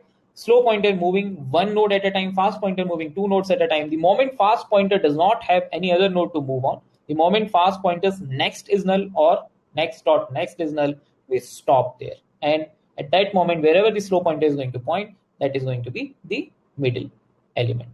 If you like the video, please do not forget to like, comment and share this video with all your friends. Also, subscribe to our channel to get notified about the new upcoming videos. Let's talk about a very important topic called stacks and queues. Stacks and queues is one of the most important topic when it comes to computers programming. Recursion, for example, is based on stacks. Understanding stacks enables you to better understand how recursion works internally, and hence you can use it to optimize space of your program as well. It's extremely important for interviews. You can expect direct questions on stacks or queues. For example, if you want to find the maximum area under a histogram, you can do it using stack. The parentheses problem as well can be solved using stack. The sliding window problem can be solved using a queue. So these are important from an interview perspective. But having said that, it's also important for day-to-day activities as well. Why? You might have heard about Kafka or Redis queues. These are nothing but the data structure queue, right? At a massive distributed scale. So these are not just important in terms of an interview, these are also important in day-to-day activities as well. Hence, do not skip these topics. Okay, so today we are going to cover stacks. So let me give you first a little introduction about stack. So first of all, the stack is very much important. It's the most favorite topic of the interviewers. Be well versed with this topic. Like first go through the basics, understand it because they are very straightforward, and then attempt as many questions as you can. There are some, standard problems that you should definitely attempt. That was the gist about stacks. Now let's get started. Cool. So stack is very much similar to the stack of objects you see around yourself. So be it stack of plates, stack of books, so stack of plates, stack of books, then stack of, let's say, bowls. So you see it and use it every day, right? So let me draw the stack of plates. So this is how a stack of plates look like. Now from this stack of plate, you can insert a plate only from this end, that is top, right? You can only insert a plate on top, and you can only remove a plate from top. You cannot insert or remove a plate from in between because that will disturb all the plates, right? So you cannot do that. You can only remove and insert a plate only from top. So that's essentially the idea behind stack, that we can only insert an item from top and we can only remove an item from top. Okay, so conceptually or logically, you can think of a stack like this, where one end is open and 3 ends are closed. So from only this end, we are going to perform operations, that is to remove an item and to insert an item. As I was saying, that we can only insert an element from one end and remove an element from that end only, and therefore stack is known as LIFO data structure. That is the last, as you can see the stack of plates over here. So this plate which was inserted at the very end will be the first one to come out. That is last in, first out. Okay, cool. So first, what we are going to do, we are going to understand stack as an abstract data structure, that is ADT, abstract data structure. What do we mean by abstract data structure? In which the implementation details are hidden, but the operations are given to us. Okay, so let me write it over here, that implementation hidden. Okay, it's not there, it's not given, but only the operations are there. Only the operations are there with which, using which we can use the stack. Okay, so for example, you can see the fan on top of you, right? So you don't know how it's working internally. All you care about its operation, as in you put down the switch and it turns on, and you put off the switch and it turns off. That's what you care about. So that's an abstract. Cool. So we are given, let us understand the basic operations that are available with stack. Okay, so there are 4 basic operations. The first one, I am sure you guys, if you know about stack, you must know about all these operations. So that is push function, and then second is pop, the third is top, and the fourth is empty. Okay, so the push operation actually helps us to push an element on the top of stack. So this pushes an element on top of stack. Then here we have pop. So pop removes an element from top of stack. Then we have top, so it returns the element present on top of stack. So whatever element is present on top of stack, it just simply returns it. Okay, so don't worry, we are going to see an example over here. Is empty is the function that tells us if the stack is empty. So if the stack is empty, it returns true, else it returns false. Okay, so these are the 4 operations, that is push, pop, top, and is empty. Push pushes an element on top of stack, pop removes an element from top of stack, top tells what is on top of stack, and is empty returns true if stack is empty, else it returns false. Remember that pop simply removes an element and top does not remove an element. It simply tells what is present on top of stack. Is it clear now? Okay, so basically, while performing a question, you will have to use in C++, let's say you can use STL, right? In STL you have stack. So in C++, you declare a stack like this. You can use a stack like this, and on this object, basically, you can call all these functions. So push x, then s.pop, and so on. Likewise, in Java, you have collections using which you can use stack. So while attempting a question, you don't have to implement a stack of your own until and unless told. Okay, so but in a while we are also going to see how to implement a stack.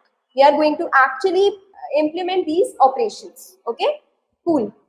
Okay, so let's actually see a dry run of these functions. So here this is a stack, and these are the operations that I would want to perform: push 2, push 1, push -1, push 5, then pop, pop is empty, top. So let's perform these functions, okay? So it's push 2. So what we'll do, from where we'll put it? We'll put it from here. So basically 2 will come over here. Then it's push 1. So 1 will come over here.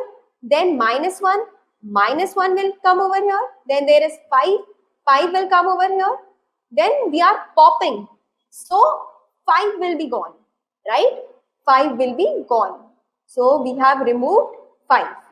Now again pop is there. So -1 will be gone. So we have removed -1. Okay. Then we are checking, is the stack empty? What will it return? What will this return? It will return false, because the stack is not empty, right? The stack is not empty. Okay, so now there is top. So what will be the top function return? it will return whatever is present on top of stack. So basically top is pointing over here. So whatever is on top of stack, it will return that. So it will return 1, right? It will return 1. So that was a simple dry run of how can we use these operations. Okay, how these operations work. Now let us come to the applications of stack, which are very important. Applications of stack. So some of the applications are undo, redo. Then we have arithmetic expression, evaluation, right? Then we have recursion. So these are some of the, then we have string reversal and so on. So these are some of the applications of stack which are very important and you must know. So try to figure out that how a stack can be used in these operations. You know, that's an activity for you, that do try to search that how we can perform an undo, redo. So this is actually present in your browser, right? So whenever you go to any page, from any page and want to come back, so basically you store, for example, let me give you an example. So you are at link, let's say 1, then you go to link 2, then you go to link 3 and you want to come back to link 2. So what you can do, you can actually maintain a stack of them. So like first you are on link 1, you can put it on a stack, link 1. Then you are going to link 2. So put it on top of stack. Then you are going to link 3. Then put it on top of stack. Now you want to come back to link 2. So what you can do, you can simply remove this. And now you are back to link 2. Does that make sense? So likewise, you can also have a redo stack. Okay, so that's an activity for you, that how you can perform a redo operation. Okay, so likewise try to figure out. And we have arithmetic expression evaluation. So I think you all must be very much familiar with this. That is, you know, converting to infix to prefix or postfix, then evaluating the postfix notation. So that's where you can use stacks. Okay, and then you have recursion. Stack is a core of recursion. So you make function calls, and when you come back, so that basically those function calls get stored on top of stack. Okay, likewise string reversal. Okay, so there is another application that you may be using in your daily life. You must have seen this InShots app, right? So what happens in this, you are on this screen, okay, and so here I am actually at my feed. I am at my feed, okay, and I am watching this news. So I can only see another news if I remove it, if I remove this. So can you see that how this is an implementation of stack, right guys? Now let's talk about the implementation of stack. So could you guys tell me how can we implement a stack? So using arrays, second is using linked list. Okay, so how can we implement a stack using arrays? So basically, let's see. So we can have an array. So size of the array is, so array is A, and size of the array is 7. Okay, so what we can do, so let's say I want to push 2, push 3, push -1, pop, push 7, pop. Let's see how can we implement these operations using stack. Okay, so what we can do, basically we can actually enforce that one end of the stack will be there to perform all the operation. So you can imagine it like we are pushing the elements from here and removing the elements from here. So let's say I want to push 2, so 2 comes over here. Now you can also maintain a top variable which is right now pointing over here. That means what is on top of stack? 2 is on top of stack. Then we have push 3. So what we can do, we can simply increment this top variable and push 3 in here. Then push -1. So we can simply increment this top variable and push -1. Now how to pop it? How can we pop it? top minus minus. So basically we are now at index 1 and we have so basically minus 1 is gone. Okay, then we are at, so this was done, then we are at 7. So again we can increment the value of top and 7 comes over here. Now again pop's coming, so we can come over here and this is gone. So basically that's how we can operate a stack using arrays. Okay, and now can someone tell me the problem of stacks? So problems of stack are, which are very important if let's say an interviewer asks you to implement a stack using arrays or linked list. So if I talk about arrays, then we have problems, overflow and underflow. Let's say I want to push 1, 4, 0, 5, 6. These are the items that I would want to push. So 1 comes over here, then 4 comes over here, then 0 comes, then 5 comes, then 6 comes, and now I would also want to insert, let's say, minus 1. So as you can see, as I move my pointer forward, there is no space because array has a fixed space, right? So I cannot insert any more element, and that leads to the condition of overflow. Okay, and it's very important. So if interviewer has asked you, he's basically maybe judging you that will you cover these cases or not. Okay, so this is the thing. So how can you handle it? So basically here you have mentioned a size, right? You can keep a check that if size, so if top is equal to the size minus 1, so in that case that's an overflow. You cannot insert any more elements. So that's a drawback of arrays, and to overcome that, basically you can use something known as dynamic arrays. Okay, you can use something known as dynamic arrays.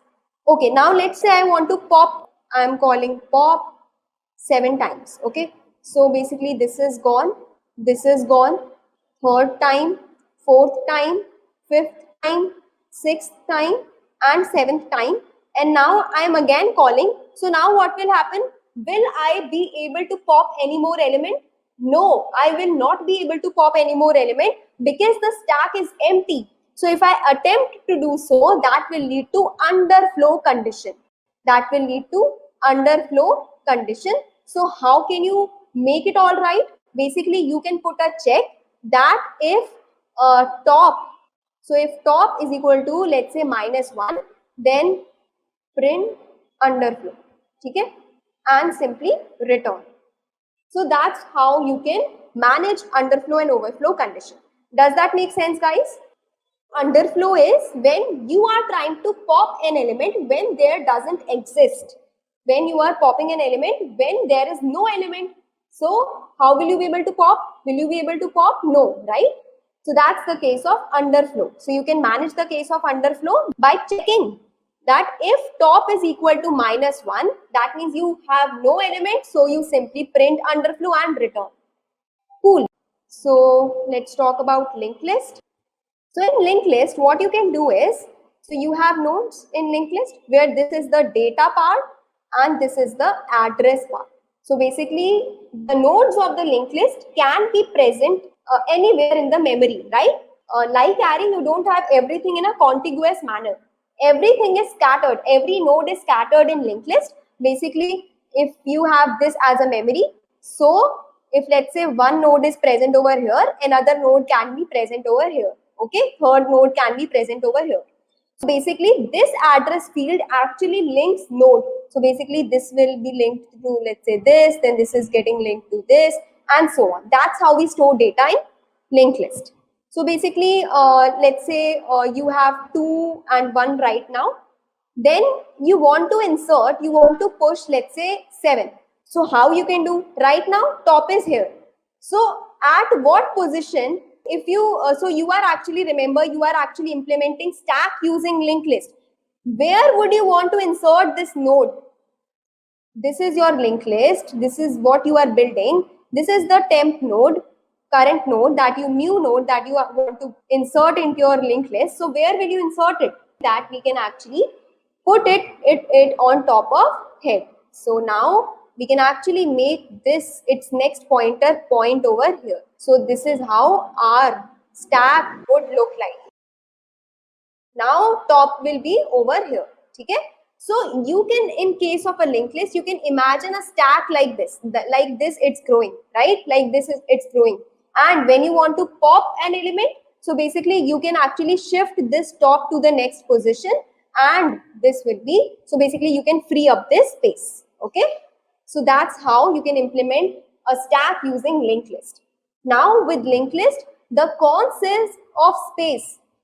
A lot of space is used in linked list. Okay, so basically you are storing pointers as well, that will take a lot of space. And pros of both stack and cons is that you will be able to perform push and pop operation in just order of one time complexity. Okay, in just order of one time complexity. Okay, cool. Let's get to the question. Okay, so the first question that we have is of very much famous question and very much asked question. It's of valid parenthesis. Okay, valid parenthesis. So the question says that you are given brackets, the round brackets, okay, and you have to tell whether the parentheses are balanced or not. Let's say you are building this compiler in which you will be writing your code, right? So basically you will be you want your compiler to check, verify your code. So in that case you will definitely want how can we check if the bracket are valid or not. So how can we do that? Let's see. First of all, let me give you some examples. Let me write down the examples. Okay, so what do you say about the very first parenthesis? What do you say about the very first parenthesis? Are these set balanced? Is it balanced? Yes, it is balanced because a corresponding opening bracket has a corresponding closing bracket. So yes, it's balanced. Then if I talk about this, is it balanced? No, it's not, because this is complete. They are balanced, but here this opening parenthesis is lacking a closing parenthesis, or you can also say that this parenthesis is lacking a closing parenthesis. So this is not balanced. This is not balanced. Likewise for this, so this is lacking an opening bracket, or you can also say that this is lacking an opening bracket. So this is also not balanced. Okay, so you have to basically tell, are the parentheses balanced or not? Let's say we want to attempt this question without stack. Can anyone think of something? Okay, so let me first actually put some observations. Let's do the question step by step. Okay, let's do the question step by step. So observations are, the first observation is that, can an opening bracket make a string invalid? As in, let's say I'm traversing the string and I find an opening bracket. So can that opening bracket make the string invalid? Well, it depends upon the future. It depends upon the future, that if I have this opening bracket, maybe in future I'll find a closing bracket and that will be valid. Or let's say I don't find a corresponding closing bracket, in that case it will be invalid. So it totally depends. It totally depends if I get an opening bracket. Okay. Now if I talk about a closing bracket, so what about a closing bracket? Can a closing bracket be a problem to us if we encounter it? Well, so if till now for a closing bracket there was no opening bracket, in that case, yes, it is a problem, because even if we move any further, the string that is given to us will not be valid in any case, right? In any case. So basically, let's actually okay, let's take look at it like this. So I have something like this. So what will happen? Let it be like this. So I am at here. I will maintain, what I can do, I can maintain a left and right count, which can be initialized to 0. Now I am at an opening bracket. So that means left actually tells a opening bracket and right tells the count of a closing bracket. So I found an opening bracket. This becomes 1. And so let this be the thing. Let this be the bracket. Now I am here. Now I am here. So what I can do? I can simply decrement the value of this, and that will tell us that we actually found a match for an opening bracket. We actually found a match for an opening bracket, so we can actually set this to 0. Right. Now let's say I have a string like this. What will happen? What will happen? That I am here, left and right. So basically I have left 1, then I have a closing bracket. So initially both are 0. So now this is a closing bracket. So is left greater than 0? Yes, it is. That means there is an opening bracket. So we can simply decrement it, telling that we have found a match. Now next we go to the next character. This is a closing bracket. Okay. So what's the value of left? It's 0. That means there's no opening bracket.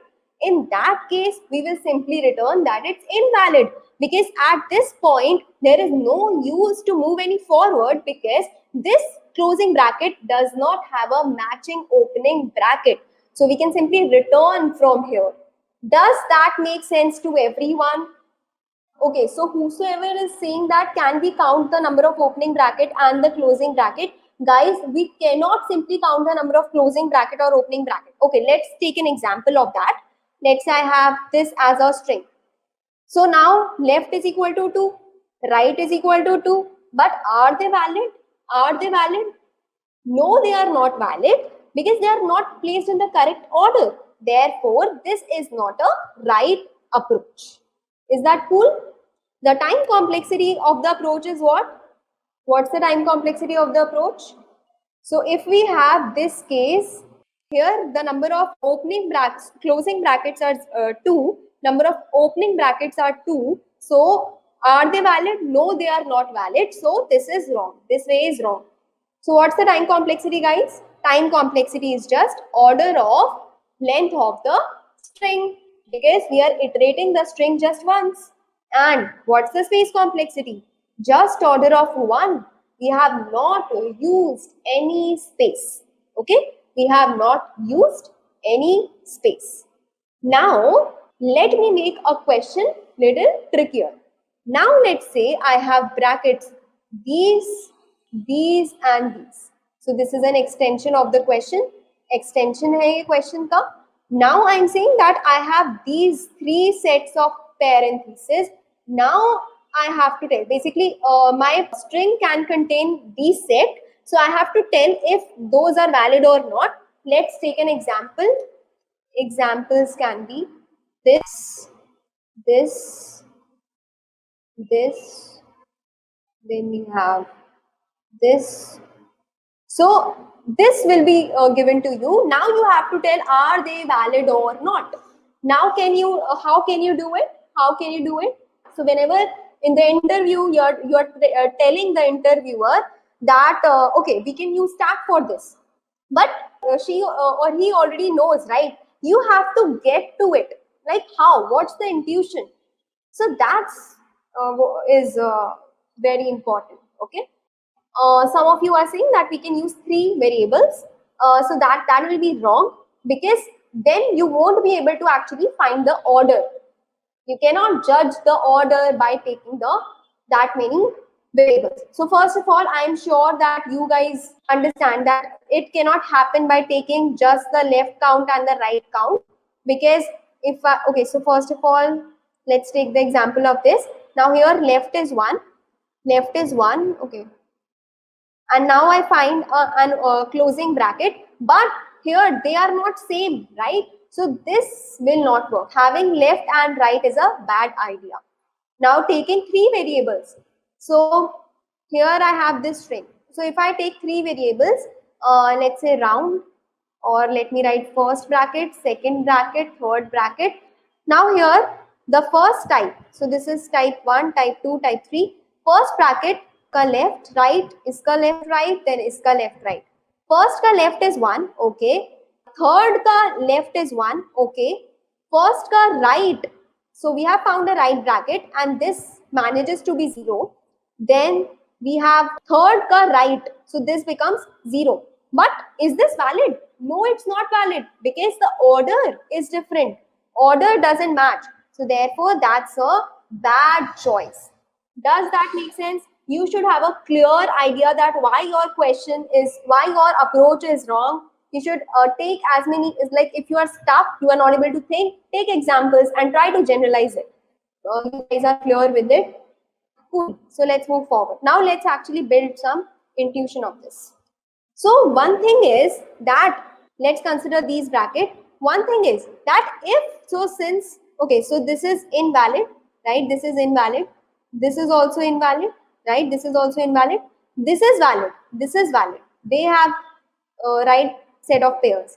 Now this is also, this is what? This is what? This is also valid. Okay. This is also, as you can see, that this is also valid. So if I talk about this string, then it's a property of the valid parenthesis that if the complete parentheses are balanced, then their sub parenthesis will also be balanced. As you can see that this is balanced, this is also balanced, this is also balanced. So we are not considering all the substrings, right? We cannot consider anything like this or something. We have to choose the right set. But what it means is that whatever the parentheses are inside it, they will be balanced anyhow. So this is its corresponding pair. Then we have this, it's correct, then it's correct, then this is there. So does that make sense? That inside of it parentheses are balanced? Now, so an opening bracket does not bother us, right? An opening bracket does not bother us because in future we may find a closing bracket for it, right? But let's suppose I am at this closing bracket. Let's suppose I am done with everything and I am at this closing bracket. Now for this closing bracket, this is an opening bracket, this is an opening bracket. Does these brackets are of any use to me? No, they are not. Can I get rid of them? Then that will be great, right? So if I can get rid of them, because they are valid in itself, right? As I told you by this property. So since they are valid, if I can get rid of them, then I can actually find out if this bracket has a matching opening bracket. Okay. So let's actually see a dry run of this using stack, because stack is the data structure that helps us find. Just look at just the past. Okay, just the past. So how and what we can do? We are at this bracket. This is an opening bracket. We'll see about it in future. So push it onto the stack. Then this is an opening bracket. We'll see about it in future. Put it on top of stack. Again an opening bracket. Put it on top of stack. This is a closing bracket. Was there an opening bracket for this? Yes. Where can I see? I can see it on top of stack. If there is a corresponding match for this closing bracket, then I can simply pop it off. Next time here, this is a closing bracket. Does this have a match? And see how nicely we have removed between whatever was presented. That is here, we have removed it. We have removed it. And now we are actually comparing this. Where can we find it? On top of stack. So yes, it has a match. Remove it. So now we are here. Now we are here. Put it. So this is our closing bracket. Yes, match found. So remove it. Remove it from top of stack. Then we have an opening bracket. Push it on top of stack. Okay. Then we have a closing bracket. Is the corresponding opening bracket present? Yes, it is present. Remove it from top of stack. Now we are at the last bracket. Is the corresponding opening bracket present? See here how we have gotten rid of all of this, right? So basically, yes, it's present. From where we can find? On top of stack. Just remove it. What's the condition we have to check for validity? That if the stack is empty, then return true, right? If the stack is empty, return true. But if the stack is not empty, so we have to return false. That tells, even after iterating the string, let's say we have completely iterated the string, even if the stack is not empty, so we will have to return false, right? Because there are still left some unmatched opening brackets. So at any time, let's say you have something like this. So at any time you don't find, so okay, let's do a dry run of this as well. So this is an opening bracket, move ahead, opening bracket, move ahead, closing bracket, but no corresponding match. Simply return from here. Simply return from here. Okay, so now let's move on to the next question. But before that, let's talk about the time complexity. The time complexity of this approach is just order of n, because we are going to each and every bracket not more than twice. How? Once while pushing it and another time while popping it. So that's only 2 into n, which makes it order of n, right? That makes it order of n. And the space complexity is order of n, because in the worst case we may end up pushing all the brackets in the stack when, let's say, the string was something like this. In that case you will end up pushing all the brackets in the stack. So the space complexity is order of n. Okay, so I hope that's clear, and we'll quickly move on to our next question. So intuition is that how can we, previously clear up something to get just the, so here as I talked about that step by step we made the intuition, like, sorry, I just removed it. So as I was talking about that, inside of it will also be, balance. So if we can remove it, I will just be able to look at here. That's what I want to do. So we can simply remove it, and that is possible using stack. Okay, so let's move forward quickly. Cool. So question 2, and this is very, very famous question, which is of next greater element. Okay, so question is that, let's suppose you are given an element, you are given the elements in an array. Let's suppose 10, 13, 22, 7.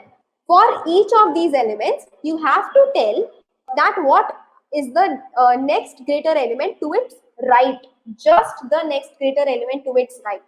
So what's the next greater element to the right of 10? It's 13. Okay, it's 13. The next greater element for 13, it's 22. The next, is there any next greater element for 22? No, it's not. So we can put -1 over here. We can put -1 over here. Then we have 7.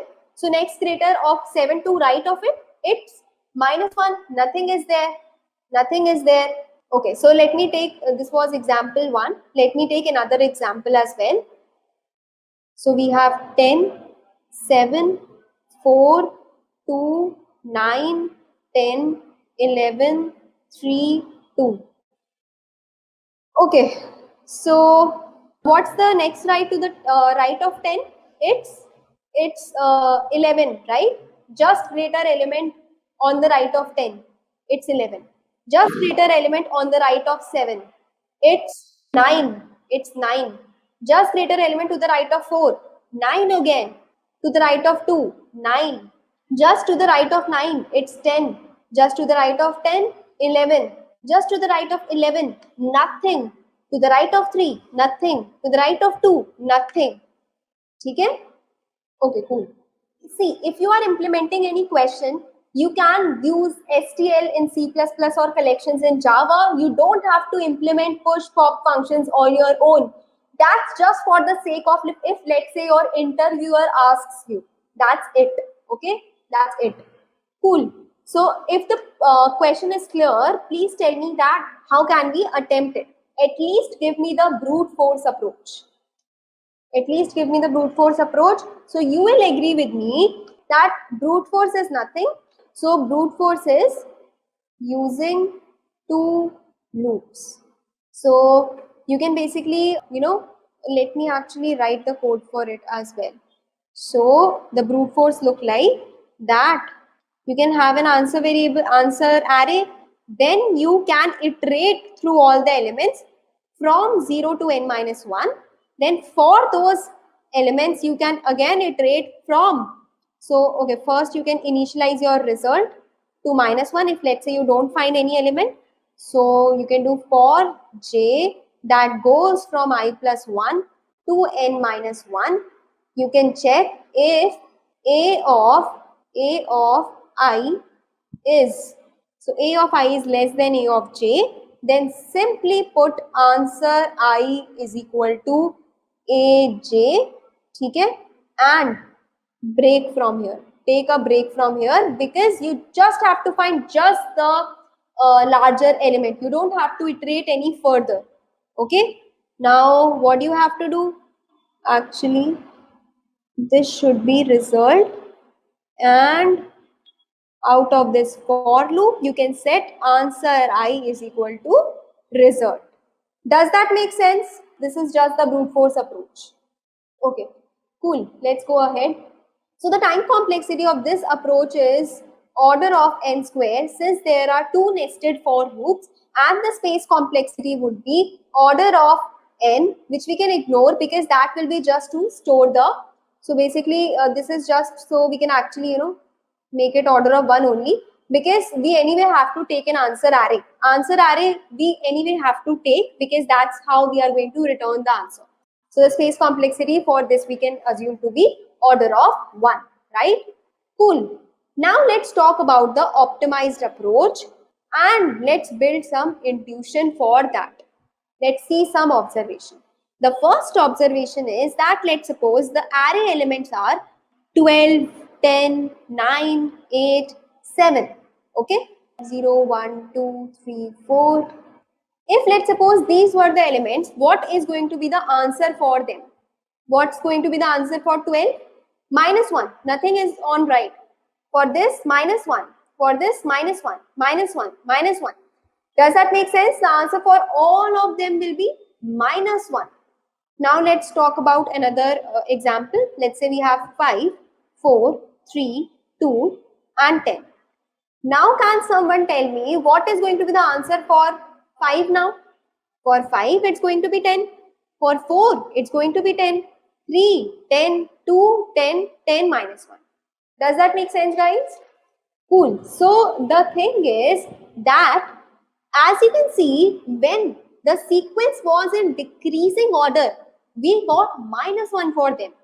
And here we also had a sequence in decreasing order, but once we got an element which was greater than them, so this element was greater than these elements, so the answer for them became 10. The answer for them became 10. Look at it like this. So let's suppose I have a 5, 4, 3, 2, 10. So I start from here. This is 5, then this is 4, this is 3, this is 2. Now 10 came. So once the number came which was out of order and greater than them, so answer for them became 10. Okay, answer for them became 10. Let's look at one more example. We have 9, 6, 5, 4, 8. So this is 9, this is 6, this is 5, 4, then 8 came. So 8 is 8 to whichever element it is greater, it will become the answer to them. That is here. So this is 9, this is 6, this is 5, this is 4, this is 8. So 8 will become the answer for 6, 5 and 4. Okay? So basically now once we have got the answer for them, can I just ignore this and start by finding the answer for these now? Does that make sense? Does that make sense? Okay, giving you some intuition that here we are also ignoring whatever was redundant from the past. The idea here is that we have a monotonic sequence. We have a monotonic sequence over here. Monotonic sequence is when we have a decreasing or increasing sequence. So my point is that I had a decreasing sequence. Once I find an element out of order, so all the elements which are smaller to this will be the answer for them. This will be the answer for them. Okay? Now, so basically, let's say I have elements 11, 4, 3, 2, 10, 12. So I have 11, then I have 4, then I have 3, 2, 11, 4, 3, 2. Now 10 comes. Now 10 comes. So 10 is greater than these numbers. So answer for these will be 10. Answer for these will be 10. Now since we have got the answer for them, we can actually remove this. We can actually remove this, and now it will become such a sequence. It will become such a sequence. Now 12 comes. So this will come over here. Now whatever is smaller than answer to them, 12 will become the answer. So 12 will come over here and 12 will come over here. Now only. So we have got the answer for them. So we will remove it. And now we are just left with 12. We have completely iterated the array.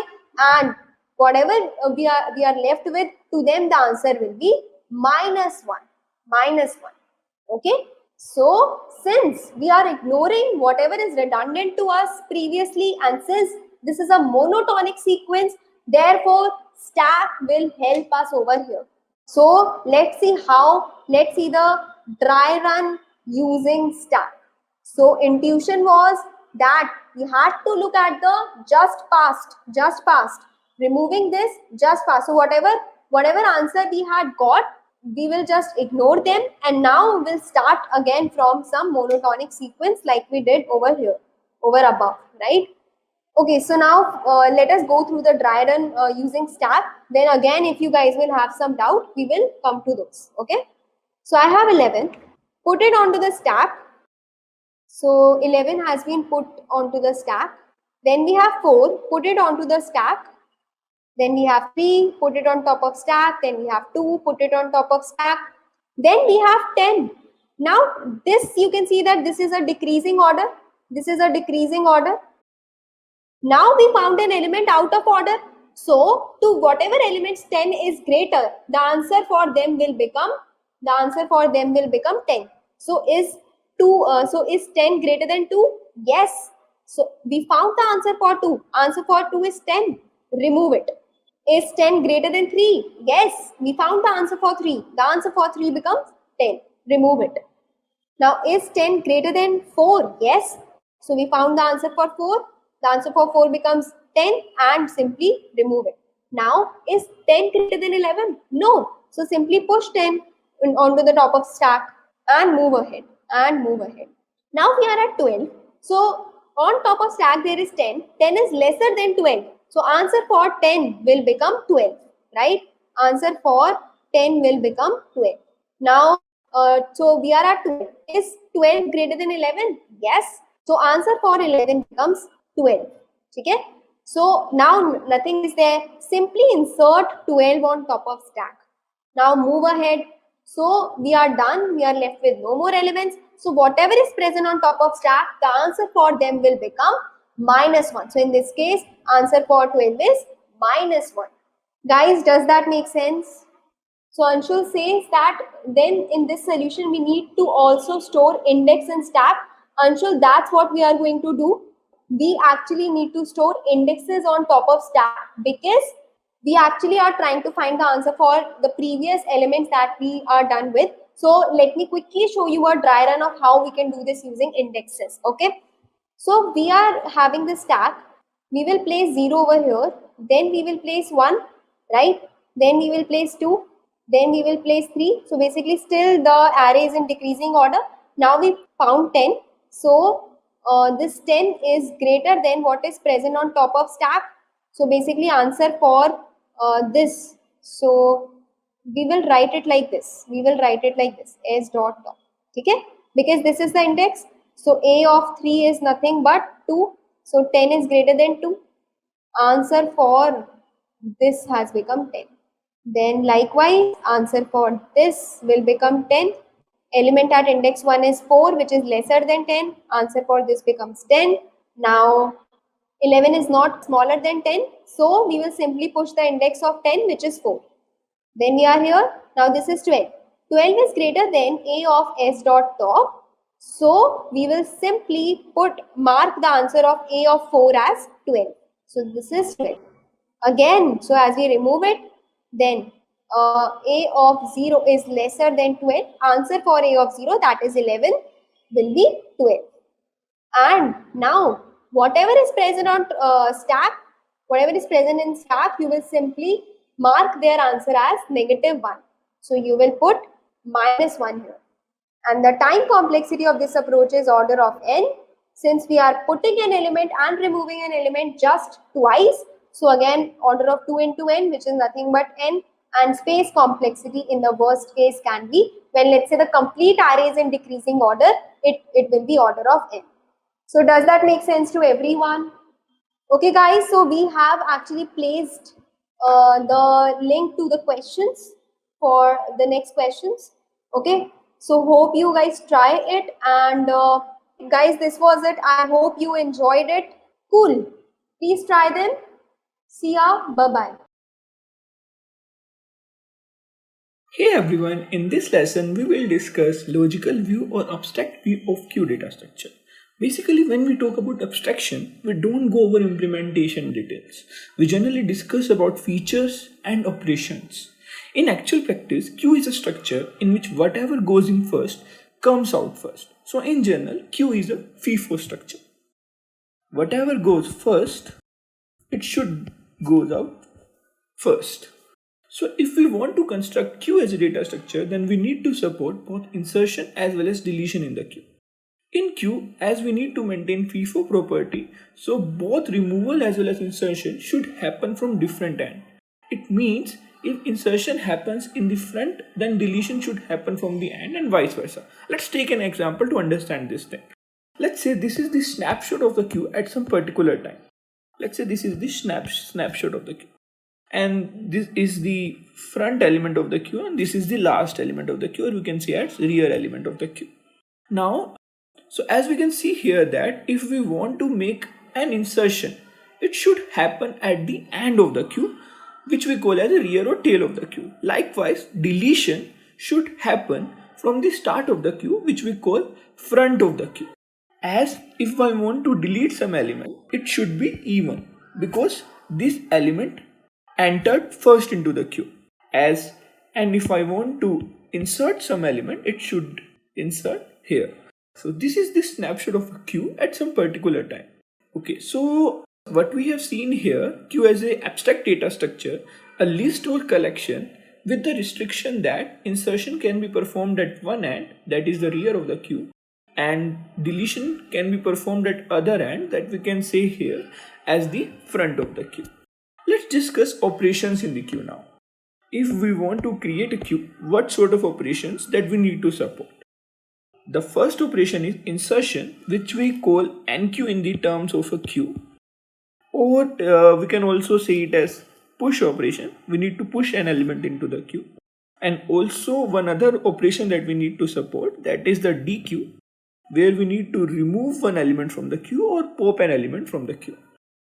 Now, if I want to create an interface for the queue, how it will be like?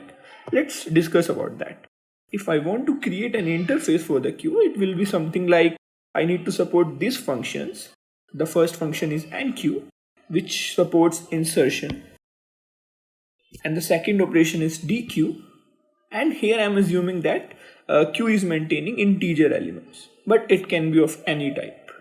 Okay, and the dequeue operation means delete an element from the queue, and where this return type symbolizes the element that I deleted.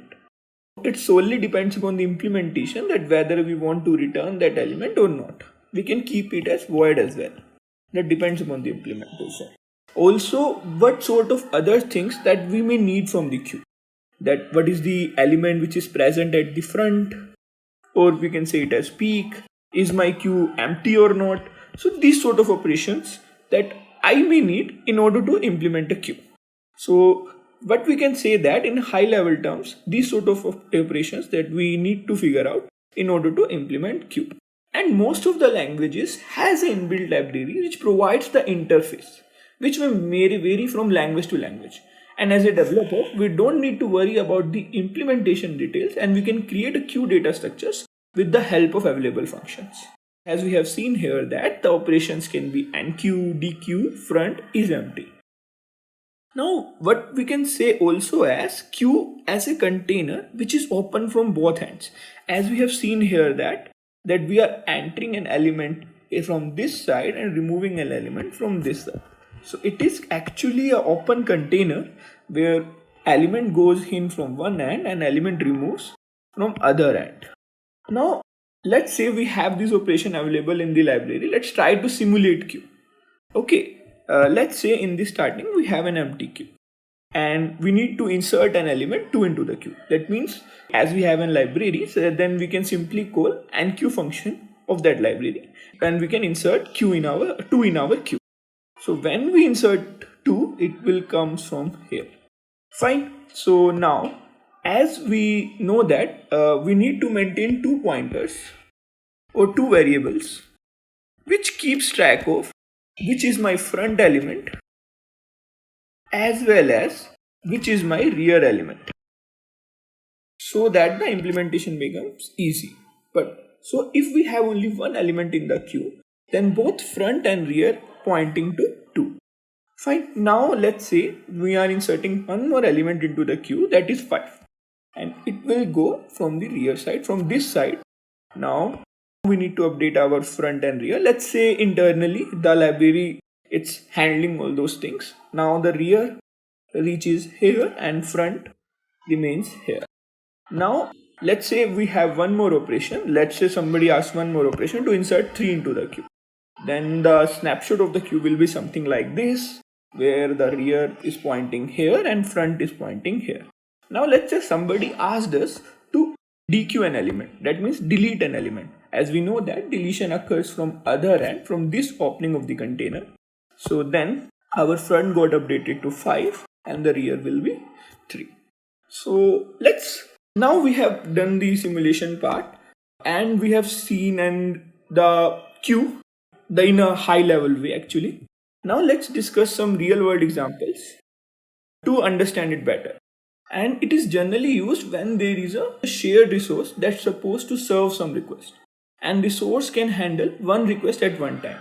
In such scenarios, it makes more sense to queue up the request and the request that comes first serves first. Let's consider an example. Let's say we have a printer that is being shared across the network and it can print only one document at a time. When more than one request comes to it, it cannot say that I cannot serve your request. So what printer will do? It will maintain a queue of requests and serves them one by one as long as there is a request in a queue. It will keep picking up the request one by one. Let's say we have a printer and all these computers, they are requesting to the printer for the request to print a document, but the printer can only print one document at a time. So what the printer will do, it will maintain a queue and store all the requests into the queue. And what it will do now, after serving a request, it will pick an element from the front of the queue and serve that request. In this way, it will manage everything. So this is one of the real world scenario where we can use queue. This is good for the introduction part of the queue. In the next lesson, we will see how we can implement queue. Thanks. Hey everyone, as you can see here that we have already maintained the 8-day streak and we need to maintain a streak.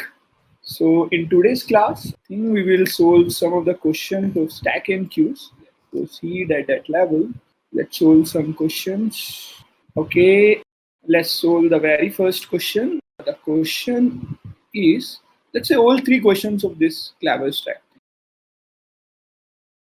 Okay, let's start the question. We have been given an array and in that array, we need to find the nearest smaller element gi for every element ai in the array such that the element has an index smaller than I. Okay, let's say we have more boundary, gi is the element aj is greater than I. Okay, the basic question is, for each particular element in the array, we need to figure out the nearest smaller element for that particular element in the array. Okay, let's say this is our array. And for 4, as we can see that no element is less than 4 in the left side. So we have g1 is equal to -1. So for 5, as we can see that the minimum most element for 5 in the left side is 4. So our answer will be 4 for this case. Now if I can see for 2, okay, both 4 and 5 are greater than 2. So for 2 as well, I can see that there is no minimum element in the left hand side. So -1 will be for this as well. Now, okay, similarly, okay, now let's try to solve this question. Okay, how I can solve this question? Let's first think. Okay, for each element, if I do in a brute force way, what I need to do, I will just iterate over all the elements in the left hand side and I just figured out whether there is an element which is lesser than that particular element. If I figure out that element, then I found the answer. In that way, I can proceed. Let's first copy this example. Okay, okay. Now what we can do, how we can solve this question, let's see. Okay, let's say, let's start from the end. Fine. Okay, let's say in the initially we have an element 8 only. Okay, now as I move ahead, I just found an element 10, and I know that that element is greater than that element. So I haven't find the answer for 8 as well as 10 yet. So what I can do? Okay, now I just figured out 2. Okay, one thing that is clear to me that 2 is smaller than 8 as well as 10.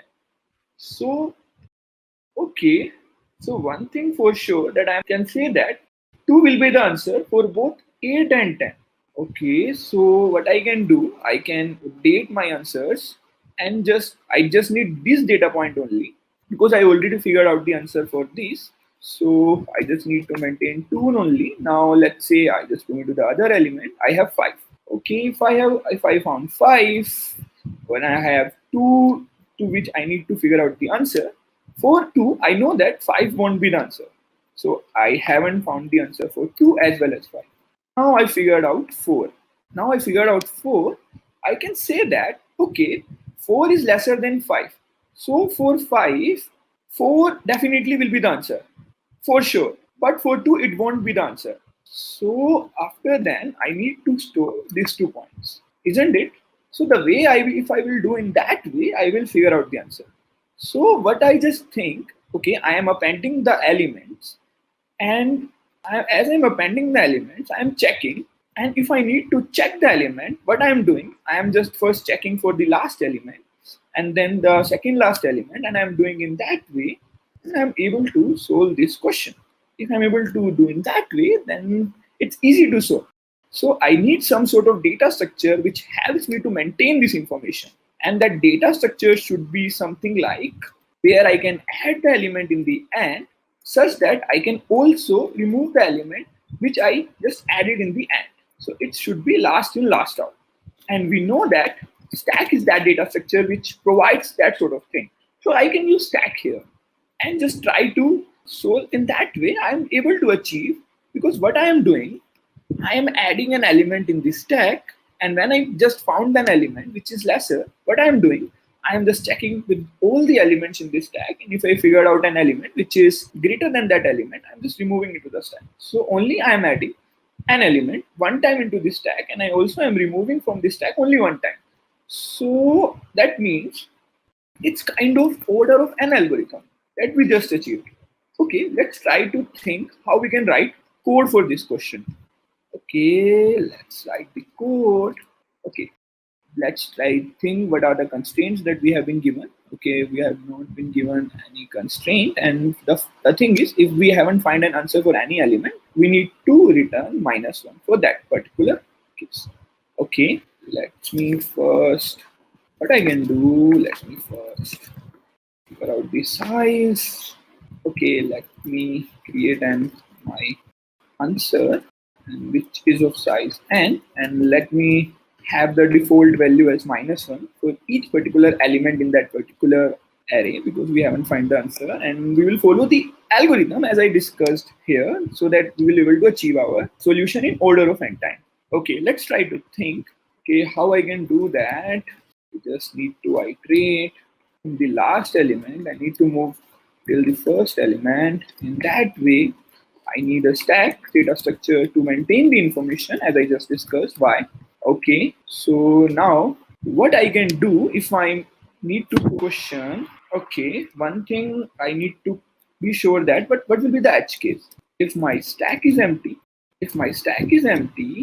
or if I have my element which is at the top of my stack, okay, if I figured out an element, okay, which is greater than my top, then that means I haven't found the answer for both of the elements.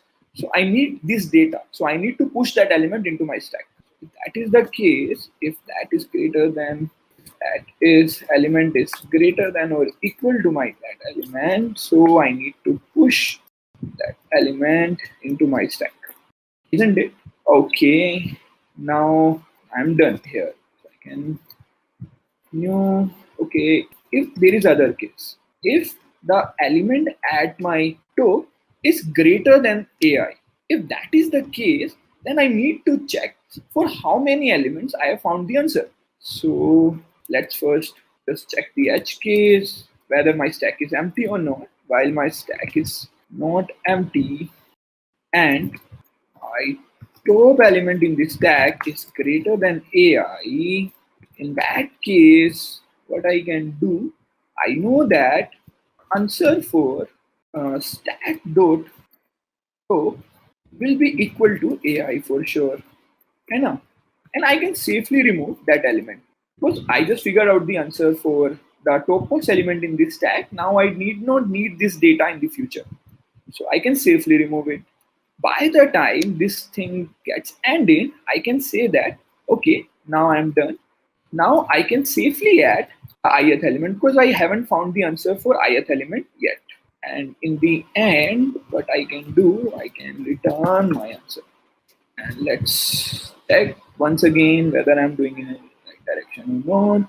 I am maintaining my answer and I just created an empty stack and I'm checking if my stack is empty or if it is greater. So then I need to push that element into this because it's of no use. Otherwise I need to check if my element is lesser. So that means for that topmost element, I just figured out the answer. So what I need to do, okay, in that way, if I just do in that fashion, I can solve. Okay, that seems like a good approach. Let me test. Okay, it's giving me correct answer. So let's submit.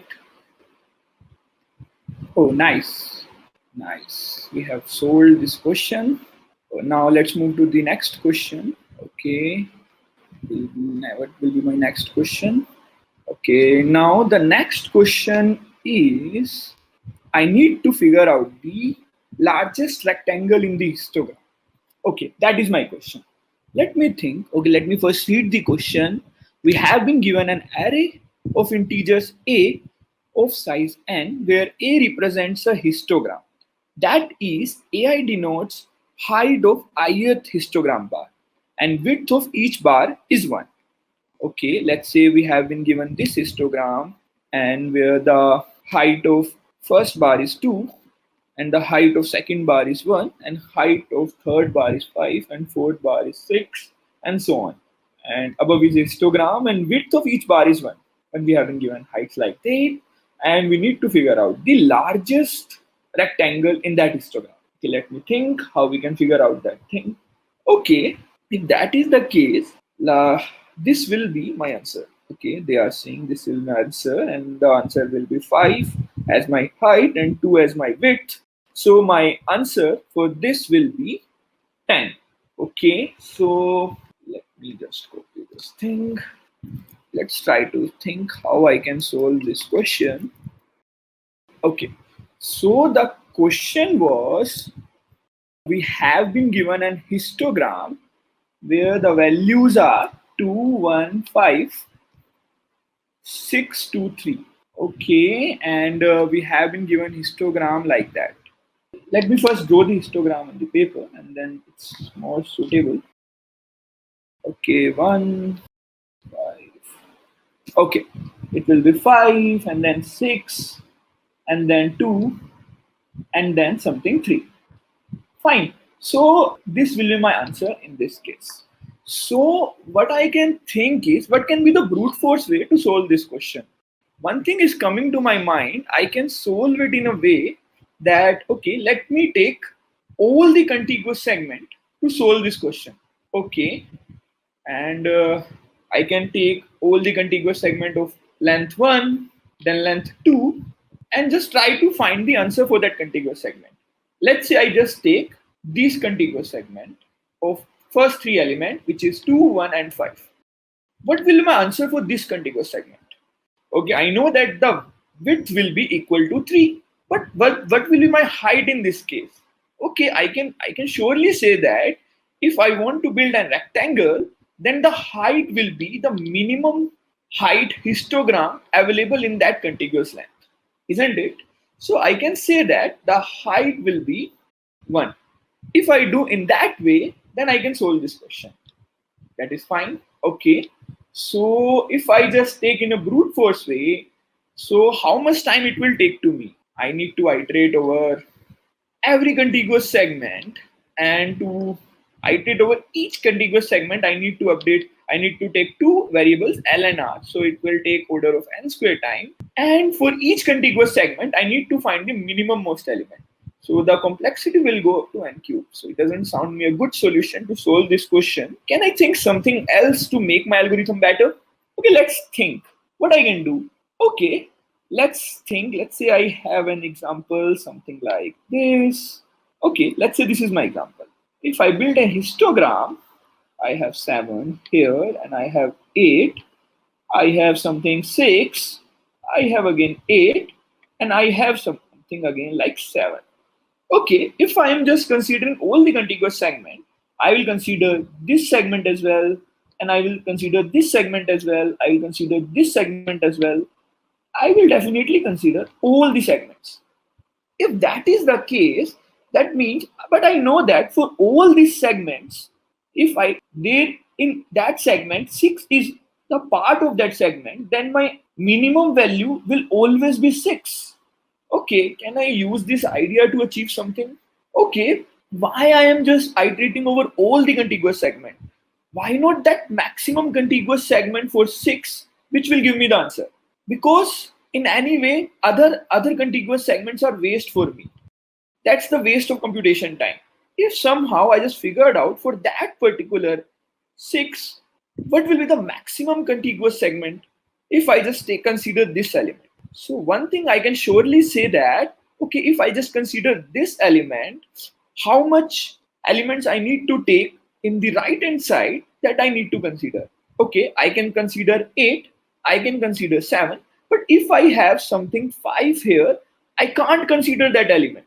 Okay, this gives me the idea that what I can do, I can just take the nearest minimum element for a particular element in the right side. Fine, because such that all the elements in between will be greater than 6 and I can consider those elements for this element. And likewise, I can extend my similar approach in the left side as well. So this gives me some idea. If I do in that way, I can solve my problem. Okay, so this gives me the idea what I need to do for each element. For each element, I need to figure out the nearest minimum element in the right hand side as well as in the left hand side. Because I can surely say that this will be the maximum contiguous length for that particular element, which will give me the answers. And if I take any smaller contiguous length for that particular element, they are of no use. And in the previous question, we just solved how to figure out the nearest minimum element for any particular element. And we know that we can solve this using stack in order of n time. We just solved it. Okay, I can use that approach here as well and I can solve this. And I can solve similar for the right hand side and for the left hand side and I'm done. That sounds like a good solution. Let's write the code for this now. Okay, let's write the code for this question. Now let's say this is the case. Let's first try to dry run this. Okay, now for 2, I know that the nearest minimum element for 2 in the right hand side is 1 and in the left hand side I don't have any element. Fine, and so I just end up with the contiguous segment of 1 element only for 2. So that means for 2 my answer will be just 2. Now if I take 1, now for 1 I can see that for 1 5 is greater, 6 is greater, 2 is greater, 3 is greater. So I can pick all the elements for 1 in the right hand side. That is good. And in the left hand side as well, I can pick all the elements. That sounds like a good thing. So I can do like that. If I do in that way, so for 1, length available will be equal to n. So which is 1, 2, 3, 4, 5, 6 in this case. So my answer will be 6. Now for 5, if I do in similar way, I can see that for 5, the minimum length available, 6 is greater than 5. And okay, I found element 2, which is less than 5. So I can only consider these 2 elements for 5. Now, if I just think of an element in the left hand side, I can see that 1 is the minimum element for 5. So I can consider only these set 2 elements for 5. So I have a length of 2 for 5. I have a length of 5. So my answer will be 10 if I take 5 as a length. Okay, now if I take 6 as a length, then my area to consider for 6 will be, I can't take this element because this is smaller than 6, and I can't even take this element. So because these two elements are the nearest minimum element for 6. So I just have a one length for 6. So my answer will be equal to 6 only. Okay, now I consider for 2. If I want to consider for 2, okay, 3 is greater than 2, so I can consider that element. Now if I move into the left hand side, I can see that 6 is greater than 2. Okay, nice. And 5 is also greater than 2. Nice. But 1 is smaller than 2. So the nearest minimum element in the left side for 2 will be 1. So I can consider only these two elements for 2. Fine. So the total elements I can consider for 2 will be these 4 elements. So my length will be 4. So my answer for this case will be 8. Now for 3, let's consider what will my length. Okay, for 3, I can say that for 3, there are no elements available in the right hand side, but let's see what are the elements available to me in the left hand side. Okay, 2 is the nearest minimum element for 3 in the left hand side. So that means I have just of length 1 for 3 and answer will be equal to 3. Okay, I have considered all the elements by using that analogy, and I can see that if I want to consider that element, so I can just get the maximum length of 5, maximum length of 2 for 5. So that means it's okay to do like that, and in the end what I can do, I can found the maximum answer out of them, which is 10. So 10 will be my answer. Nice. If I do in that way, I can figure out the answer. Nice. And I can see that 10 is the answer for this question. Nice. So let's try to write a code for this. But with the simplest code to write the solution for this will be, let's first have a size. Okay, I need two informations for every particular element. What will be the nearest smaller element? For that element in the right hand side, I also need the information, but with the nearest smaller element for that particular element in the left hand side. So I need both the information for any particular element. So let's say I created two vectors. The one of them is storing the smaller in right side. I need that information for all the elements. So I just initialize. I just need the size of n, and what should be the default value?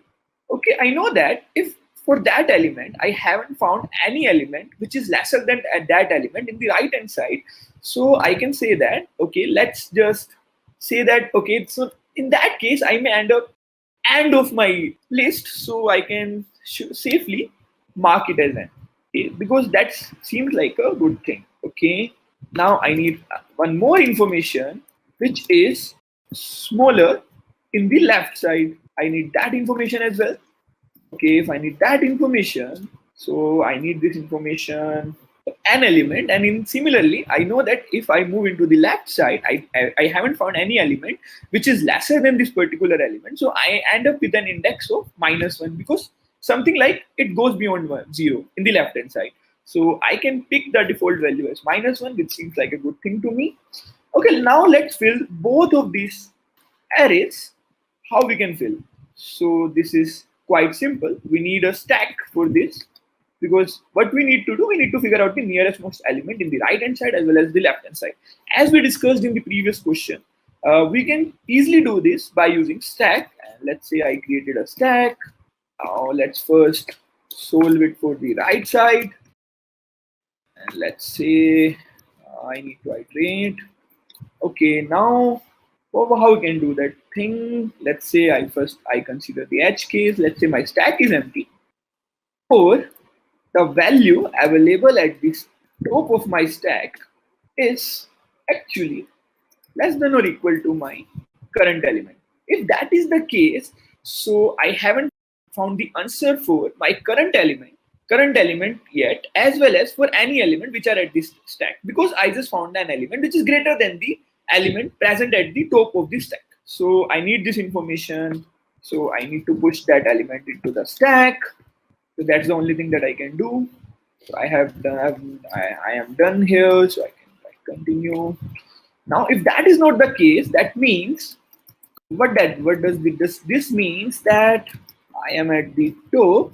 Okay, I need to first write the edge case. I need to iterate up till my stack is not empty, and my stack top is, if it is greater than AI, that means the ith element, it's basically lesser than the topmost element.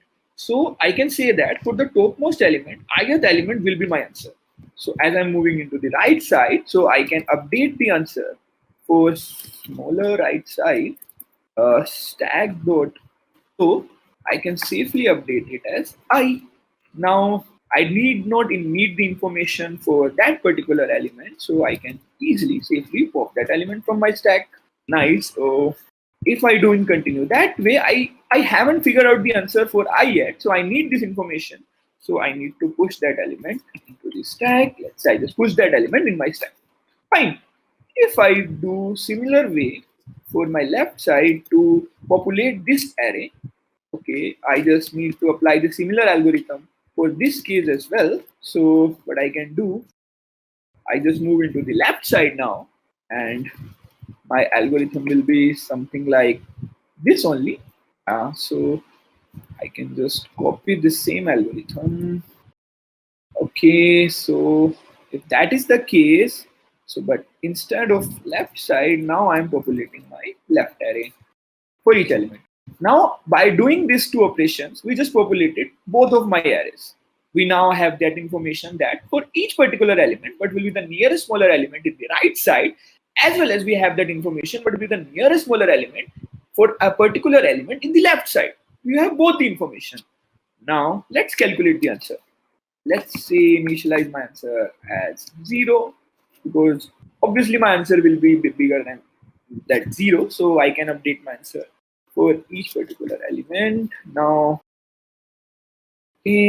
what I can do, okay, now what I can do for, let I have an element in consideration, which is element in consideration, let's say it is a of I. Now, what will be my temp answer? That temp answer is basically this answer, which symbolizes that if I take this particular element in consideration, what's the maximum area of rectangle that I can achieve? Okay, let's try to think. Maximum rectangle area that I can achieve for that particular element. Okay, for that, my length will be, height will be this, and what will be my width? I know that if I need to figure out the width, I need to find the nearest smaller element in the right side as well as in the left side. So for this, that's why I just keep the default value as -1 for left hand side and n for right hand side, so that it's easy to compute that thing. So let's say for 2, I have my nearest smaller element in the left side will be -1 and in the right side will be 1. So if I take the whole length will be equal to 3. If I take the whole length, my whole length, that is nearest right side minus of particular that element I, and I take the nearest left side, the particular element I plus 1. So this will be the total length. But in that particular length, I just include the nearest smaller element in the right side as well as for the left side. But I don't need to include these two elements, because these two elements shouldn't be included in the rectangle. So I can safely remove -2 to remove these two elements, and I can update my answer as max of my answer and temp answer. If I do in that way, I can easily achieve my answer and I safely return answer in the end. Let's see. Okay, I just initialize my array and I just keep my smaller right side as n. I just add the default value as n. For the smaller left side, I just did in the similar way. I maintain a stack. Okay, we missed one thing. Okay, what we need to do, because there are many elements. After solving it for the right hand side, for that particular elements, we haven't find any elements in the right side which are smaller than that element. So that element still remain into this stack. So I need to remove all that elements from my stack. So I need to remove, let's say I removed that algorithm from my stack. Okay, so now let's look at the complexity part of it. This is running order of n time, this is running order of n time, and also this is running in order of n time. So the overall complexity will be 3n, which I can safely say it as order of n. Okay, nice. So we just solved this question in order of n time. Nice. That sounds like good thing. Now let's test my thing first. Okay. Let's see the errors. We have an error at 51st line. Okay, I guess the error is okay. It's not nearest. It's smaller. Okay, smaller. And is there anything else? Okay. Okay, this is correct. And you need to push. Okay, now let's test it again. Okay, nice. Okay, everything seems correct to me. Let's submit my code. Let's see. Oh, nice. We solved this question. Nice. So now let's look the other question for today. We have solved both this question. Now let's look into this question. What this question is saying, that we have been given an array of integers. This is a sliding window of size b, which is moving from very left of the array to the very right. And you can see that the blue numbers in the window. Each time the sliding window moves rightwards by one position, and you have to find the maximum for each window. Okay, so the question is, we have been given an array, and in that given array, we have been given a window. We need to figure out the maximum element in that window, and that window is basically a sliding window. So what does it mean? Let me explain you. That let's say we have been given a window of size 3. So in the starting, let's say we consider the first 3 elements of the window, and we figure out the maximum, and the maximum value for these particular 3 elements obviously will be equal to 3. As you can see that 1, 3 and -1, the maximum element for this will be 3. Nice. So now let's look at the other thing. Okay, now for if I just take the other next window for this particular case, the next window will be 3, -1 and -3. Nice.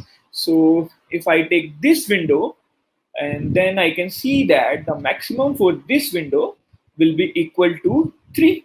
Nice. If I take the next other window, then I can say that the maximum for this window, it's equal to 5. Okay. And for this window, if I go in a similar fashion, I can see that, okay, the maximum is 5. And for other window, I can see that the maximum value is 6. If I go in that way, okay, if I take the last window, the maximum value is 7. Okay, so this is my question. How I can solve this question? Okay, let's think. Okay, let me move to here. Now, how we can solve this question? Let's see. Okay, we have been given as some array. Let's say we have been given array. Let's say we take the random array now. 4, 7, 8, 3, 2, 5, and we have been given b as 4. Let's say this is given to us, and we need to figure out the maximum element in each window of length 4. So the first window will be 4, 7, 8, 3. So the maximum value for this window will be equal to 8. Nice. Now the next window will be this, and again the maximum value is 8. Okay, the next window is this, and the maximum value is 8 again. Okay, how I can solve this question? Let me first think. Okay, I need to consider all the windows. So the brute force way will be, I maintain a window and I just keep one start and end, which is referencing my current window, and I just figure out the maximum element in that particular window and I will get an answer. That's the thing that I can do, and I will achieve the and I can solve it. But now let's look at the time complexity to solve this question. Okay, if I maintain one window, that means, what does it mean? It means if I need to find the maximum, okay, one way is what I can do.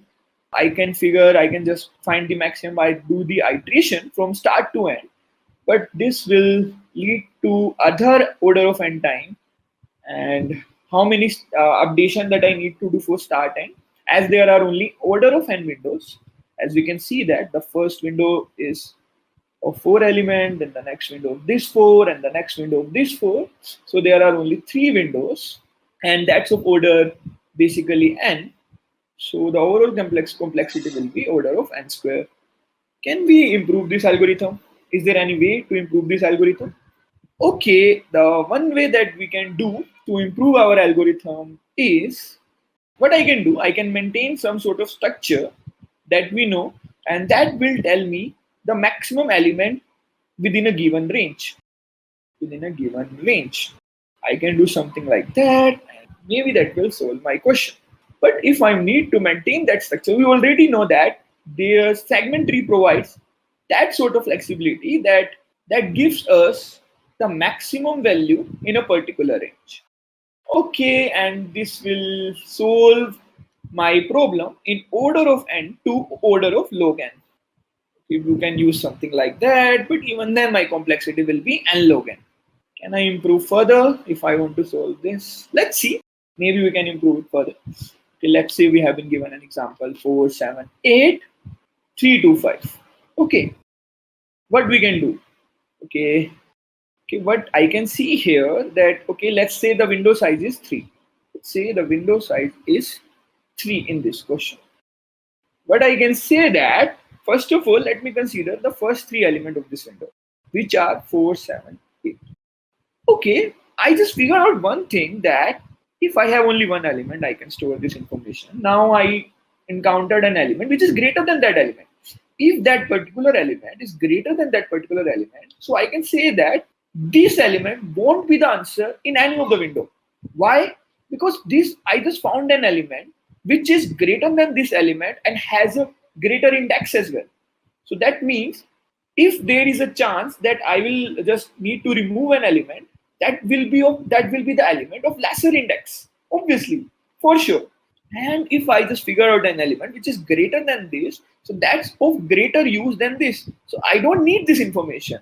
So I can safely remove this information, and I can keep this information only. Now, in the similar way, if I figured out 8, okay, I can remove this information as well in a similar way, and I can just store the information 8 only to solve my answer. Okay, if I do in this way, I can solve this question. Okay, let's see. Now my answer is 8 for this. Now, okay, now let's say I now come at 3.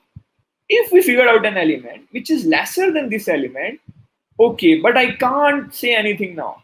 I can't say anything now because there may be a possibility, because it has a larger index, there may be a possibility that for some other window, this will be my answer. So I need to store this data as well. So that means we are coming up with some algorithm. If we are figuring out an element which is greater than any particular element, if that is the case, so we can safely remove the element which is at the end of my some data structure. And if I figure out an element which is smaller than that element, so I just need to append that element in the end. Nice. But one thing we also need to show that if we go in some other window, we need to remove the elements which are not in that window. And as I am just adding all the elements in the increasing order of index in that data structure, in some data structure, so I can just check whether the first element is of previous window or the current window. If it doesn't belong to the current window, I can safely remove that element. So, okay, so one thing that I'm sure that I need, if I want to solve this question by using this algorithm, I need a data structure which will help me in adding in the end, also removing in the end, and also allows me the ability to remove from the front. Okay, and all those operations should be as efficient as possible if I want to make my algorithm faster. So what data structure that comes to my mind? Okay, can I use stack? If I use stack, then these two operations will perform in a good way, but not this. Okay, so what sort of data structure I can use now? Okay, can I use queue? If I use queue, I can do this operation and this operation, but I need to sacrifice over here. Okay, then what other data structure that I can use? If I'm using some complex data structure, then the complexity will be log of n. And we already know that we just build a segment rather than that data structure that will already solve us our problem in loader of log n. So we need some sort of data structure. Okay, one thing that comes to my mind, why don't we use the doubly linked list? In the doubly linked list, we can add, and we have both the pointers head and tail. We can just add the element, and then we can easily remove the element from the and in order of one time, and add that element in order of one time. And similarly, what we can do this thing in the front as well. If we follow this approach, we make our algorithm efficient. Nice. So in C++, we have this doubly linked list in a form of DQ. So we can use DQ in our case and we can solve this question. Nice. So now let's try to look at the example and we'll solve this question again. We have elements 4, 7, 8, 3, 2, 5. Okay, if that is true, now let's try to think.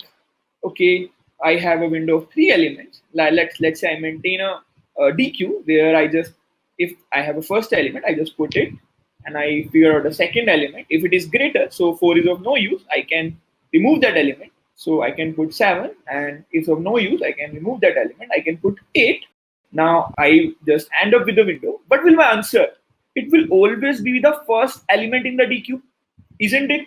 Because the way we are just storing the data, the first element of that window will always give me the answer. So if we do in that way, we can just get the things done, man. That's cool. We can do in that way. Cool. So now if I want to consider a next window, it will be something this. Okay, now let's see what is the index of 8. Index of 8 is 2, but in the current it belongs to the current window, so I not need to remove that element. So what I can do, I can just add 3 here because I need to add 3 because it is lesser than this element, and this element can be the answer for other windows. So I need to add 3. Now I am at, okay, I just add 3 and the answer will be again 8. And similarly, if I do it that way, I will find the answer. Now let's try to write the code for this. Figure out everything, what is required, and we just figure out the algorithm to solve this question. Okay, how we will write the code? One thing is clear to you, one thing is clear to us that, okay, let's say first take the size. We need a data structure like DQ, and let's say it's BQ. Okay, now I need to iterate over my link, over my array. Okay, let's first do the parts. Let's say first cover the edge cases. If my DQ is empty, and or if I have an element in the end of my DQ, which is basically greater than my current element. In that case, what we need to do? We just figured out in that case, we may need this information. So in that case, we can add this element in the end, and that will help me to solve this question.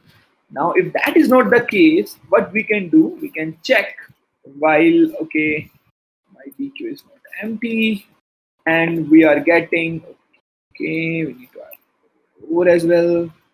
What we can do, if my element in the back, they are lesser or equal to my AI, because I just found an element of greater index and it is greater than the last element of my DQ. So that means I don't need that last element in my data structure, so I can safely remove that element. Okay, I can do in that way. So in the end, I need that ith element, so I need to add this element in the end. So I am done. But I need to remove all the elements which are not belong to my current window. As we can see that, okay, my next window will start when I becomes greater than or equal to B. So what we need to do in that case, If that is the case, okay, let me first initialize my answer as well.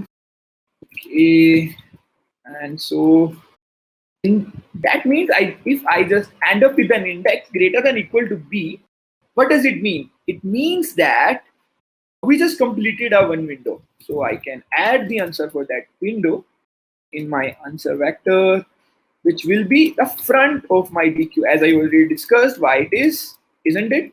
So it will be my front. Okay.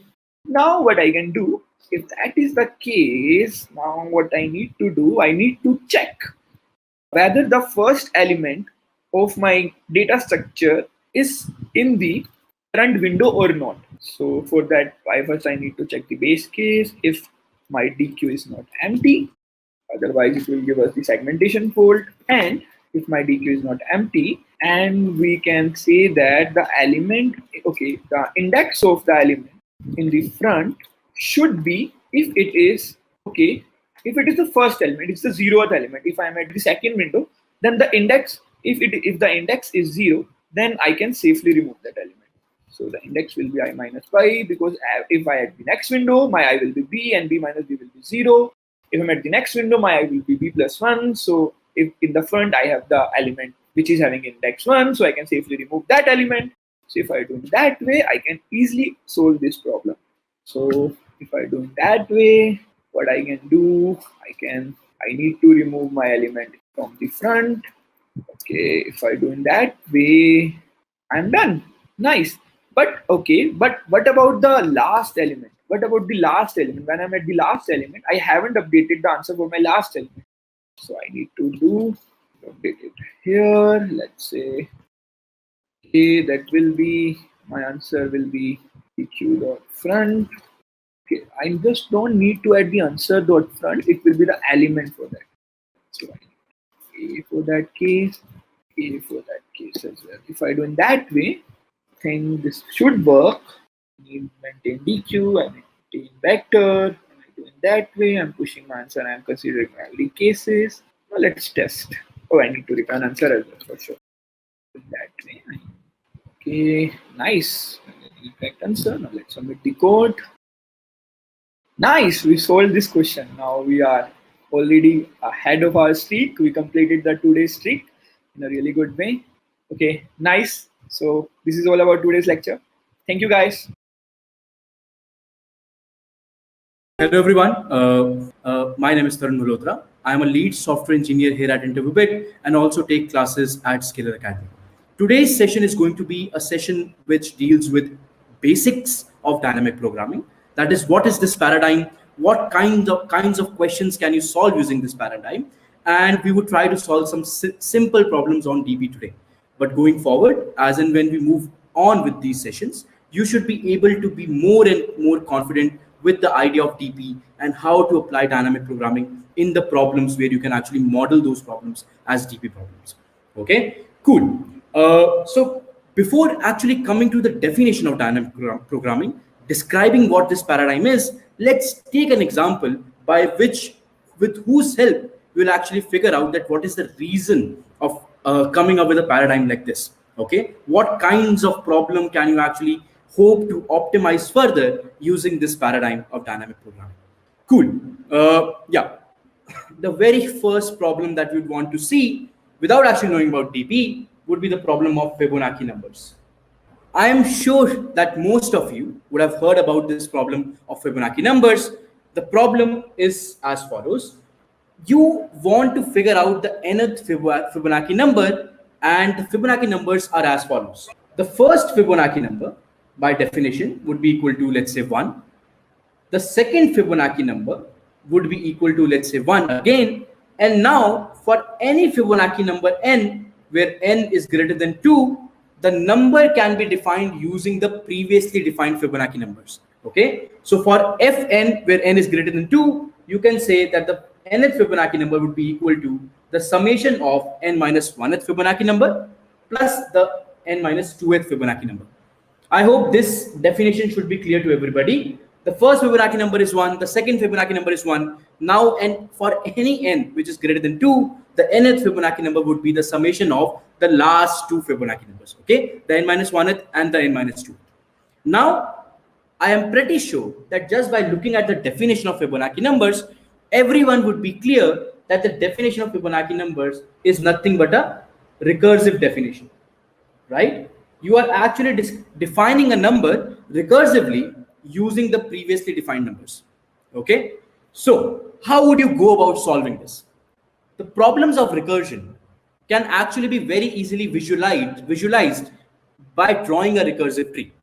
I hope all of you should be able to appreciate that. Let's take an example and see if we are able to appreciate that completely. Okay, so let's say I wanted to compute the 7th Fibonacci number. Okay, I wanted to compute the 7th Fibonacci number.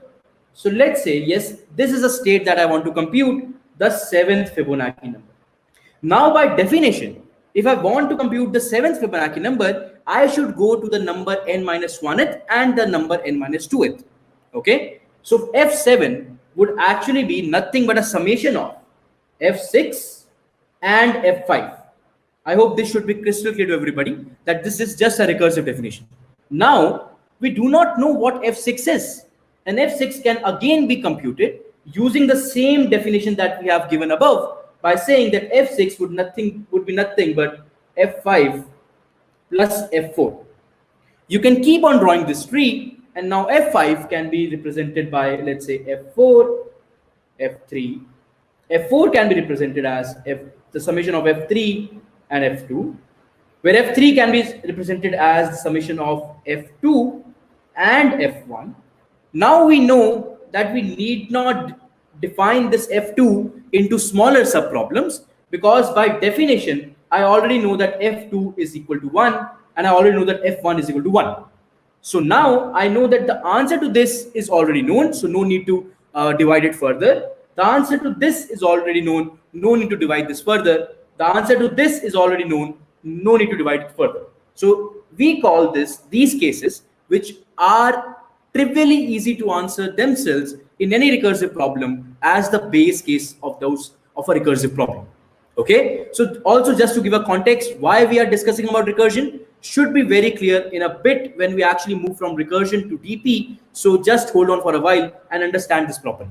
Okay, so this would be a base case, this would be a base case, that is a problem for whom we know the solution already. This would also be a base case. Now, is f3 a base case? No, f3 is not a base case because I do not know the answer of f3 already. So I would define f3 into smaller problems as the summation of f2 and f1. Now, f2 is a base case and f1 is a base case. Now let's come to the node which is still remaining, f4. You would realize that this f4 would again be expanded as an entire subtree. Does it make sense? f4 would be expanded to the summation of f3 and f2, so on and so forth. f3 would be expanded to a subtree, f2 will be again expanded to a subtree, and this would go on. And you can also look at f5, this would also be expanded to a subtree where the base cases would only be f2s and f1s. I hope this makes crystal sense to everybody. So we represented this Fibonacci problem as a recursive tree because it's a recursive problem. Now, once I have defined this, now to compute this problem, you will essentially have to compute every single node in this recursive tree, right? You can start from the very top and then you will be computing every single node in this recursive tree. Now the problem arises that how much time would I actually require to compute the value of f7 or any f9? To compute the value of f7, I will have to compute this entire tree. So to estimate the time required to compute that, I would suggest that let's first of all estimate the number of states that are there. Okay, from looking at this diagram and realizing it intuitively, you would realize that what is the depth of this tree, right? So you start with f7, and what is the farthest distance where you would be actually finding a base case? The farthest distance would actually be 7 in this case, because you started with f7, and in each iteration at each level you at least have one node which was just reduced by 1. Okay, so the depth of this tree is 7 in this case, or to speak generally, the depth of this tree would be n if you are computing the nth Fibonacci number. Okay, If the depth of the tree is n, the fan factor of the tree is 2, you would realize intuitively that the number of states here would be of the order 2 power n. I hope this makes sense to everybody. The number of states would be of the order 2 power n. Now, let's actually figure out the amount of time required to compute a state. That I would claim time required per state in this case is nothing but a constant amount of time. Let's call it order 1. Why? Because if I want to compute this state and I already know the answers to F4 and F5, I just need to add them up. So the time required per state, if you are already assuming that you know the states below it, would be order 1. There are 2 power n states to be computed. Every state would be computed in order 1 time. So time complexity is definitely going to be exponential, is definitely going to be 2 power n. This is one way to look at it. The other way to look at it would be solving the recurrence relationship. The recurrence for this problem would be that you have a problem of size n. You are reducing that problem of size n to a problem of size n minus 1 and a problem of size n minus 2, and you are combining them by spending some constant amount of time. If you solve this recurrence, you will again get the same time complexity, which is exponential time complexity 2 power n. I hope till this point in time, everything makes sense, that to solve a Fibonacci number, you are essentially giving exponential time. Now let's actually draw some observations in the tree that we have just formulated. The observation that I want you guys to draw, that there are a lot of states that you are computing that you could have avoided computing.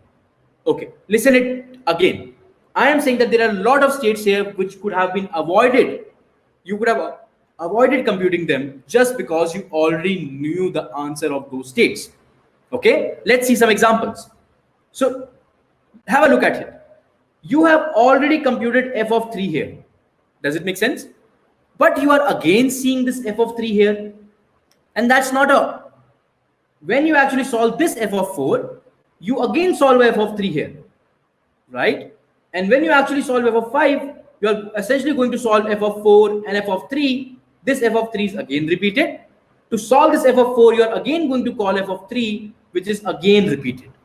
So you see that there is a lot of repetition happening here in the states that we have defined. Okay, in this recursive tree, there are a lot of repetitions, and you could have actually avoided doing those repetitive computations. Try to understand it's not only about one state being repeated, it's about so many entire subtrees being repeated. Okay, so if this F3 was already known, you could have avoided computing this entire subtree. Now, if this F4 was already known, you could have avoided computing this entire subtree. If this F5 was already known, you could have avoided computing this entire subtree. And this, if F2 was already known, which is a base case, you could have avoided computing this subtree. And this F1 is again a base case. You can just remove it because that's a problem that you already know, or you can assume that F2 could have been divided into F1 and something. And this is, so basically this is just a base case. So now you actually see that the problem, which was a binary tree in the beginning, is now reduced to nothing but a linked list. Does it make sense? There is no tree here now. The recursive tree is no longer a tree in this case, just happens to be a list of some states that you are computing. Okay, so you see that the number of unique states that you have, is just of order n.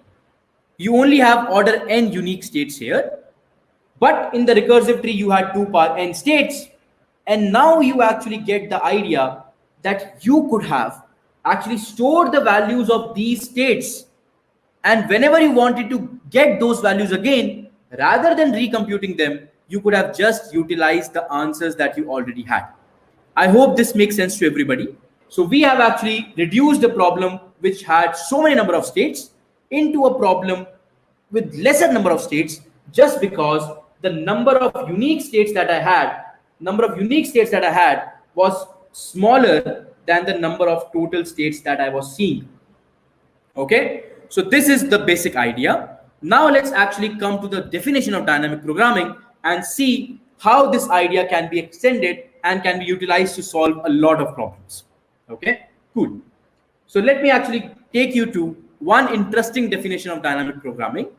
A way to put it would be that dynamic programming is a method of solving complex problems by breaking the problem down into collection of simpler subproblems. So you have a bigger problem, you are breaking that bigger problem into a collection of smaller problems of the same type. Now you end up solving those smaller problems exactly once, and then you utilize those solutions to construct the answer to a bigger problem. Okay, so what exactly you are doing? Let's look at this problem.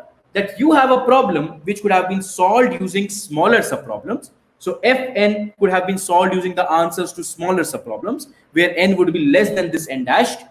And now you end up solving those subproblems exactly once. So you are only going to solve f6 exactly once, f5 exactly once, f4 exactly once, and so on and so forth. And you are then going to utilize the answers to those smaller problems to construct the answer to a bigger problem. Okay, so this is exactly what we will end up doing here. Let me actually just tell you how we can solve this problem here, right? So you know this is a recursive problem.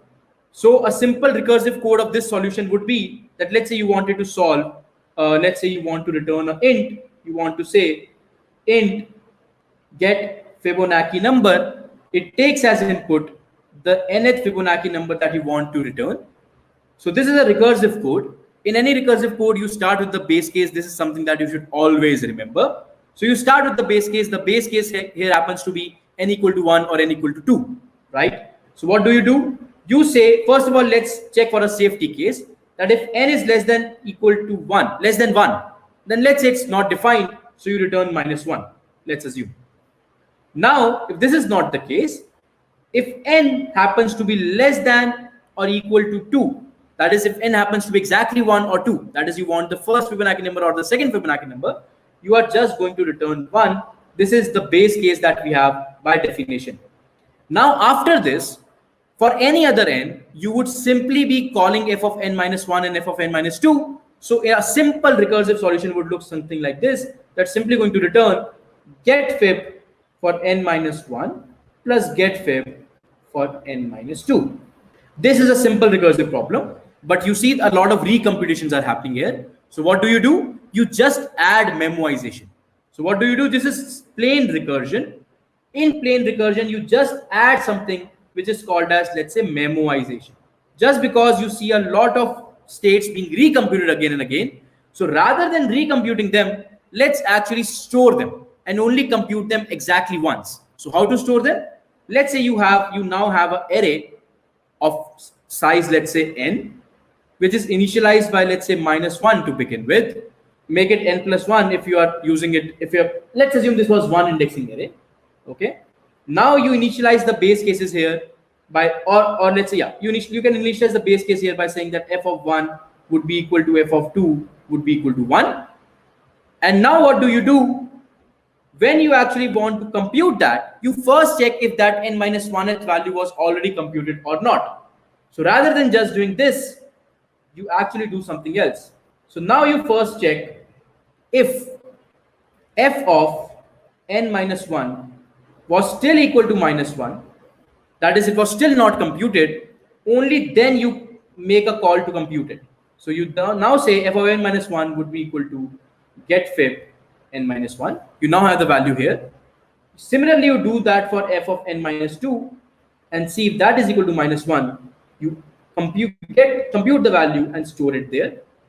And then once you have done both of these operations, you simply return the summation of them.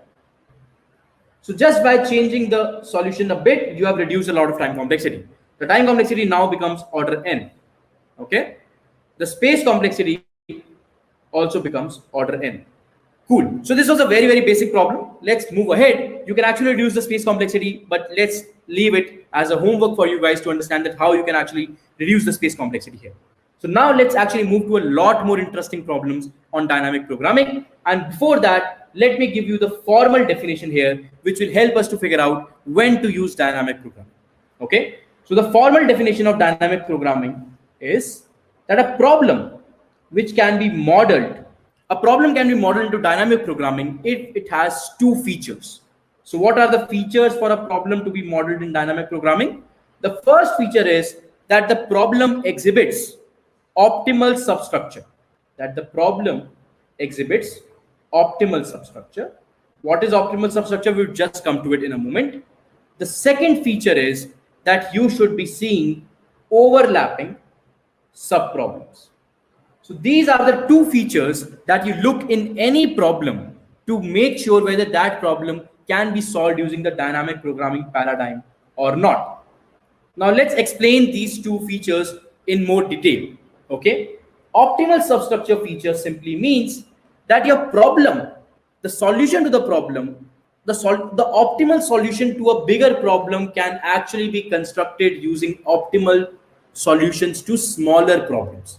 Okay, so the optimal solution to a bigger problem can be computed using the optimal solutions to smaller problems.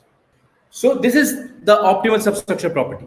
That is, let's say here you want to compute f of 7. Can you actually compute f of 7 using the smaller problems ka answers? Can you use it, compute it using f of 6 and f of 5? Yes, you can do that. Right? Can you compute f of 6 using f of 4 and f of 5? Yes, you can do that.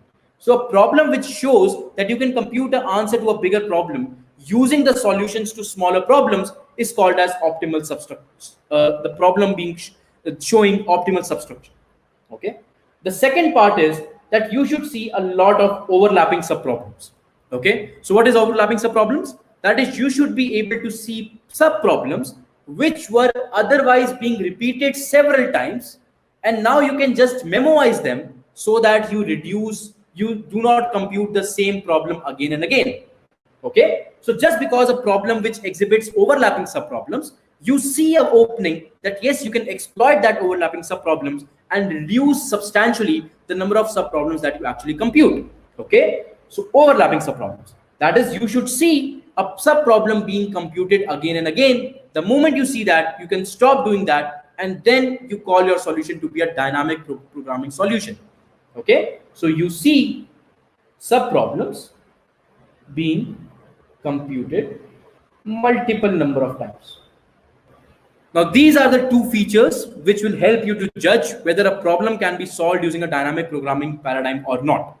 Now, keeping this in mind, let's try to solve a few problems, and then we would keep on building on the concepts using those problems. Okay, the very first problem that I would want to discuss with you guys is called as the problem of stairs. So this is a problem that is actually asked in several product companies. This problem was asked at Morgan Stanley. This problem was solved at Amazon, was asked at interviews of Amazon. This problem was also asked at interviews of Intel. So this is a problem which you, just by looking at the companies that have asked this problem, you guys would have gotten an idea that yes, this happens to be a very, very interesting application of dynamic programming. Okay, cool. Let's define the problem. The problem is as follows, that you have n stairs. Okay, you have n stairs. So let's call it the first stair, the second stair, the third stair, and let's call it the nth stair. You have n stairs. Let's assume originally you are at the first stair. Okay, so originally you are at the first stair. Okay, now at every stair you have two options. Option one that you have is to just from the ith stair go to the I plus 1th stair. The second option that you have is that from the ith stair you go to the I plus the second stair, so I plus 2th stair. Okay, so what does that mean? So let's say you were at the first stair. The first option that you have is to go to the second stair, or you could have actually chosen to directly jump to the third stair. You could have avoided going to the second stair and directly jump to the third stair. These are the two options that you have. The question asks you that you want to figure out the number of ways to reach the nth stair from the first stair. What does that mean? That how many distinct number of ways are there in this problem which will take you from the first stair to the nth stair. I hope the problem is clear to everybody. Okay, cool. Now let's actually look at a couple of examples and see what kind of a pattern do we observe. Okay, let's take an example for what happens if the number of stairs was only equal to 1.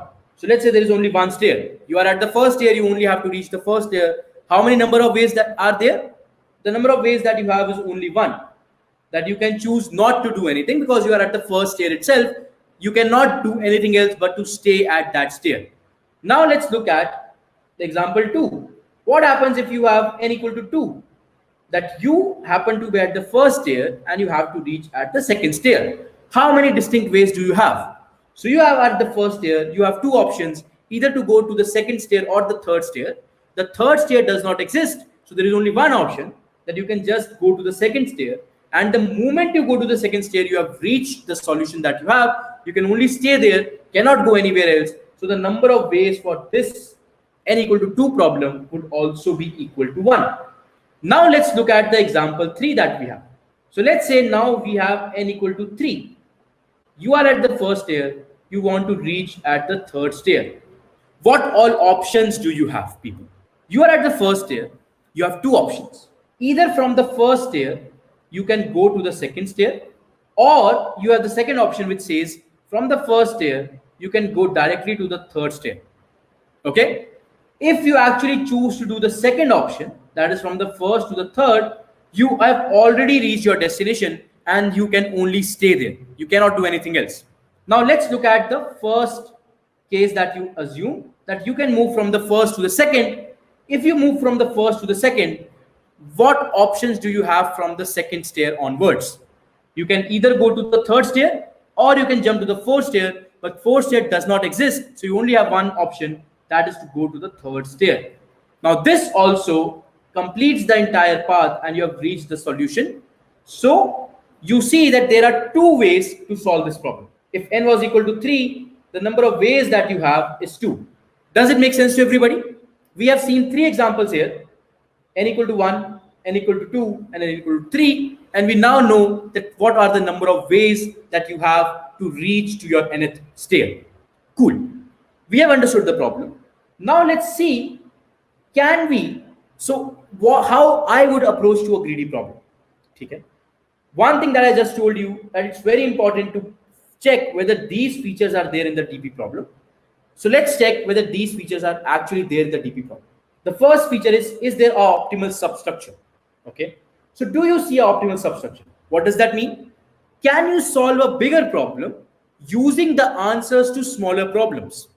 Okay. So let's try to answer that. Let's take any bigger problem. Let's take n equal to 5. Let's assume that you had 5 stairs.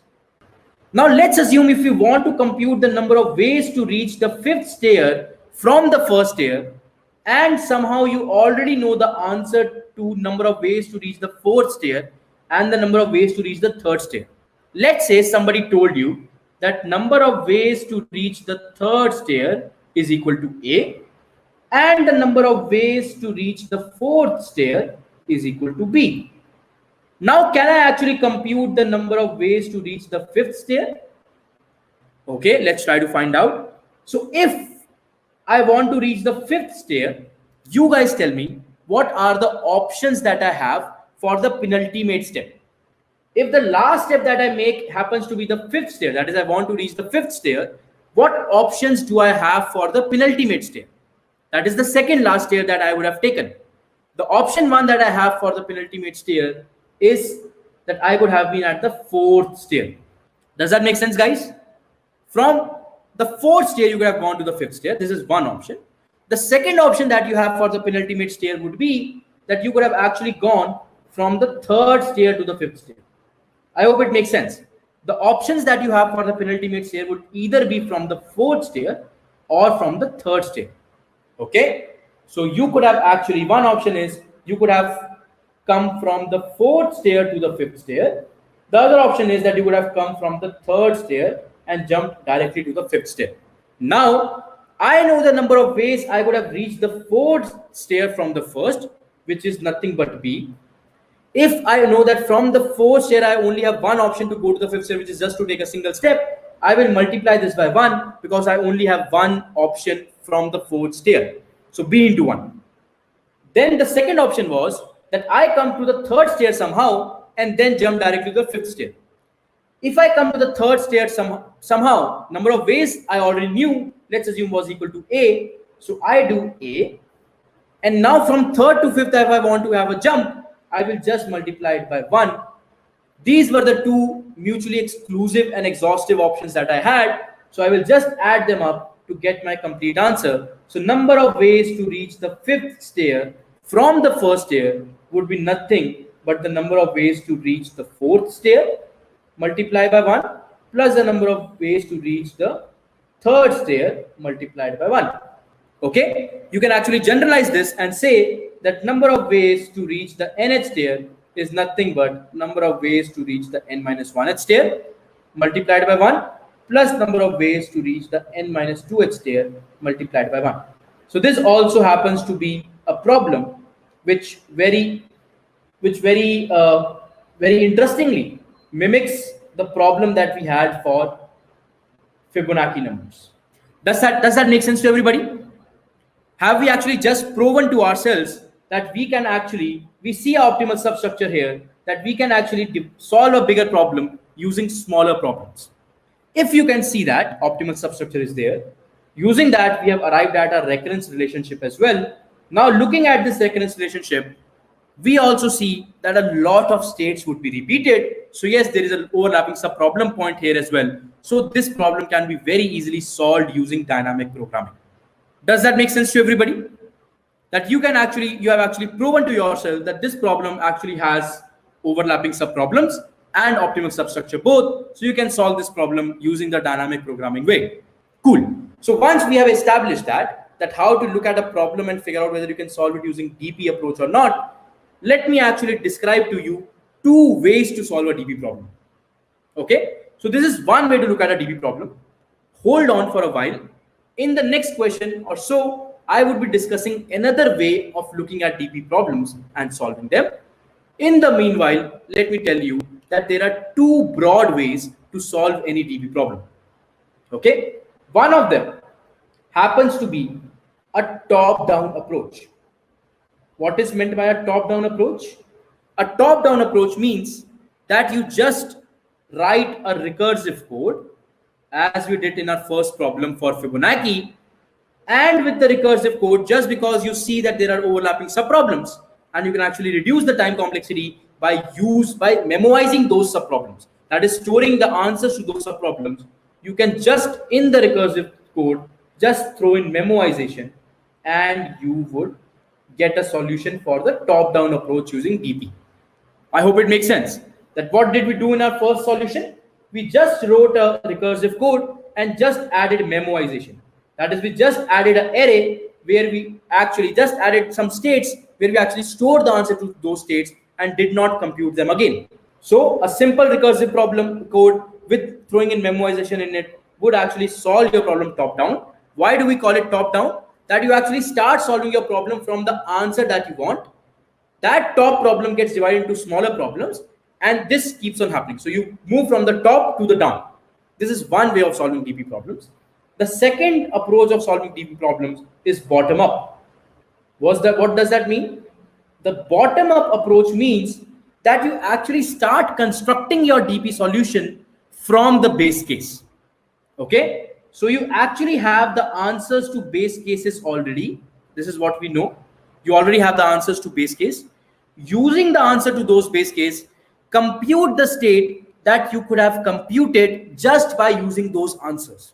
So in case of Fibonacci, if I know the answers to f of 1, which is a base case, and f of 2, which is a base case, both of them were equal to 1. Using these two, can you tell me what state can I compute? Using these two, I am pretty sure that you guys would be able to appreciate that you can compute, using these two states, you can compute the third Fibonacci state, which is just a summation of f1 and f2, which happens to be 2. Now you are constructing your solution bottom up. You start with the base cases and you keep on constructing your solution. Now you have the answer to f of 1, f of 2, and f of 3. Which state can you compute using this information? So my suggestion would be that you can now use the answer to f of 2 and f of 3, and you can compute the answer of f of 4. Does that make sense? It would just be the sum of them, which would be equal to 3. Now you have constructed the answers till f of 4. Now you can construct thereafter as well.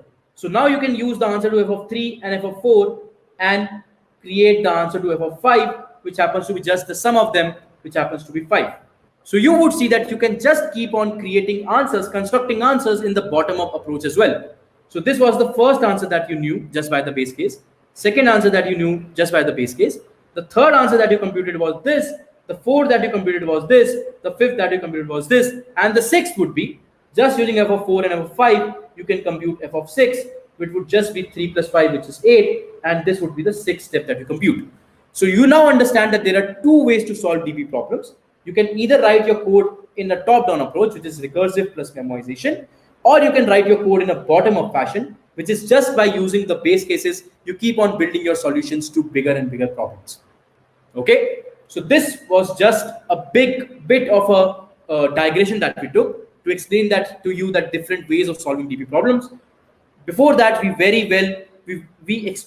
made sure that all of us understand that DB problems that can show the features of optimal substructure, that is a bigger problem being divided into smaller problems, and utilizing the answers to smaller problems to solve the bigger problem. This is the first feature that problems being solved using dynamic programming paradigm should have. The second feature that we have is of overlapping subproblems. That is, when you divide a bigger problem into smaller problems, you see a lot of smaller problems being overlapping, and you can optimize them by having memoization, that is storing the value somewhere, and the next time you see the same problem, just utilizing the value and not computing it again. So these are the two features that any problem should show if you have to solve that problem using dynamic programming. Cool. Now let's move ahead, and then using the next question, I would try to explain to you guys that what is the difference between greedy solutions versus dynamic programming solutions. So we would look at a problem and see in what problems do you see greedy solutions not being able to solve the problem for you and you choosing to go to a DP solution. Okay, cool. The problem is a problem which is again a very famous problem, problem of robbers. So this is the problem of robbers. This problem, again, we have seen this being asked in the interviews of Amazon, and we have asked this problem being asked in the interviews of the shop. Okay, so these are the two companies that we have seen this problem being asked at. Now the problem is as follows.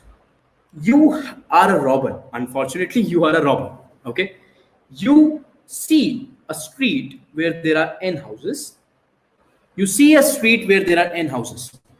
Every house has some gold coins in it. Okay, so let's assume the first house has 2 gold coins, second house has 7 gold coins, third house has 9 gold coin, 3 and 1. So these are the gold coins that are present in these houses that you see on a single street. Okay, now you are a robber. So what would you do? You would want to rob these houses. Okay, what is the function that you would want to maximize? You would want to maximize your robbery. Does that make sense? So if unfortunately you happen to be a robber, what would be your optimization function? That you would want to maximize your robbery. Okay, if you want to maximize your robbery and there was no constraint, then you would have actually robbed every single house. Does that make sense? Right? But let's now add, to make the problem interesting, let's add a constraint. The constraint is as follows, that every 2 adjacent house on the street are connected by an alarm. Okay, so you see an alarm between the first and the second house. You see an alarm between the second and the third house, between the third and the fourth house, the fourth and the fifth house. So you see there are some alarms being placed between every 2 adjacent house. What does that alarm do? That alarm simply rings if any one of these 2 houses are being robbed. So what does that mean? It means that if this house is being robbed by you, this alarm would go up and this alarm would also go up. So if this alarm goes up, the people in this house will wake up and you will no longer be able to rob this house. Similarly, if this alarm goes up, people in this house will also wake up and unfortunately or fortunately for them and unfortunately for you, you cannot rob this house also. Okay, so this is the problem, that the moment you rob one house, there are your left house and the right house now cannot be robbed. I hope everybody gets the problem. Okay, how would we go about solving it? The answer to that, so let me just remove the things that I just drew over this problem, and let's first of all see, can I actually come up with a greedy solution to this problem? So before actually answering can I have a greedy solution, let me actually define for you very quickly what a greedy solution is. A greedy solution is that without looking at what holds for you in the future, without looking at the future numbers, can you just make a call by looking at the number that you are just seeing? By looking at the thing that you are just seeing, can you actually figure out the solution to the entire, can you actually make a choice by looking at the current number? So what does that mean? You can claim that you have a greedy solution if you can think in this way, that just by looking at this house, the first house, can you make a decision of robbing this house or not robbing this house? Just by looking at the first house, can you make a decision of robbing this house or not robbing this house? Is it possible? You cannot. Similarly, can you say, I will never rob the first house? You cannot do that. You will actually have to look at the houses thereafter to figure out whether robbing this house makes sense or not. Right? Why do I say so? Because the moment I rob this house, I am changing the landscape of the problem. The moment I rob this house, I am enforcing a constraint on me that I can no longer rob this house. Does that make sense? And without looking at what holds for me in the future, would I ever be fine with imposing these constraints? No. So that is why I would tell you that greedy solution here would not work. Just by looking at this 2, you cannot make a decision whether to rob it or not. Similarly, just by looking at this 7, you cannot make a decision whether to rob it or not.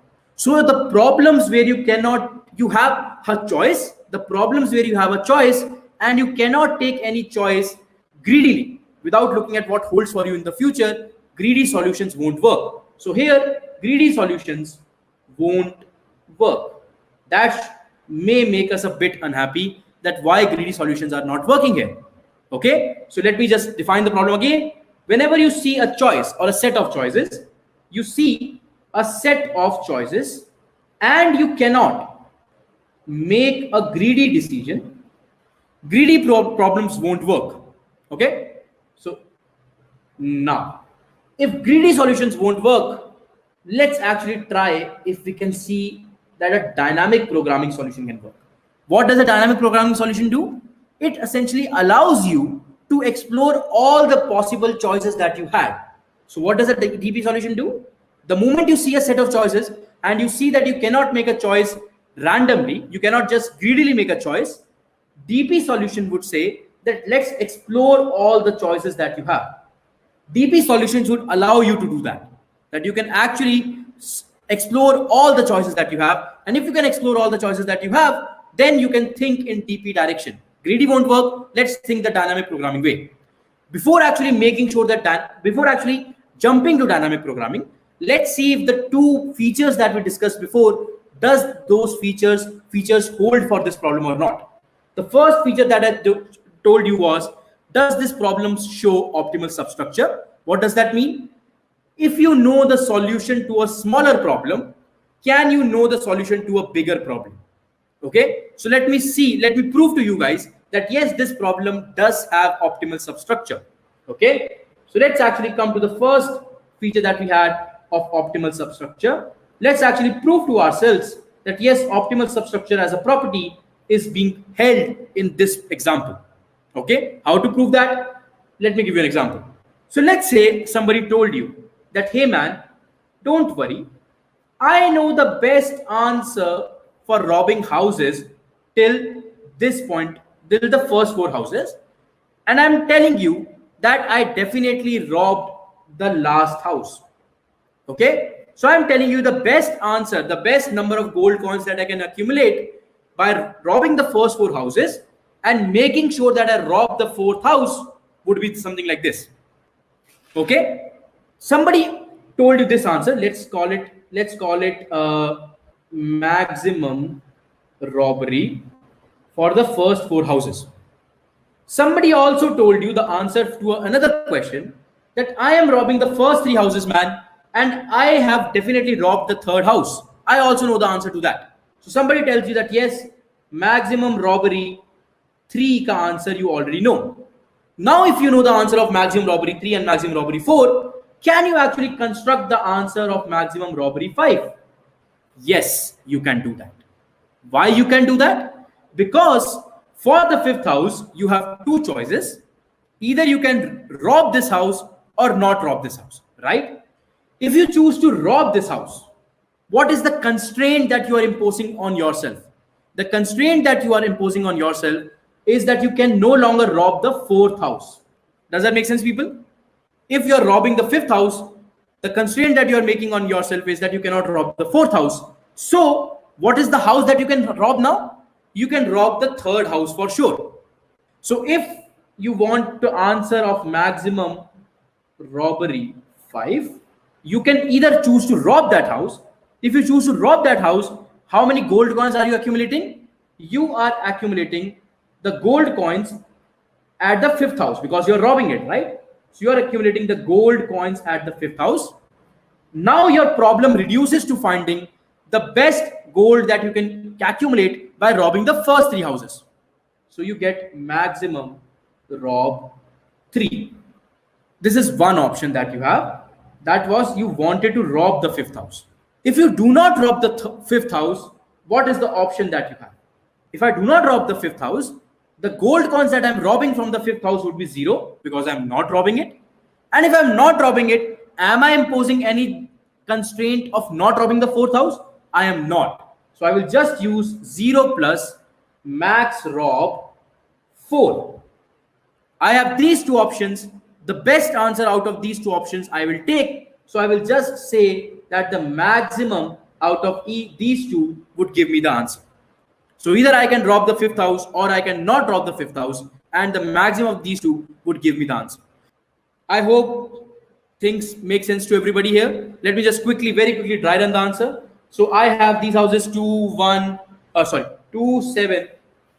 27931, 27931. So I am defining my state max rob I as the maximum robbery that I can get from the ith till the end.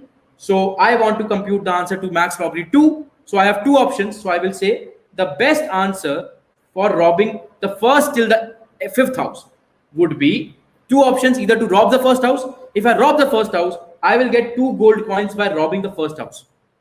Plus, I will reduce my problem to a smaller problem of saying, let's now try robbing the third house, because second house can no longer be robbed. The second option that I had was that I can choose not to rob the first house, but I can now try robbing the second house. Does it make sense, everybody? This bigger problem gets reduced to 2 smaller problems. I can now solve this smaller problem M3 in the same way again. I can say either I can rob the third house or not rob it. If I rob the third house, I can say I will get 7 coins.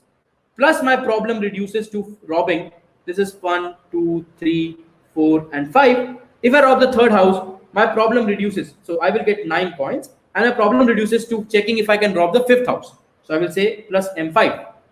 Or I can say that I will not rob the third house and my problem reduces to finding the best for M4. Similarly for M2, I will say either I can rob the second house, which will give me 7 gold coins. And if I rob the second house, I can now try robbing the 4th house.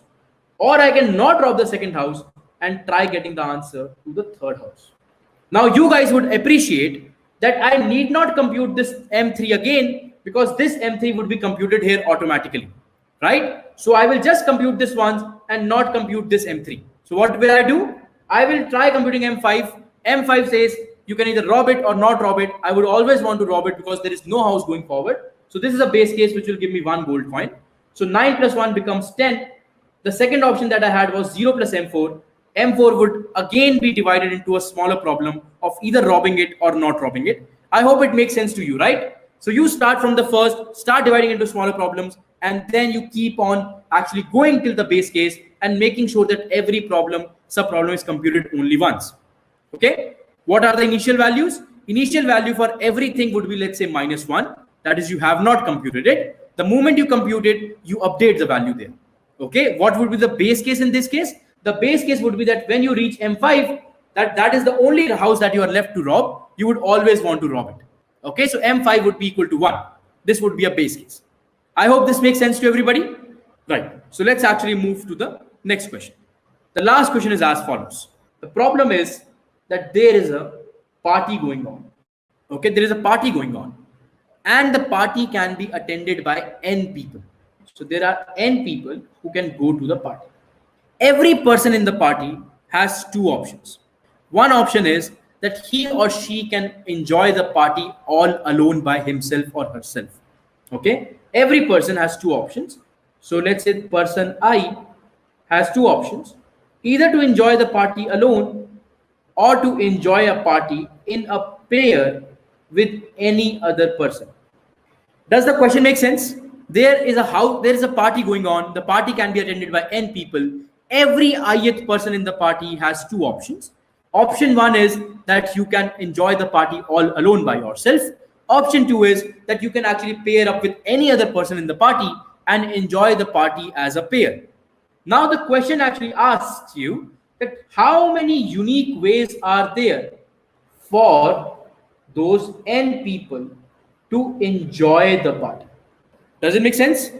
Okay, so which company this question was asked at? This question was, I myself asked this question several times at DirectI, and I've seen this question being asked at several other companies as well.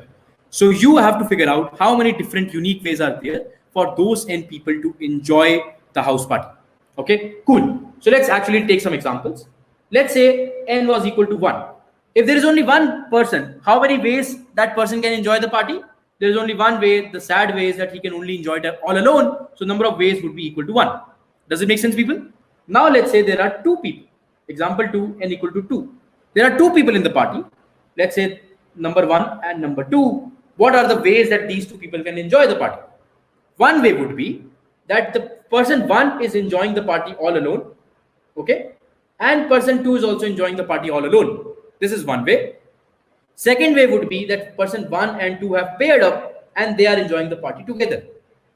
Does that make sense? Are there 2 ways here? The answer to this problem would be 2. That number of ways would equal to be 2. Okay, cool. Now let's actually take another example of, let's say, what happens if there are 3 people in the party. If n is equal to 3, how many ways do you see the 3 people enjoying the party?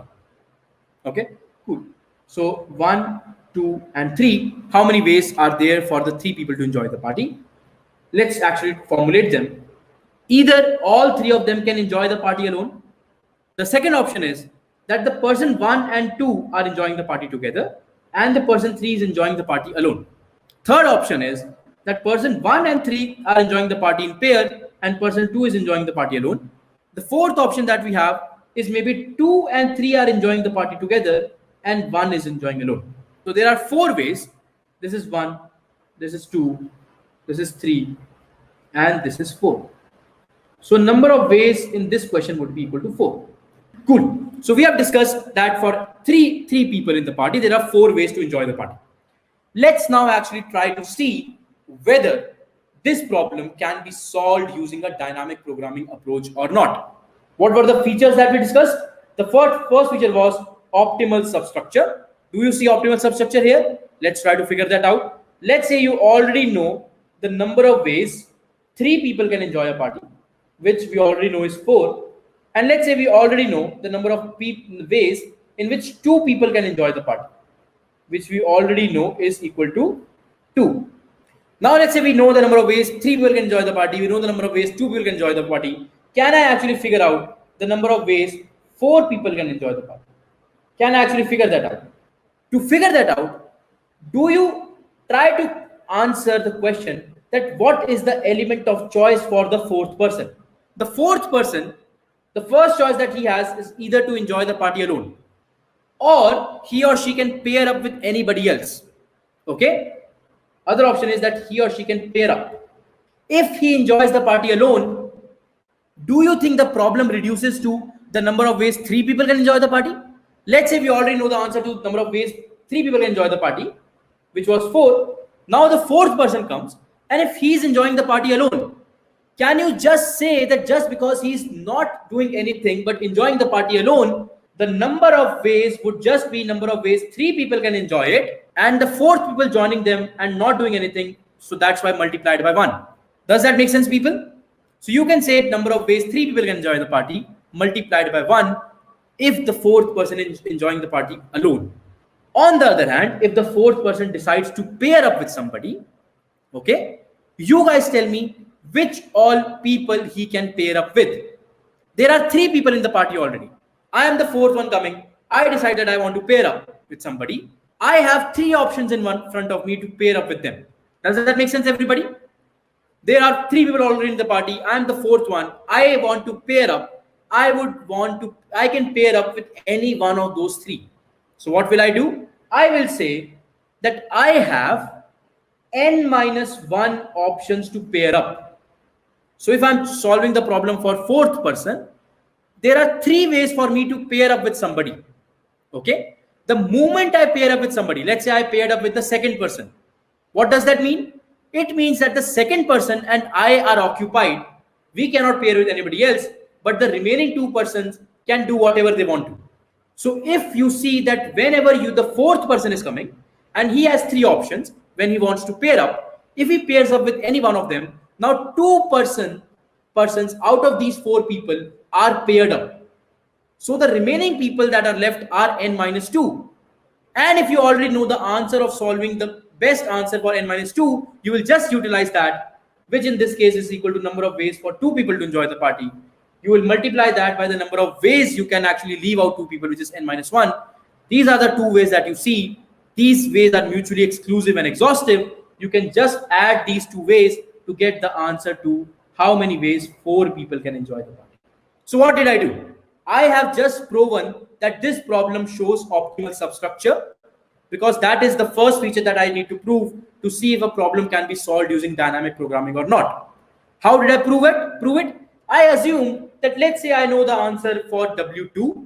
That is what say if there are 2 people in the party who are enjoying, how many ways they can enjoy. If I know the answer to it, let's say that is equal to 2.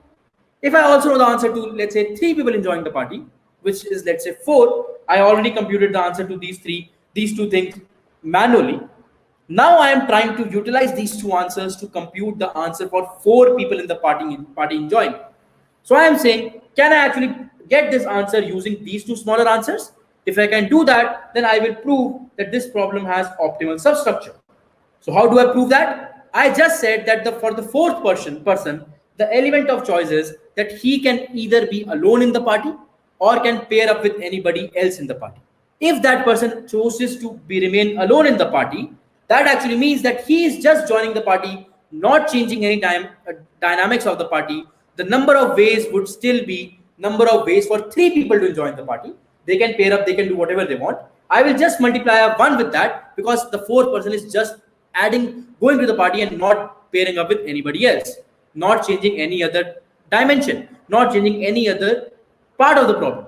The other option that the 4th person had was that he can pair up. If he chooses to pair up, he pairs up with one person. The number of people remaining in the party becomes n minus 2, which is in this case 2. I already know the answer to that problem, that how many ways 2 people can join the party. I will multiply W2 with n minus 1, because for the 4th person, he had n minus 1 options to pair up with anybody. These are 2 mutually exclusive and exhaustive options. What is mutually exclusive and exhaustive?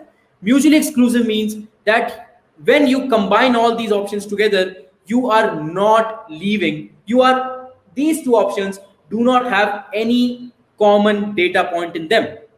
So do we think that these 2 have any common thing in them? No, because one says that the 4th person is enjoying all alone. The other says the 4th person is pairing up. So there cannot be any duplicate answer in these 2 options. So these 2 options are definitely mutually exclusive. What do I mean by saying mutually exhaustive? Mutually exhaustive means that there is no data point which is outside these 2 options. Okay? Because the 4th person can either choose to enjoy alone or he can pair up. There is no other option. So these 2 are mutually exhaustive as well. Whenever you see cases being mutually exclusive and exhaustive, you can just add them up to get the final answer. So we add them up we get number of ways 4 people can enjoy the party is number of ways 3 people can enjoy it, multiply by 1, plus number of ways 2 people can enjoy it, multiply by n minus 1, and this is how we solve the answer. Okay, we can generalize it and say number of ways n people can join the party would be equal to number of ways n minus 1 people can join it. So that enjoy, the nth person is just going and staying alone, so you multiply it by 1. The other option is that the nth person decides to pair up with somebody. If the nth person decides to pair up with somebody, then the number of people in the party that are remaining to be decided is n minus 2, because 2 people have already paired up. N minus 2 figure out the number of ways, multiplied by n minus 1, because the nth person could have chosen to pair up with n minus 1 people. This is the recurrence relationship that I get. I have just proven that yes, this problem has optimal substructure. The moment I prove that this problem has optimal substructure, recursion can solve the problem for me. To move from recursion to dynamic programming, I need to look at the second feature, which is overlapping subproblems. Do I see the problems being overlapping? Do I see the problems overlapping? Yes, they are. Because when I will compute the answer for wn minus 1, I will end up computing the answer of wn minus 2 and wn minus 3. And here also, if I'm computing wn minus 2, and here also I'm computing wn minus 2, why would I want to recompute it? I would just store all these n answers in an array or somehow maintain these states and utilize them to solve my answer. So yes, optimal substructure is also there, and overlapping subproblems are also there. So that's why you will now move from recursion to a DP solution, and you can solve this problem using DP. Let me do a dry run for this problem. Okay, so let me do a dry run. Before that, let me actually tell you what is memoization versus tabulation. Okay. So I would rephrase this question and ask that this question actually is about what is top-down versus bottom-up. I explained this briefly, but let me just explain that to you once again. Top-down simply means, so do you guys appreciate till this point in time that dynamic programming solutions essentially can be represented as a recursive solution plus doing some memoization. What do we mean by that? DP, I told you, has two features. Every problem that can be modeled into DP has two features. One is that you have optimal substructure. The other is that you have overlapping subproblems. Okay. The moment you say you have optimal substructure, you should be pretty sure that you can solve that problem recursively. Okay, because there is optimal substructure, you can divide a bigger problem into a smaller problem and solve the problem recursively. The moment you see that there are overlapping subproblems, you can go a step ahead of recursion and say that just because the states are being repeated, I would just do memoization, which is nothing but having the values of the answers of those states saved and not computing them again. So that will DP in this way, nothing but a recursive solution, but throwing in memoization. This is something that we call as a top-down approach, that you just write the recursive code and just throw in memoization, because in the recursive tree, you will be seeing a lot of duplicate states. So this is one way of solving a DP problem. The other way is solving a bottom-up approach. Bottom-up approach basically is that you start with your base cases or base case, and utilizing whatever information you have, you compute the answer that you have for the next big state that you can compute. Okay, so using the base case, you compute a bigger answer. Now using all this data, you compute an even bigger answer. Using all this data, you compute even a bigger answer, and so on and so forth. So you are basically not solving anything recursively, but you are writing an iterative solution, that you are iterating from a base case answer and building solutions iteratively as you keep on going with bigger ends or with bigger problems. Okay, this, some people call this as tabulation. What does that mean by calling it tabulation? It means that you just have a table ready with you, which can be a 1D, 2D, 3D table. In every problem that we discussed today, it would be a 1D table, because we discussed 1D DP problems today. What does that mean? 1D DP means that the DP state can be represented with one variable. That is what we mean by 1D DP. Okay, so tabulation means that you just create a table in which you say that these are the states that I want to compute. You fill the values for the base cases, utilizing them. So let's say you fill the values for the base cases, and utilizing them, you compute a bigger answer. Then you compute utilizing all these things a bigger answer, utilizing all these things a bigger answer, and so on and so forth. So you just keep on filling your table, or in other words, you just do it the bottom up approach. This is the second way of solving DP problems. So I hope this question should be clear now. Let's now come to dry running this problem. Okay, so let's now come to dry running this problem, and let me actually dry run this problem using the bottom up approach, because top down we have discussed very extensively. Let's actually discuss this using the bottom approach and try to dry run it. Okay, dry run the problem of party using the bottom approach. So everybody in the class knew that for n equal to 1, the number of ways for one person to enjoy the party is equal to 1, right? Now, number of ways for two people to enjoy the party is 2. We discussed that one, either both of them can enjoy the party together or both of them can enjoy the party alone. We also discussed that we know the answer for what if there are 3 people in the party. How many ways can 3 people in the party enjoy? We knew that answer as well. We said that the answer was 4. So now let's say we only know the answer to way equal to 1 and way equal to 2. Now let's say I want to compute the answer for way equal to 3. I've already proven that this answer can be computed, has optimal substructure, has overlapping subproblems. So DP would be a way to go about it. So what would I do? Now let's say I know that one person is there in the party, and if only one person is there, there is one way. There are 2 people, there are 2 ways. Now the third person comes.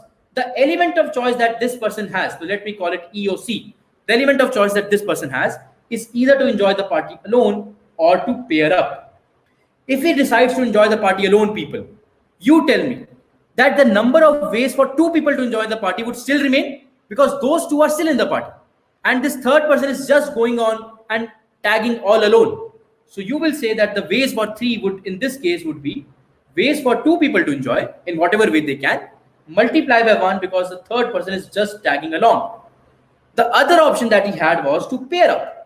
So what options does he has to pair up? He can either pair up with the person 1 or he can pair up with the person 2. Does it make sense, people? If he pairs up with person 1, how many people are remaining in the party to enjoy? I am the third person. I am paired up with the first person. So he's also busy. I am also busy. Only the second person is remaining. So that would mean that I would reduce my problem to finding number of ways one person can enjoy the party. Similarly, if I chose to enjoy the party, pair up with the second person, then I am busy, the second person is busy, only the first person is available. That would also mean that there is only one person in the party remaining and there is only one way for him to enjoy. Ways one for him to enjoy. So you see that for pair up, you have ways 1 plus ways 1. How many times are you adding ways 1? That is the number of people who are remaining in the party. So in other words, you can just call this as number of ways one person can enjoy the party multiplied by 2, right? So what do you do? For 3, you get the answer by number of ways 2 people can enjoy the party, which is 2 multiplied by 1, plus number of way 1 people can enjoy the party, which is 1 multiplied by 2, which makes it 2 plus 2, which is 4. So number of ways 3 people can enjoy the party is 4. So everybody please appreciate how we are tabulating. We started with the base cases, W1, W2. We now came to W3 using those 2 answers. Let me now compute the answer for ways 4 as well. Okay. How can I compute the answer for ways 4? Again, look at the element of choice. The element of choice that I have is the fourth person can either enjoy alone or the fourth person can pair up. If the fourth person enjoys alone, he will say that there are 3 people remaining in the party. Whatever ways they can enjoy, let them enjoy. I will just tag along and you will just multiply it by 1.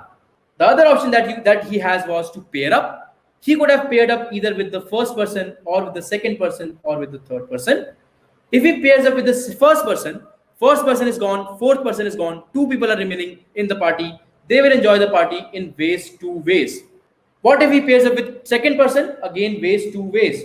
Because 2 persons in the party are remaining. We can let them enjoy in ways 2 ways. 3, if you partners up with 3, again ways 2. So what is essentially happening?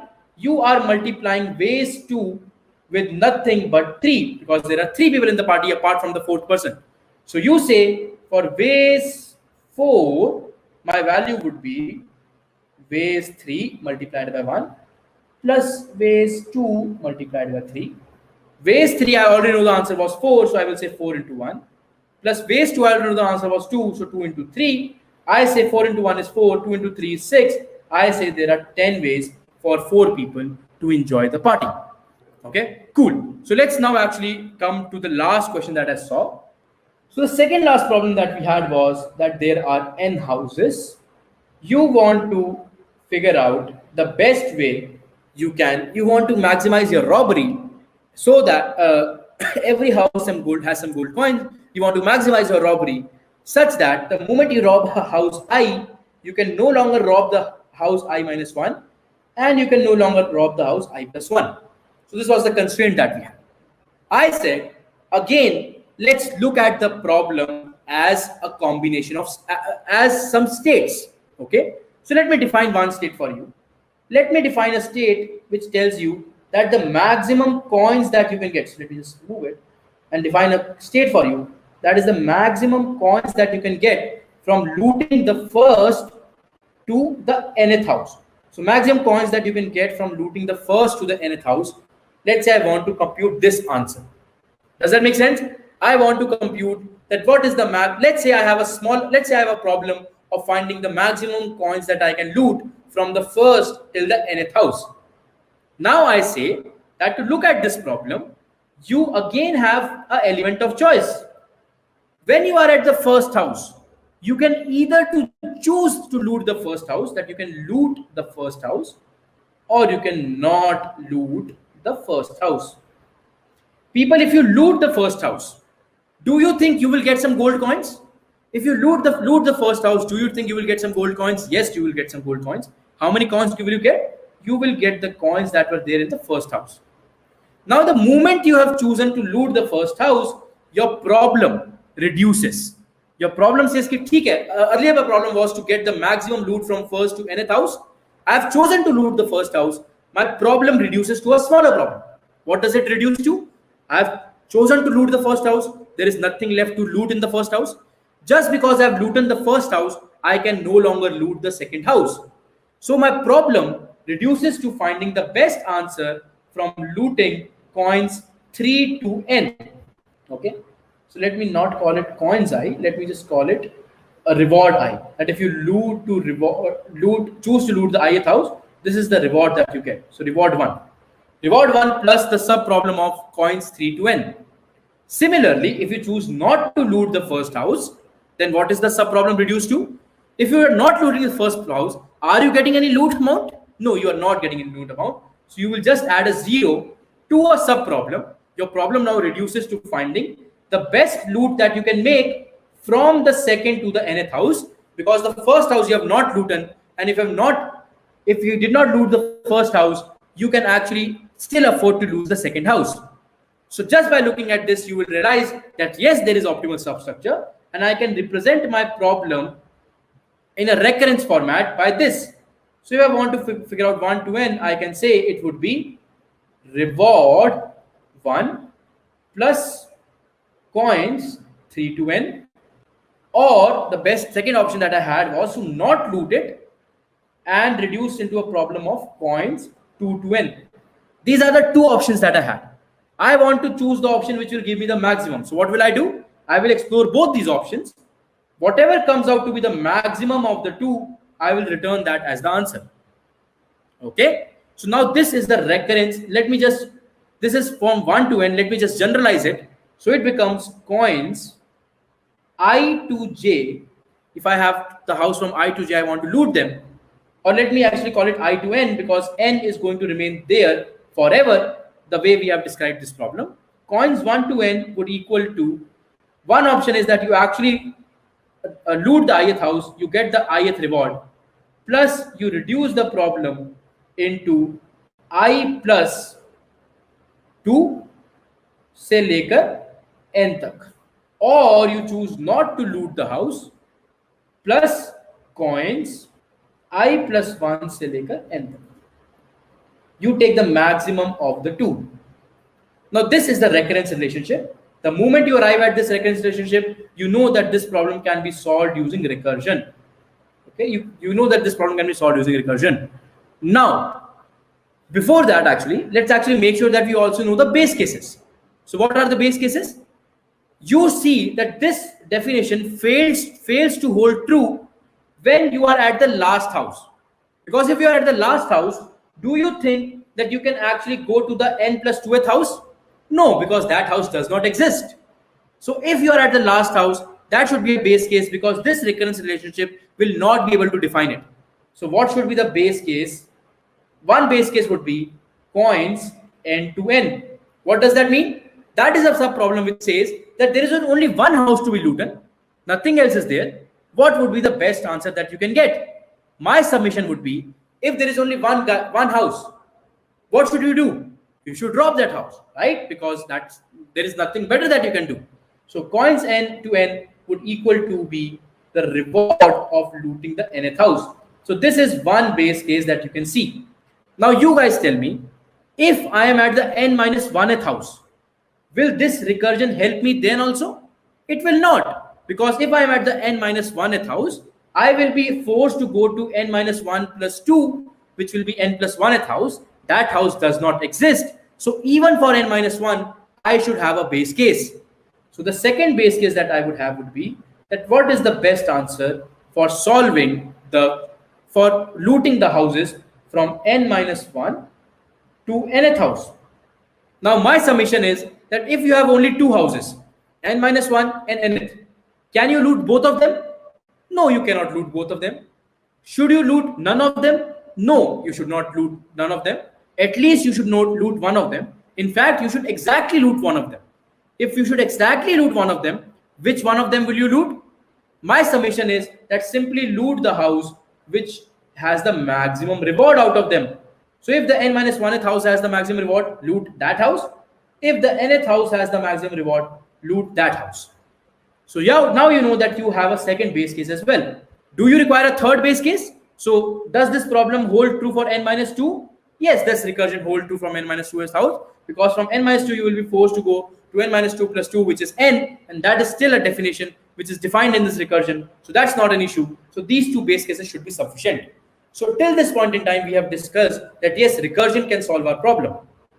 Now you see that a lot of states would be repeated here. If you just solve this using recursion, a lot of states would be repeated. I am leaving that as an exercise for you guys to figure out that how these states will be repeated. I will give you a hint how to figure that out. Just build a recursive tree and see that a lot of states are being computed again and again. So what do? You memorize those states. Okay, you memorize those states. That's it. The moment you memorize those states, you just solve this recursive question, add that memorization, you get the answer. You get that answer top down. If you want to solve that answer bottom up, what do you do instead? You start with the base cases. So you start with, what if I only had the last house? The answer will be reward n. What if I had the second last house and the last house? The answer will be maximum of two of them. Now if I have the answer to these two cases, can I actually figure out the answer from n minus 2 to n? So what I'm saying is, let's say I know the answer. If I only had this house to loot, then what would be the best answer? So let me just actually take an example, real life example. So let me take an example and see what would be the answer there. 2, 7, 9, 3, and 1. So let's say I know the answer. This is my base case, right? The last one is my base case. The answer would be that you can get only one coin, right? So the answer to 5 would be 1. The second last is also a base case. The answer to 4, as we discussed, would be maximum, that you can either choose to loot this one or this one. Maximum of 3, 1, which happens to be 3. Now you come to this point. If you are actually doing it bottom up, so you have the base cases. Using the base case, you solve a bigger problem that you can just solve using the base cases. So if I have these 3 houses, what is the best thing that I can do? I have 2 options. Either I can choose to loot this or not to loot this. If I choose to loot this, the second option is choose not to loot this. If I choose to loot this, I will get 9 coins because I'm looting it. And just because I'm looting it, I cannot loot the 4th house. So I will be forced to only consider the answer for the 5th one, which I already know this one. So this will be 10. One option gives me answer 10. Second option is I do not loot this house. So I will get 0 coins from this one. But I can still manage to loot the 4th one, which gives me 3 coins. So the answer will be 3. So I take the maximum of 10 and 3. So the maximum is 10. So I know that for this, for answer 3, the maximum answer that I can get is 10. Now using these 3, I can compute for this. Either I can loot it, not loot it. If I loot it, it would be 7 plus answer of 4. If I not loot it, it would be 0 plus answer of 3. Answer of 4 is nothing but 3. 7 plus 3 is nothing but 10. Or you can say 0 plus answer 3, which is nothing but 0 plus 10, which is 10. You take the maximum of 2, which is 10. So you say even for this, answer of 2 is also 10. Now you are left with this one. You again have two choices, either to loot it, not loot it. If you loot it, you make it 2 plus. If you loot it, you get 2 coins just because you are looting it. It becomes 2 plus answer 3. Or it becomes 0 plus answer 2. 2 plus answer 3 is 10. Answer 3 is 10, right? Sorry, answer is 10. 2 plus answer 3 is 12. So one option is 12. Or you say 0 plus answer 2, which is 10. The maximum of 10 and 12 is 12. So you say that if for the first house the answer is 12, so now you know the answer that if you want to loot from the first till the nth house, the best thing that you can do is get 12 coins. Okay, so today what did we discuss? We discussed what is dynamic programming. We now understand that any problem which shows optimal substructure and overlapping subproblems is a problem which can be modeled into a DP solution. We know that the moment a problem shows optimal substructure, it can automatically be solved using recursion because you can divide a bigger problem into smaller problems. Now, the moment apart from showing optimal substructure, it also shows overlapping subproblems. You can essentially store the subproblems answers and utilize them the next time you see them. So now you actually move from recursion and go to a dynamic programming solution. Okay, so DP in one way is nothing but recursion plus dynamic programming, recursion plus memoization, because you see some problems being repeated. Okay, this is one way to look at it. The other, this is the top-down approach. Bottom-up approach would be that if you have proven that you have optimal substructure and overlapping subproblems, start with the base cases, utilize those base cases, and get the answer to the next case that you can get, and then utilizing all this information, get the answer to the next thing that you can get, and so on and so forth. You keep on building your answers, you will get the entire answer. Okay, this is the bottom-up approach that we have. Apart from that, let me explain you some more things. Then we also discussed that how to figure out whether a problem can be solved greedily or not. The problem can be solved greedily if by just looking at something without looking at what holds for you in the future, if you can make a greedy choice, which will always give you the best possible answer. If you can make such a choice, a greedy solution will work. Okay, if you cannot make such a choice, you are bound to explore all possibilities. Then you should think the DP way. How to think the DP way? Look at the element of choice. Look at any element. Look at what element of choice do you have. Either you can include it, not include it, do something with it, not do something with it, and so on and so forth. The moment you look at the element of choice, you can, looking at the element of choice, construct a recursive definition of the problem. You can construct a recursive solution. You can just create a recurrence relationship for that problem. The moment you do that, then you need to figure out, do you see overlapping subproblems in that recurrence? If you see overlapping subproblems, just memorize it, you get a DP solution. So this is just in brief what we discussed today. We discussed several questions today. This was the basic building block class of DP. Stay tuned to Scalar Academy and keep a tab on all the videos that we keep on sharing with you guys. All the very best for everything that you do. Goodbye. Good night. Hello everyone. So in today's class, we are going to discuss the class of problems which is called as knapsack problems. Over the last couple of sessions, we have discussed several problems that we can solve using the DP paradigm of solving problems. And today we are going to discuss a specific class of problems that is called as knapsack problems. Okay. So yeah, let's begin today's class. How many of you know what knapsack problems are? So let me first of all start the class by defining what are knapsack problems. And once you know the definition, you would be able to appreciate that yes, this is a specific kind of very niche kind of problem set that we hope to solve using the concept of dynamic programming. Okay, so first of all, knapsack problems are basically optimization problems.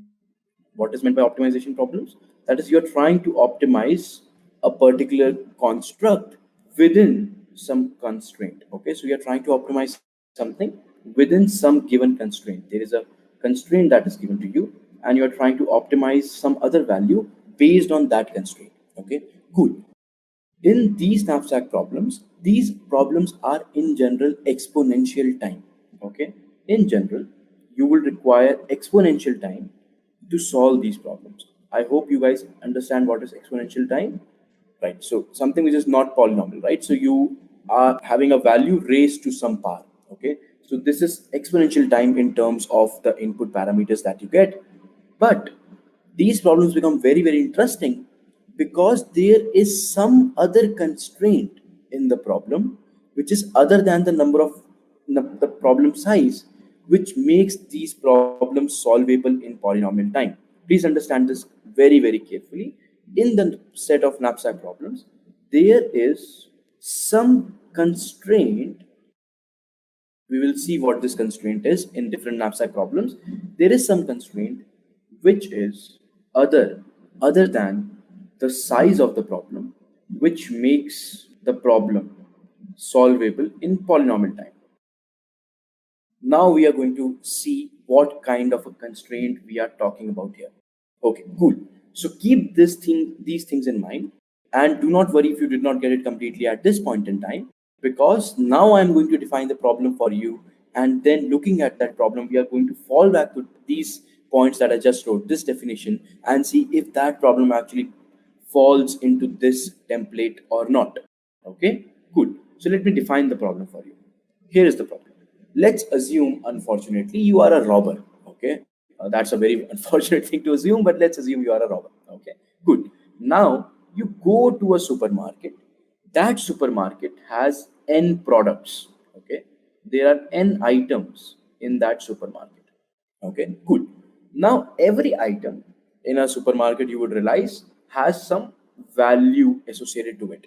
Does that make sense? What is the value? Let's assume the MRP. Okay, so every item has some value. Let's assume the first item costs rupees 60. The other item has the value of rupees 100. The third one has, let's say, 120. Fourth one is 50. Let's assume the sixth one is 70, and the last one is, let's say, 20.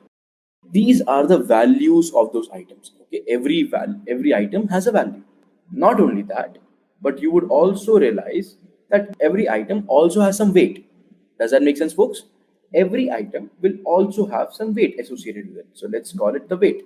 Okay, so let's say the first item was weighted 10 grams, let's assume. The second one was 20, third one was 30, fourth one was, let's say, 5, sixth one was, let's say, 52, seventh one was, let's say, 100.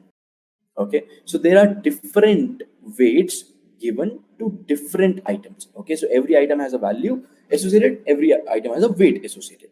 Cool. Now the problem that you're trying to solve, just because you are a robber, the problem that you're trying to solve is basically that you want to rob some items of this supermarket, but you brought with yourself a bag. And let's assume you are somebody who wants to save the earth and does not believe in, let's say, using plastic bags. You got a good big bag made out of clothes from your house, right? So even though you are a robber, but you are a robber with your own set of beliefs, right? And you do not want to hurt the environment, and you have a bag, cloth bag that you brought with yourself. Okay, cool. Now if you have a cloth bag that you brought with yourself, let's assume that bag had a weight, a maximum weight that it can take. Okay, so that bag has an inherent maximum weight that it can hold at any given point in time. If you add any more item beyond this maximum weight, your bag is going to break and you are going to lose all the items. Does that make sense? So let's assume this is the problem. You go to a market, there are n items, you want to steal some of the items. Every item has a weight, and there is a bag that you got to steal those items, and that bag has an inherent maximum weight that you can put. Okay, now I would just mathematically define this problem for you. I have given it intuitively. Let me just define the mathematical problem that we are trying to solve here. Okay, the mathematical problem that we are trying to solve here is that, of course, you would want to maximize your loot. Does that make sense? So you would want to maximize your loot. Okay, so let's assume out of these items there are n items. Okay, let's assume I stole some of those items. Okay, so you would want to maximize your loot. What does it mean? You want to maximize the value of your loot, right? Maximize the value of your loot. But there is a constraint. The constraint is that the items that you looted, the sum of their weights should be less than equal to the maximum weight that your bag can have. I hope it makes sense, right? This is the optimization problem. The constraint that you have basically is that is the sum of values, sum of weights of the items you stole should be less than the maximum weight of the bag. I hope this is crystal clear to everybody. Let me just write it once again. So you want to maximize the summation of values of the items you loot. Okay, I looted items. So the sum over the values of the looted items. You want to maximize this such that the summation of weights of the looted items is less than equal to WP. I hope now the problem should be clear to everybody. The problem should be clear to everybody in the class. This is the kind of problem that we are trying to solve. Now think about this problem, and the first thing that you should ask yourself is, can I solve this problem greedily? Okay, this is the first thing that you should ask yourself. Can this problem be solved greedily? And I would want you guys to take a minute and see, can you solve this problem greedily? And let me just state one thing here, which may not be very clear otherwise. The one thing that I wanted to state here is that this problem is a real life, let's say a 0-1 knapsack problem. What does that mean? That means that you can either pick an item completely or you can not pick an item at all. Okay, so you can either pick an item one time or 0 time. That is, either you can say I will pick the complete item one time or I will not pick that item at all. I hope this makes sense. Now, can you guys think about whether a greedy solution will work here? Okay, think about it for a minute. Right. So the answer here, folks, is that let's try to evaluate whether a greedy solution will work for us or not. Okay, greedy solution. I would have told this to you guys in the previous classes that I have taken online. You would have seen that greedy solutions work for problems. So what is a greedy solution? Greedy solution says that you are taking a decision which seems best to you at this point in time. What does that mean? That let's assume you have a sequence of numbers, or let's assume you have a big problem that you have. You are just taking a decision at this point without looking at what is there in the problem going forward. Just looking at a particular point, taking a decision that what is the best solution. That solution would look to you the best option at that point in time, but will also guarantee that if you keep on taking that best solution at that point in time, the overall solution that you get is also going to be maximized, also going to be optimized. What does that mean? It simply means that you are building a solution, taking local optimizations, which is going to yield to you the global optimization. Okay, cool. So let's try to look at this problem here. The point is that you would want to maximize your global value of the loot that you had. Okay, now my question is there any way in which you can just look at this item and figure out whether this item should be stolen or not? The answer to that would be that no, you cannot do that, because no matter what parameter you apply, let's say you apply a parameter which tells you that amount of value that you can get per unit weight. So what does that mean? So that would mean that the first item would give you a value of 6 per unit weight. If you guys are able to understand that, you get the value 60 with 10 grams of weight. So you get 6 value per unit of weight. Here you get 5 value per unit of weight because you have 100 value with 20 weight, 5 value per weight. Here you have 4 value per weight. Here you have 10 value per weight. Here you have 70 by 52, which is going to be 1.4 something. Okay, and then you can have 20 value with having a weight of 100. Okay, so that basically gives you the value of 0.2.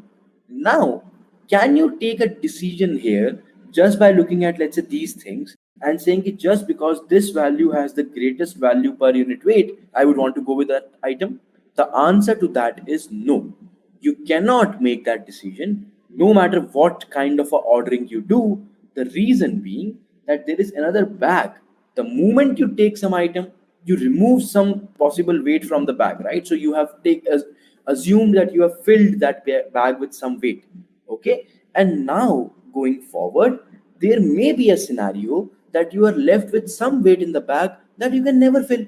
On the other hand, if you chose not to include the value which was giving you the best option at that point in time, maybe you can select some combination of items going forward which would maybe completely utilize the value weight of the bag and give you the maximum value. Does that make sense to you guys? So these kind of problems, when the landscape is changing with every decision that you take, and with every decision that you take, the further options that you have in that problem change drastically, you would not be able to come up with a greedy solution. I hope it makes sense, right? Cool. So first of all, we just discussed that a greedy solution will not work in this case. Okay. One thing that you guys would, again, I'm repeating it again based on my last sessions, I would have said that if you see a problem where a greedy solution won't work, then the other option that you have is trying to explore every possibility. What does a greedy solution do? A greedy solution sort of gives you one option or a couple of or a constant number of options at every step, and you say that okay, I'm only going to take these options and these are the greedy best option, and I will not be worried about what happens if this does not work out. This will always work out. But whenever the greedy solution does not work, the other option that you have, so if this does not work, the other option that you have is to explore all possibilities. To explore all possibilities. And whenever you see a problem which is forcing you to explore all possibilities, what does that mean? So in this problem, just because I cannot take a greedy decision, I will have to explore every possible option, whether to pick 60 or not to pick the first item, whether to pick the second item or not to pick the second item, whether to pick the third item and not to pick the third item. And these are not independent events. These are consecutive events. So if you pick the first item, then do you want to pick the second item or do you not want to pick the second item? Or let's say if you pick the first item, did not pick the second item, do you want to pick the third item or do you not want to pick the third item? So these are consecutive decisions that you are taking, and these kinds of decisions, if you want to explore every such possibility in any decision, then one possible way that you should think about is the class of DP, okay, is the paradigm of DP, dynamic programming. I'm not saying that every problem that where you want to do explore all possibilities, DP would be working, but this is one possible thing. If you are, let's say, giving an interview and you see a problem which really does not work, you are forced to explore all the possibilities there, then it should come to your mind, can I model this problem as a DP solution? You will not be able to do it for every problem, but for some of them you will be able to do it. Okay, I hope I have made myself clear. Now for DP, I told you that there are two very important parameters that you need to see if a problem has, only then it will be able to broken down into a DP. These are, do you have optimal substructure? That is, can you use the answer to smaller problems to solve the answer to a bigger problem? And the second thing was, do you see overlapping subproblems? So can you actually say that once you end up doing this, so this is something which takes you the recursion way. So you can build a recursive solution there, because if you just can use the answers to smaller problems, you can build a bigger answer. You can use recursion out there, right? This takes you recursion way. But the moment you see that in all the states that you get in the recursion, if there are repeated states that you are getting, it makes the problem dynamic programming problem. Okay, you can afford to not compute those repeated states and solve the problem in a very, very fast manner, right? Now, I am pretty sure that for some of you, this may seem a bit too fast, but I would request you guys to look at the first two videos that we did. And I explain these things in great details. And I'm pretty sure that once you look at those videos, you'll be able to understand what we are talking about here. Okay, cool. So we realized that this problem, first of all, cannot be solved greedily. Now, can I look and see whether a DP solution will work here? Okay, cool. So you guys can. Let's look at a smaller problem here. So let's assume if you had the answer to problems from here to here. That is, let's assume there were only 3 items and you know what is the best loot that you can get, or what are the different loots that you can get at different weights. Can you utilize that answer to figure out, take a decision for the fourth one, right? So I will just try to explain it using the recursion tree. Just a minute, right? So let me just try to define this problem using a recursion tree. Okay, good. So what is the point that you have here? So let's assume you have different options to take. At the very first step, let's say you have an option of either picking. So let's say you are at the first element, I is equal to 1, and the weight in the bag is, let's assume, the weight maximum at the moment, because you have not included any item. The weight of this bag is that is available, so let me call it weight available, is the maximum weight of the bag, and you have to take a decision for the first item, and the value that you have aggregated till now is 0. Does that make sense? Before you have done any decision. So let me define the arrays once again, and let me maybe have a smaller array this time around. So this is the value, this is the weight array. These are the two arrays that we had, value and the weight array. The values were 60, 100, 120, and 50, and the weights were 10, 20, 30, and 5. Right. So these are the values and the corresponding weights. And let's assume the weight of the maximum weight that you can put in the bag is, let's assume, 50. Right. Now at the first position, let's call it 1, 2, 3, 4. At the first position, before you go to the first position, your value aggregated is 0 because you have not selected anything, and the available weight in the bag is weight maximum, and you have to take a decision for I is equal to 1th item. Now you folks tell me, what all options do you have at the first item? There are, the element of choice that you have is that you have two options. Either you can say that I am going to select the first item, or you can say that I am going to not select the first item. Does it make sense to everybody? If you select the first item, can you define these 3 parameters for this new state for me? I am pretty sure that you can. You have taken a decision for the first item. What is the next item that you will have to take a decision for? For sure, you will have to take a decision for I is equal to 2. You have chosen to include the first item. Can you tell me what is the value aggregated till this point in time? The value aggregated till this point in time would be the value of this item. Does that make sense? Because the value previously was 0, I have chosen to include the first item. The value aggregated till this point in time would be the 60. Okay, so this is done. You have to take a decision for I is equal to 2 now, and the weight available that is there in the bag. So you guys tell me. Initially, the weight available was 50, right? Now you have included the first item. The weight of that item was 10. So can you tell me the weight available now? The weight available would be 40. 50 minus 10 is 40. So this is how you take this. This becomes one state. If you chose not to include the first element, can you tell me what to do now? So you have taken a decision for the first element. Now what is the element that you need to take a decision for now? The second element, right? So you have taken a decision for the first element. Now you need to take a decision for the second element. Value aggregated before was 0. You chose not to include the first element. The value aggregated till this point in time will also be 0, right? And then the weight maximum, the weight available before was 50. You did not select the first item. The weight available will still remain 50. I hope it makes sense that this one state now boils down to these two states, right? Now let's look at this state. You have to take a decision for the second item. So again, you have two options. Everybody in the class, understand please. Again, you have two options. The option one that you have is you will want to select the second item. The second option that you will have is that you will not want to select the second item. If you want to select the second item, you would agree with me that now you need to take it for I is equal to 3. The value aggregated till this point in time would be equal to 60 was till this point in time. You are selecting the second element, which will make it 160, right? So you make it 160 is the value that you have chosen to steal till this point in time. And let me also define the weight available. The weight available would be 40 was before this. You just included a value, a weight item which has the weight 20. Now your weight becomes 20.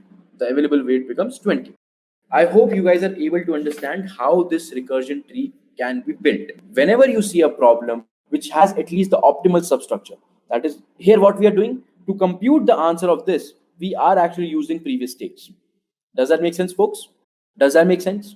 So basically you will understand that whenever you have optimal substructure in your problem, the way to go forward would be to draw a recursive tree. Once you draw a recursive tree, I will tell you how to take the problem forward. I'm sure everybody is with me that you define this problem. So the moment you understand there is optimal substructure, you draw this recursion tree. Once you draw this recursion tree, you see how the states are being modeled, and then you can move ahead and see if DP can be applied there or not. Cool. Now for DP to be applied, I told you one problem is optimal substructure that we already see while building this recursive tree. The second problem that we have is overlapping subproblems. If you have overlapping subproblems, then you can make an argument saying that this problem can be solved much better in a much more optimal manner if I choose to actually utilize the if you see overlapping subproblems, that is, there are subproblems that you already computed and you need not compute now. Looking at this problem, do you see that there are so many overlapping subproblems? The answer to that can be figured out by looking at the number of unique states that you have in this recursion tree. So try to find out number of unique states in this recursion tree. Try to find that out, folks. So you tell me, every state here is defined by three parameters here: value aggregated, I, and W max. Okay, there are three parameters: value aggregated, I, W max. I can say that I can model this as an output thing, that this is something which the state stores. The parameters are only two, that let's say the ith element for which you are taking a decision for, and the weight available in the bag. So let's assume these are the two parameters that you have. If you have these two parameters to figure out the number of unique states that you can see in this recursion tree, you will have to figure out the number of values the first parameter can take multiplied by the number of values the second parameter can take. I hope you guys understand that. So what I am doing here, I am saying figure out the number of unique states in the recursion tree. You will have to figure out the different parameters that you have. Once you figure out the different parameters that you have, you can utilize those parameters and figure out how many values the first parameter can take, multiply that with the number of values the second parameter can take, and you can understand how many distinct states will be there in this DP recursion tree, So you guys tell me, the first parameter is I, that is for which element you want to take a decision for. How many different values can I take? I will be equal to 1, 2, 3, 4, so n tak. So you would be able to understand that I can take n values. Okay. Now can somebody tell me how many values the second parameter can take? What is the second parameter? The second parameter was basically the available weight. It will start from W max, that is, at the beginning you had every single unit of weight available, which is W max. But at every step, you are either at least going to reduce the weight by 1 if you are taking some element. Does that make sense? If you are traversing the tree on the left side, you are definitely going to reduce one value, at least 1 unit, because I can assume that every element in this supermarket at least had 1 unit of weight. Okay, it did not have fractional weights, it had natural number weights from 1 से लेकर किसी भी weight तक, right? So you will understand that the number of values the second parameter can take would be equal to the weight max. If you multiply these two values, you get n into W max. So these are the number of states that you can have. Okay, so these are the number of states that you can have, and this is what you see at this point in time. But the problem is that this n can be very large, the number of states can be very large, and you will not be able to, you may be at a position where you are not able to solve the answer. Okay, so let me just wait for a while. If there is any big doubt that you guys have, I would be very happy to answer it. So the argument that I'm trying to build here is that this problem, just because the kind of the problem that we saw here, right? The problem that we saw here, the constraints that we saw here, we got this W max because our bag had a maximum, weight. If the bag did not have a maximum weight, then you guys would agree that I can potentially have n values for the very first state and so many different values possible for let's say infinitely many possible values possible for the W, right? So you can just keep on saying that I will just keep on selecting. I can just take any decision, and whatever weight it becomes, it will become that weight. But try to look at the problem again. Try to look at the very first 3 points that I wrote at the beginning, right? So let's look at these 3 points that I wrote at the beginning for knapsack problems. It's an optimization problem. In general, it will be exponential time, but there is some constraint which is apart from the size of the problem, which makes the problem solvable in polynomial time. And now let's try to understand that particular sum constraint that I was talking about. Okay, the sum constraint that I was talking about here was that you have this constraint that you can have a bag with a maximum weight, right? The bag has a maximum weight. Does that make sense to everybody? The bag has a maximum weight, and exploiting that particular value, Exploiting that particular value tells me that the number of unique states in this recursion is going to be n into w max. Does that make sense to everybody? So what you can see is, just because you had that parameter, that there is a maximum weight for the bag, which makes it n into w max. Cool. Using this, exploiting this constraint, we would actually want, this will actually help us to model this problem in polynomial time. Does it make sense to everybody? I hope it does. Good. Right. So we have discussed this. We have discussed this recursion tree. We now understand that these are the states that we had, and this tells me the number of unique states in the DP, and which makes the problem solvable in polynomial time. That's great. Now, once this is done, once we realize that there is a optimal substructure there, once we realize there is overlapping subproblems there, that is, there are some unique number of states that you can get in this DP is going to be very, very less than the overall states that could have been there. Now you know that a DP solution here would work. Good. Can you guys help me write the recurrence relationship for this DP? And if you guys have seen the first two classes, you would realize that we have discussed that very, very extensively, how to actually figure out the recurrence relationship for a DP, right? So what do? First of all, we figure out the parameters that defines a state. So first of all, we figure out the params that define a state. Then we would have discussed that we want to see what value does a state give. Basically, what is the physical significance of the value? What is the physical significance of the value of the DP state? Once we know that, we can actually figure out which state will give me the final answer, which state will give me the final answer, and then you can figure out what is the element of choice that you have, right? At every step, what is the element of choice? And using this element of choice, you can actually build the recurrence relationship. So let's try to answer these questions that we see and see how we can solve this question for us. Okay. So first of all, the params that define a state, we already discussed that. Look at these states in the recursion tree. Can we figure out what params are required to represent a state uniquely? We would understand that what I that we are taking a decision for, with the value that is available in the box, in the bag till that point in time, these two params define the state for me. Does that make sense? If I have these two params, I can uniquely identify a state for me. Okay, cool.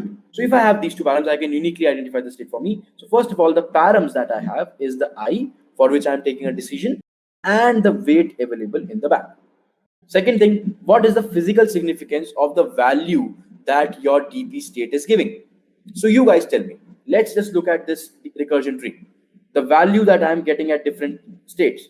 Can you tell me, looking at this recursion tree, what does this value represent?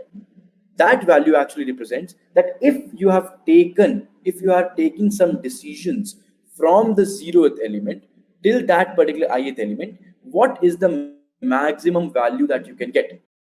Okay, why I'm saying the maximum? Because you tell me, if I'm taking a decision for the first element, and that actually boils down to taking a decision for the second element, I had two options for the second element. So basically, so you can understand that here I am taking the decision for the first element, I have two options. For the second element, I have again two options, and so on and so forth. At every state, just because you want to maximize your total value, you would want to take a max of the two options that you have. Does that make sense to everybody in the class? To get the final answer, you will have to take the maximum of every option that you have at every state. Does that make sense to you folks? Right. If it does, you will realize that yes, at every state, the value that you are getting would be the maximum value that you can get from taking a decisions from the 0th. If I'm building it from left to right, it would be from 0th to ith. If I'm building it from right to left, it would be from ith to nth. And you guys can actually fall back to the previous two videos to appreciate that we can build these kinds of symmetric problems from both ends. Okay, so the physical significance of the value. So let me try to build it from left to right. The physical significance of that value would be, what is the maximum value you could have looted in the let's say in the elements from I from 0 to I. What is the maximum value you could have looted in the elements from 0 to I? In the elements from 0 to I, if the weight that you consumed in the bag was equal to W maximum minus W available, if this is how we go about it. Or let's say if the weight available in the bag, weight still available in the bag is W available. I hope it makes sense to you guys, right? If this is what my physical significance of the state is, can you answer the third question for me? Which state will give me the final answer? The state that is going to give me the final answer is going to be, because the ith, the first, okay, so the state that is going to give me the final answer is going to be dp. I just need to fill these two arguments here, right? So what would be the value of these parameters which would give me the final state? So just look at the problem, just look at what is physical significance. The first parameter I means from 0 to I, so at the end you will have to take from 0 to n. Does that make sense to everybody? So it would be dp of n without a doubt. The second thing is, what is the weight available that you see is possible, right? If you are building up with the weight available, you can see that at most the weight available should be 0. Does that make sense to everybody? This may not give you the final answer because 0 may not be there at all. So you can actually build and say that the dp of n, and whatever I get, I will take the maximum of it. So let me actually now, rather than focusing here, let me actually build a recursion, and then this thing will be very crystal clear, and how I can actually make it boil down to a single state and not even to a combination of states. So let's just wait for a while, and let me just take the element of choice, build the recurrence, and then we will come back to it. Okay, cool. So yeah, dp of element I with some weight available, right? You want to solve this. You tell me, if I means from I se lekar n tak you have already solved the problem. Okay, if I means you have already solved the problem from I se lekar n tak, now which side will this fall back to? I hope you guys you can able to understand that we can build it from left to right or right to left. Both of them are equally valid. Let's try to do it anyway. Okay, so we have dp of I comma weight available. Okay, now we have two choices. Either I can say that I will pick the ith element, or I will not pick the ith element. These two decisions are mutually exclusive and mutually exhaustive. The moment we understand this, we appreciate that yes, just by looking at these two, I would be able to get the complete answer without any doubt. Cool. The first option that you have is pick the ith element. If I pick the ith element, can you figure out that this dp now should actually boil down to I plus 1? Because I have taken a decision for the ith element, do you understand that I will now, let's say, take the decision for the I plus 1th element? Let's say I'm building from left to right. I could have built it from right to left as well, but let me just say I'm building it from I plus 1. So, okay, so you can do it both ways, Shobit. So if you are picking the ith element, you can either say that I will boil it down to I plus 1, or you can say I will boil it down to I minus 1. No matter what you do, you will get an answer, but the final answer will be different in different two states. So let me just do it with I plus 1, and I will explain you at the end that how we could have done it with I minus 1 as well. Okay, Shobit? Cool. So let's say pick the ith element. If you're picking the ith element, let's say dp of I plus 1. This is what your problem boils down to. And the weight available would become weight available presently minus the weight of the ith element. Does that make sense to everybody? Right. After that, do you understand that this would be the dp, and the value that you're going to get in that state is going to be plus value of the ith element. Does that make sense? Cool. This is one option. The other option was not picking the ith element. If you are not picking the ith element, it will again have dp of I plus 1, because just because you have taken a decision for I, let's now move it to I plus 1.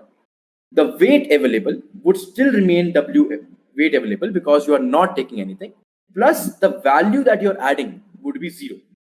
Does that make sense to everybody? These are the two choices that we have. To get the answer, I will just have to take the maximum of these two.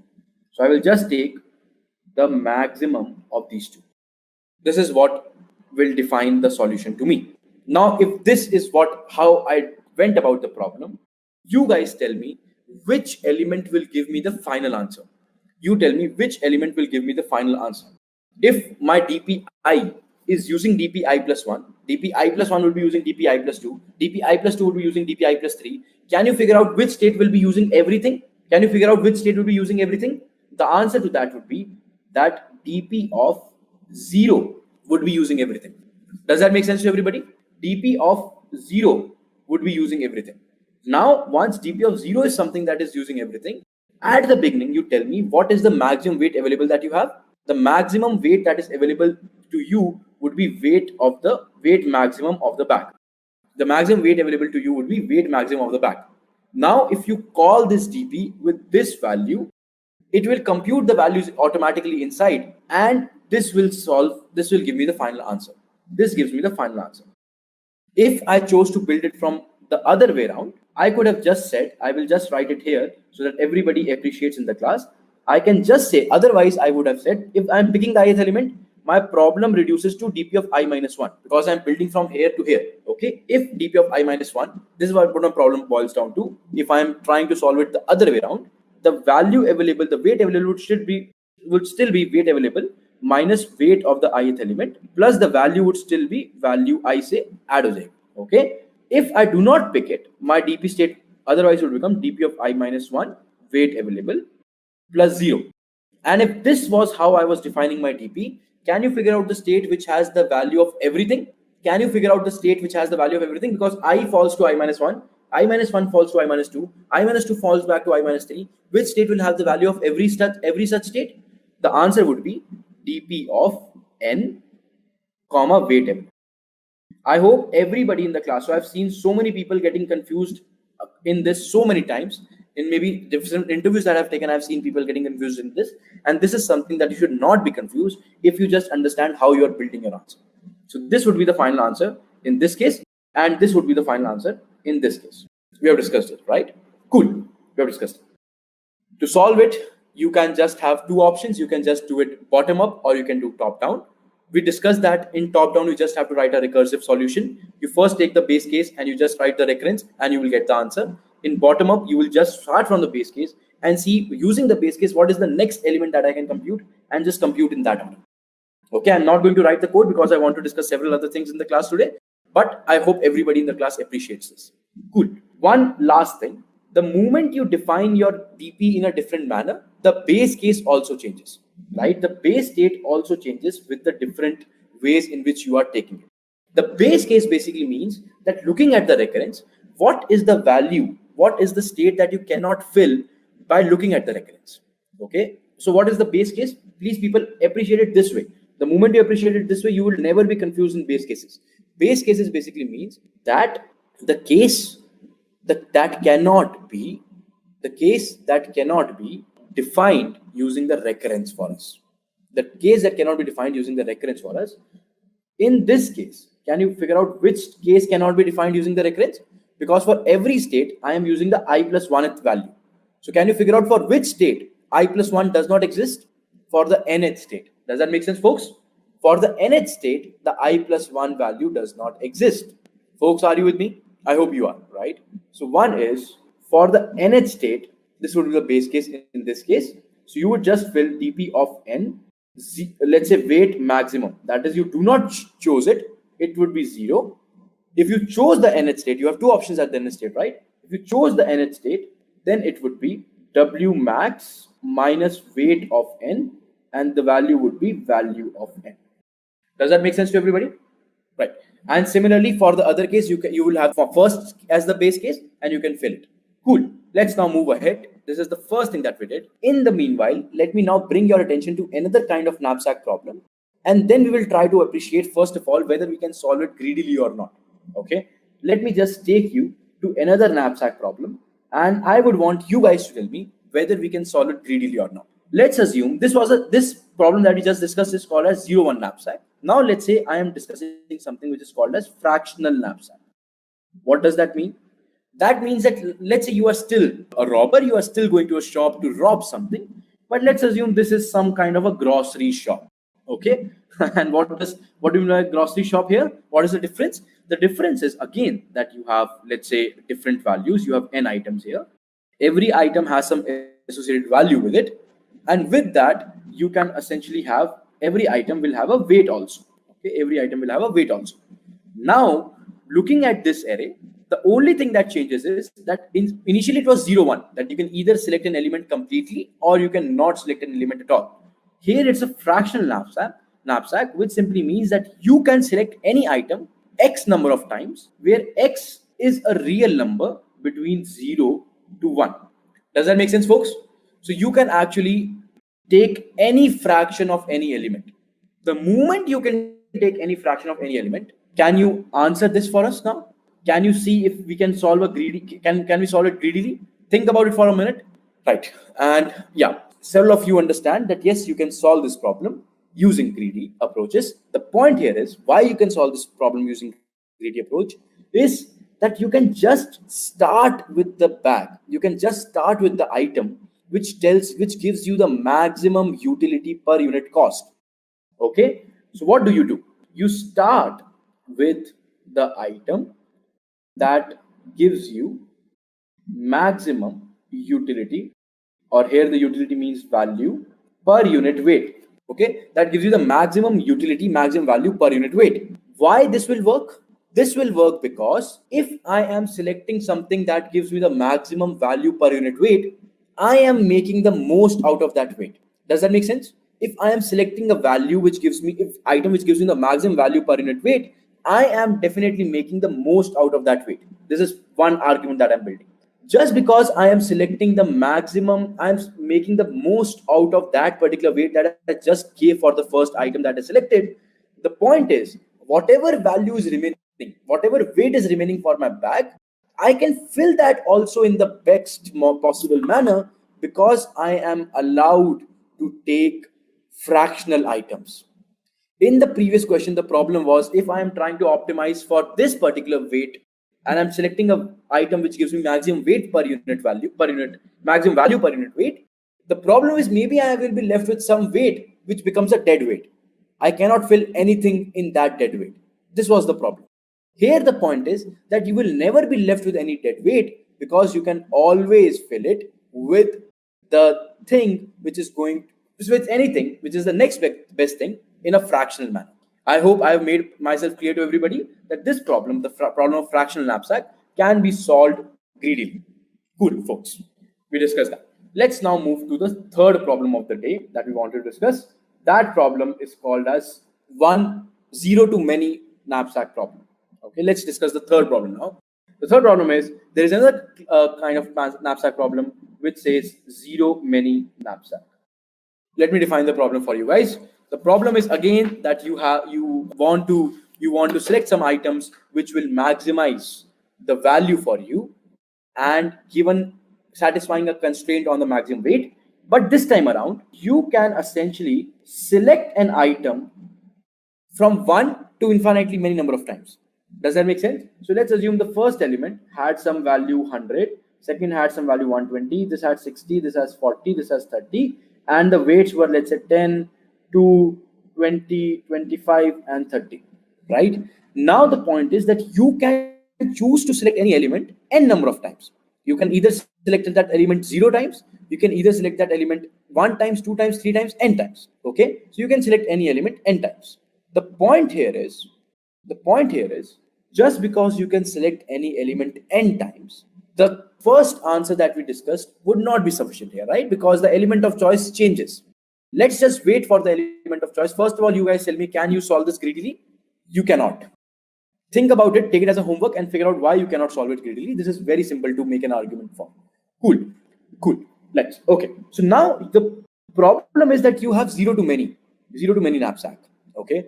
Now let's first of all try to build a recurrence tree. That is how it makes every problem simplified. Let's try to look at the recursive tree. Again, let's say you start with making a decision about the ith element. You again have a available weight which starts with W max, and you again have a value aggregated which starts with 0. Now you tell me the options that I have, the element of choices that I have. Either I will not select this element, that is I will select it 0 times, or I will select it 1 time, or I will select it 2 times, or I will select it 3 times, and so on and so forth.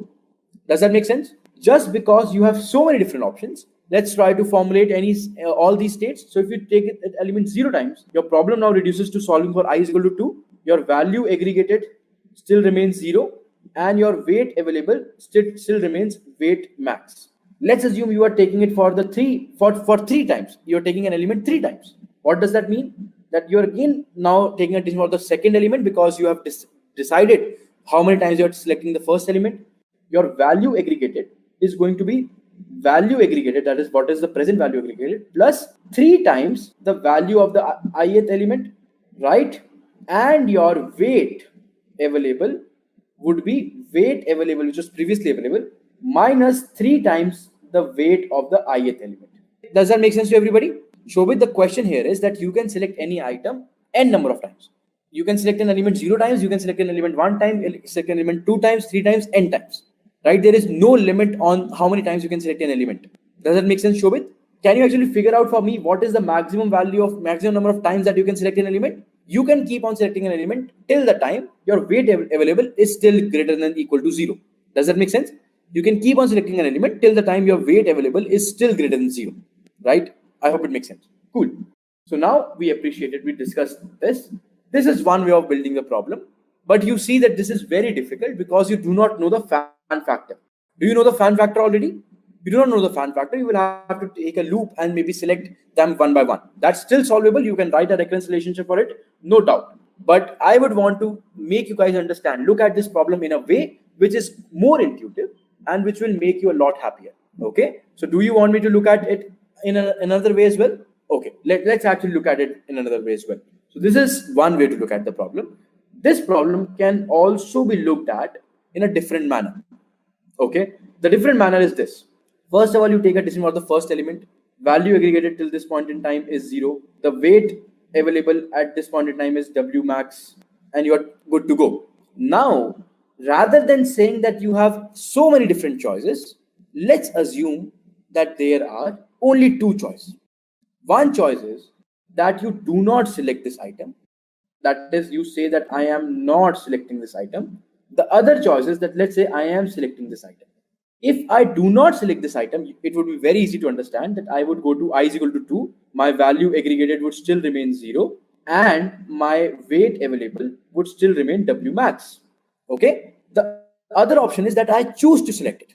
If I choose to select it, you would agree that my weight available would become weight available minus weight of the first element because I chose to select it. My value would become value aggregated plus value of the first item that we had. But just because I only gave the option till this point in time to select this element once, but I could have essentially selected this element multiple number of times, I would still keep the I of my state equal to 1. Why would I still want to keep it 1? Because I would want to give that choice again, whether do I want to select the ith element or not select the ith element. If I do not select the ith element now, if I reach to this state, do you understand that from the beginning till this state, I have selected the I is equal to 1 times, and now I am moving to I is equal to 2. So I now know that if I wanted to select I is equal to 1 times, I will choose this path. If I choose the I is equal to 1 again, would you agree that from this to this, I have already selected I 2 times, and I again give myself an option of not selecting it and selecting it. If I do not select it now, then I move to I is equal to 3, I is equal to 2, because now this state will represent that I have selected I is equal to 1 2 times. If I still select it, that means that I have already selected it 3 times and I'm again giving it a choice. Does that make sense to everybody? Does that make sense to everybody? This is a very, very intuitive way of understanding this problem in a slightly different manner. That at every state, you can either choose to select that element or not select that element. If you do not select that element, it would simply mean that, okay, man, I'm not selecting that element. Let me take a decision for the next element. If I choose to select an element at that point, I am still leaving the scope of selecting it 1 more time, 2 more times, 3 more times down the line. Does that make sense to everybody? This actually would, in my opinion, would actually make you a lot more happier and would allow you to understand this problem at a much deeper level. Cool. So let me just write the recurrence relationship for this as well. Let's say you have again 2 states to represent your problem, dp of I and dp of w, dp of I and weight available. You can say that again you are going to take a maximum out of the 2 choices that you have. What are the 2 choices that you have? The first choice is that you do not select it. The second choice is that you do select it. If you do not select it, it would make it dp of I plus 1, because I did not select it. Let me now take a decision for the second element, and w max still, because I did not select it, plus 0. Okay, this is one option. The other option is that if you wanted to select it, you will say again, not go to DP of I plus 1 here, still remain at DPI, because I will want to give it chances further down the line also to select this one more time, two more times, three more times, and my W max. So this is W available. Sorry, this is W available. This will not change. In this case, it will change because I've selected it one time, and the available weight would reduce, so it would become W available minus weight of the ith element plus the value of the ith element. Does that make sense to everybody? And if it makes sense to everybody, let me actually define. So I would just want to maybe discuss one more thing, which you would most likely not find at so many different places on the internet. Maybe this thing you will find at so many different places, but I just try to explain it in a much more detailed fashion. But I can maybe take 10 more minutes to explain to you something else, which maybe you will not find very easily at different places. Okay. So let's actually try to look at a variant of these problems. And before looking at the variant of these problems, let me actually take you back to the very first definitions, that the very first points that I wrote about the knapsack problems. Knapsack problem is a class of problems in which you are trying to solve some optimization problem. Generally, it is going to take exponential time, but there is some constraint which is apart from the number of elements in the array, size of the problem. There is some other constraint that actually makes this problem solvable in polynomial time. Okay, it actually makes your problem solvable in polynomial time. Cool. So let me try to make you guys appreciate that constraint till this point in time was weight of the bag. Does that make sense to you guys? We were piggybacking on the weight of the bag to solve this problem in polynomial time till this point in time. Does that make sense? Because we were using the weight available as the second parameter, and that gave us fixed number of unique states, and that enabled us to solve this problem in polynomial time. Before actually that, let me explain to you what is the time complexity of this algorithm. Let me give you a formula that is going to help you all across in DP problems. The time complexity in any DP problem,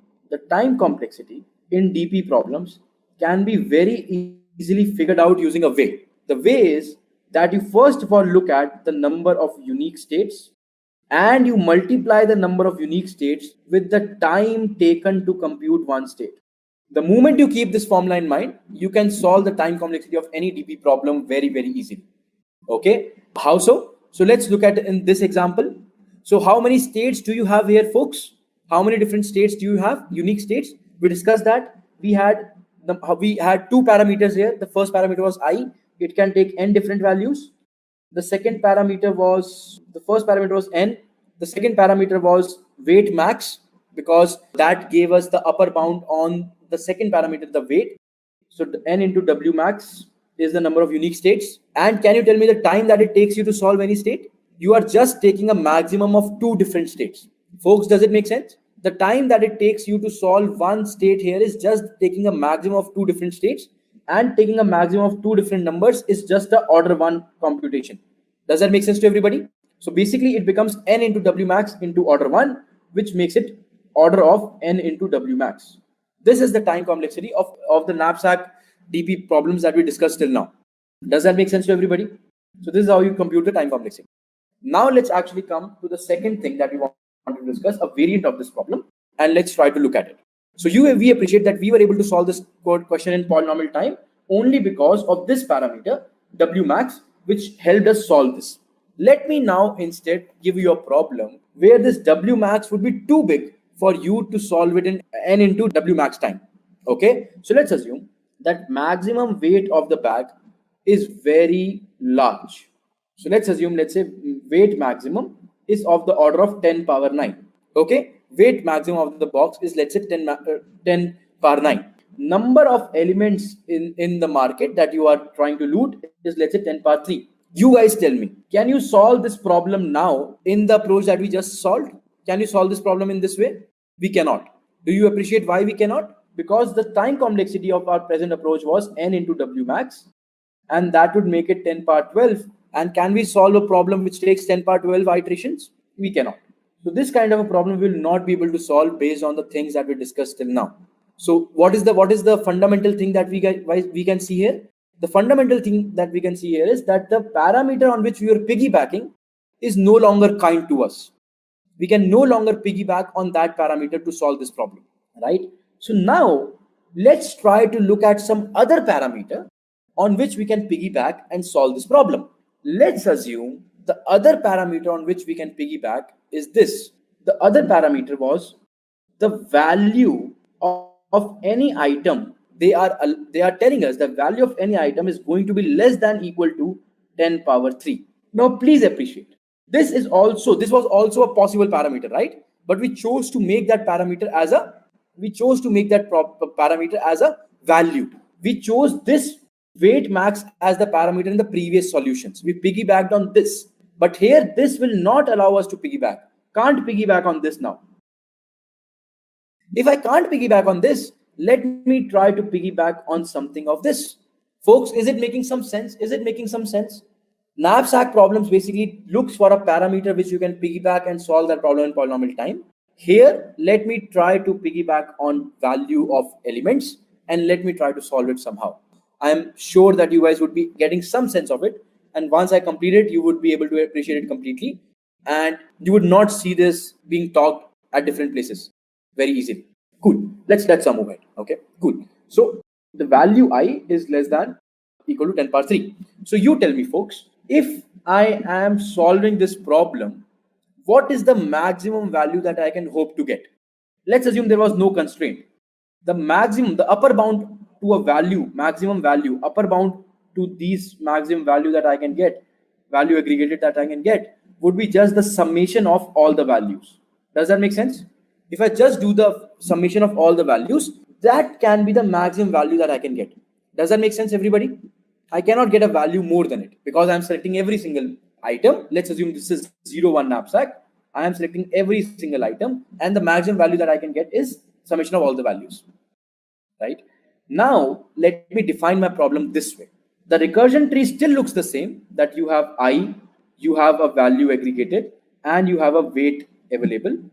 But this time around, I am not using these two things to define my state, but instead I am using these two states to define these two parameters to define my state. So my state would be something like this: dp of I, comma, the value aggregated. Okay, and the answer that this is going to give you is going to be, let's say, what is the minimum weight that you will have to fill in the bag to get value is equal to value aggregated from 0 to ith elements. You would want to figure out the minimum weight. Here you do not want to maximize anything, you want to minimize the weight, because you are filling weight now, assuming that you have the value filled. Does that make sense to you, folks? So you are filling weight now. So what is the minimum weight that you will have to fill in the bag to get a value of value aggregated from element 0 to I? How will I write my recurrence? I will again write my recurrence like this only: dp of, let's say, I, comma, value aggregated would be equal to, I have two options, either to select that element, not to select that element, the same options I have. If I select ith element, my problem will boil down to dp of I minus 1, because I have taken a decision for the ith element. Now I have to take a decision for the I minus 1th element. The value aggregated that I have till this point in time, folks, the value aggregated till this point in time would be value aggregated minus the value of the ith element. What does that mean? I am essentially trying to see whether this value I would be able to aggregate or not till the end. The moment this becomes a 0, I will be able to aggregate. Folks, is it making some sense? This is one option, that you can select the ith element. The other option is you cannot select the ith element. In that case, you would be dp of I minus 1 and your value aggregated will remain the same. Now I have purposefully left this problem a bit open-ended. I would want you guys to spend some time, think in this direction, and see how you can solve this problem by piggybacking on the summation of value aggregators. Folks, does it make sense? Let me just give you one hint.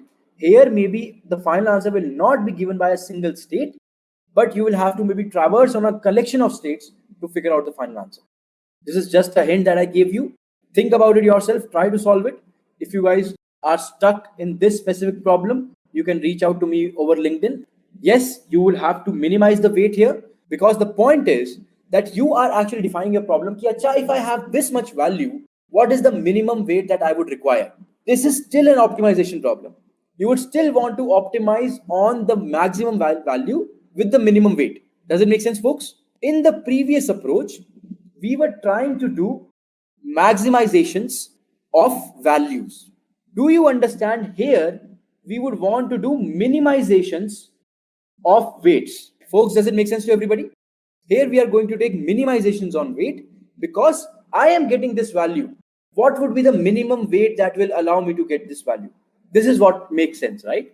You would not want to define your problem saying that what is the maximum weight that would be required to get this value, right? Instead, you would want to say, what is the minimum weight which can allow me to get this value? Does that make sense to everybody? Abhishek, does that make sense to you? Right. So you would want to figure out the minimum weight that can give you that answer, that can give you that value. Cool. Thanks a lot, everybody. I hope you guys enjoyed the lecture.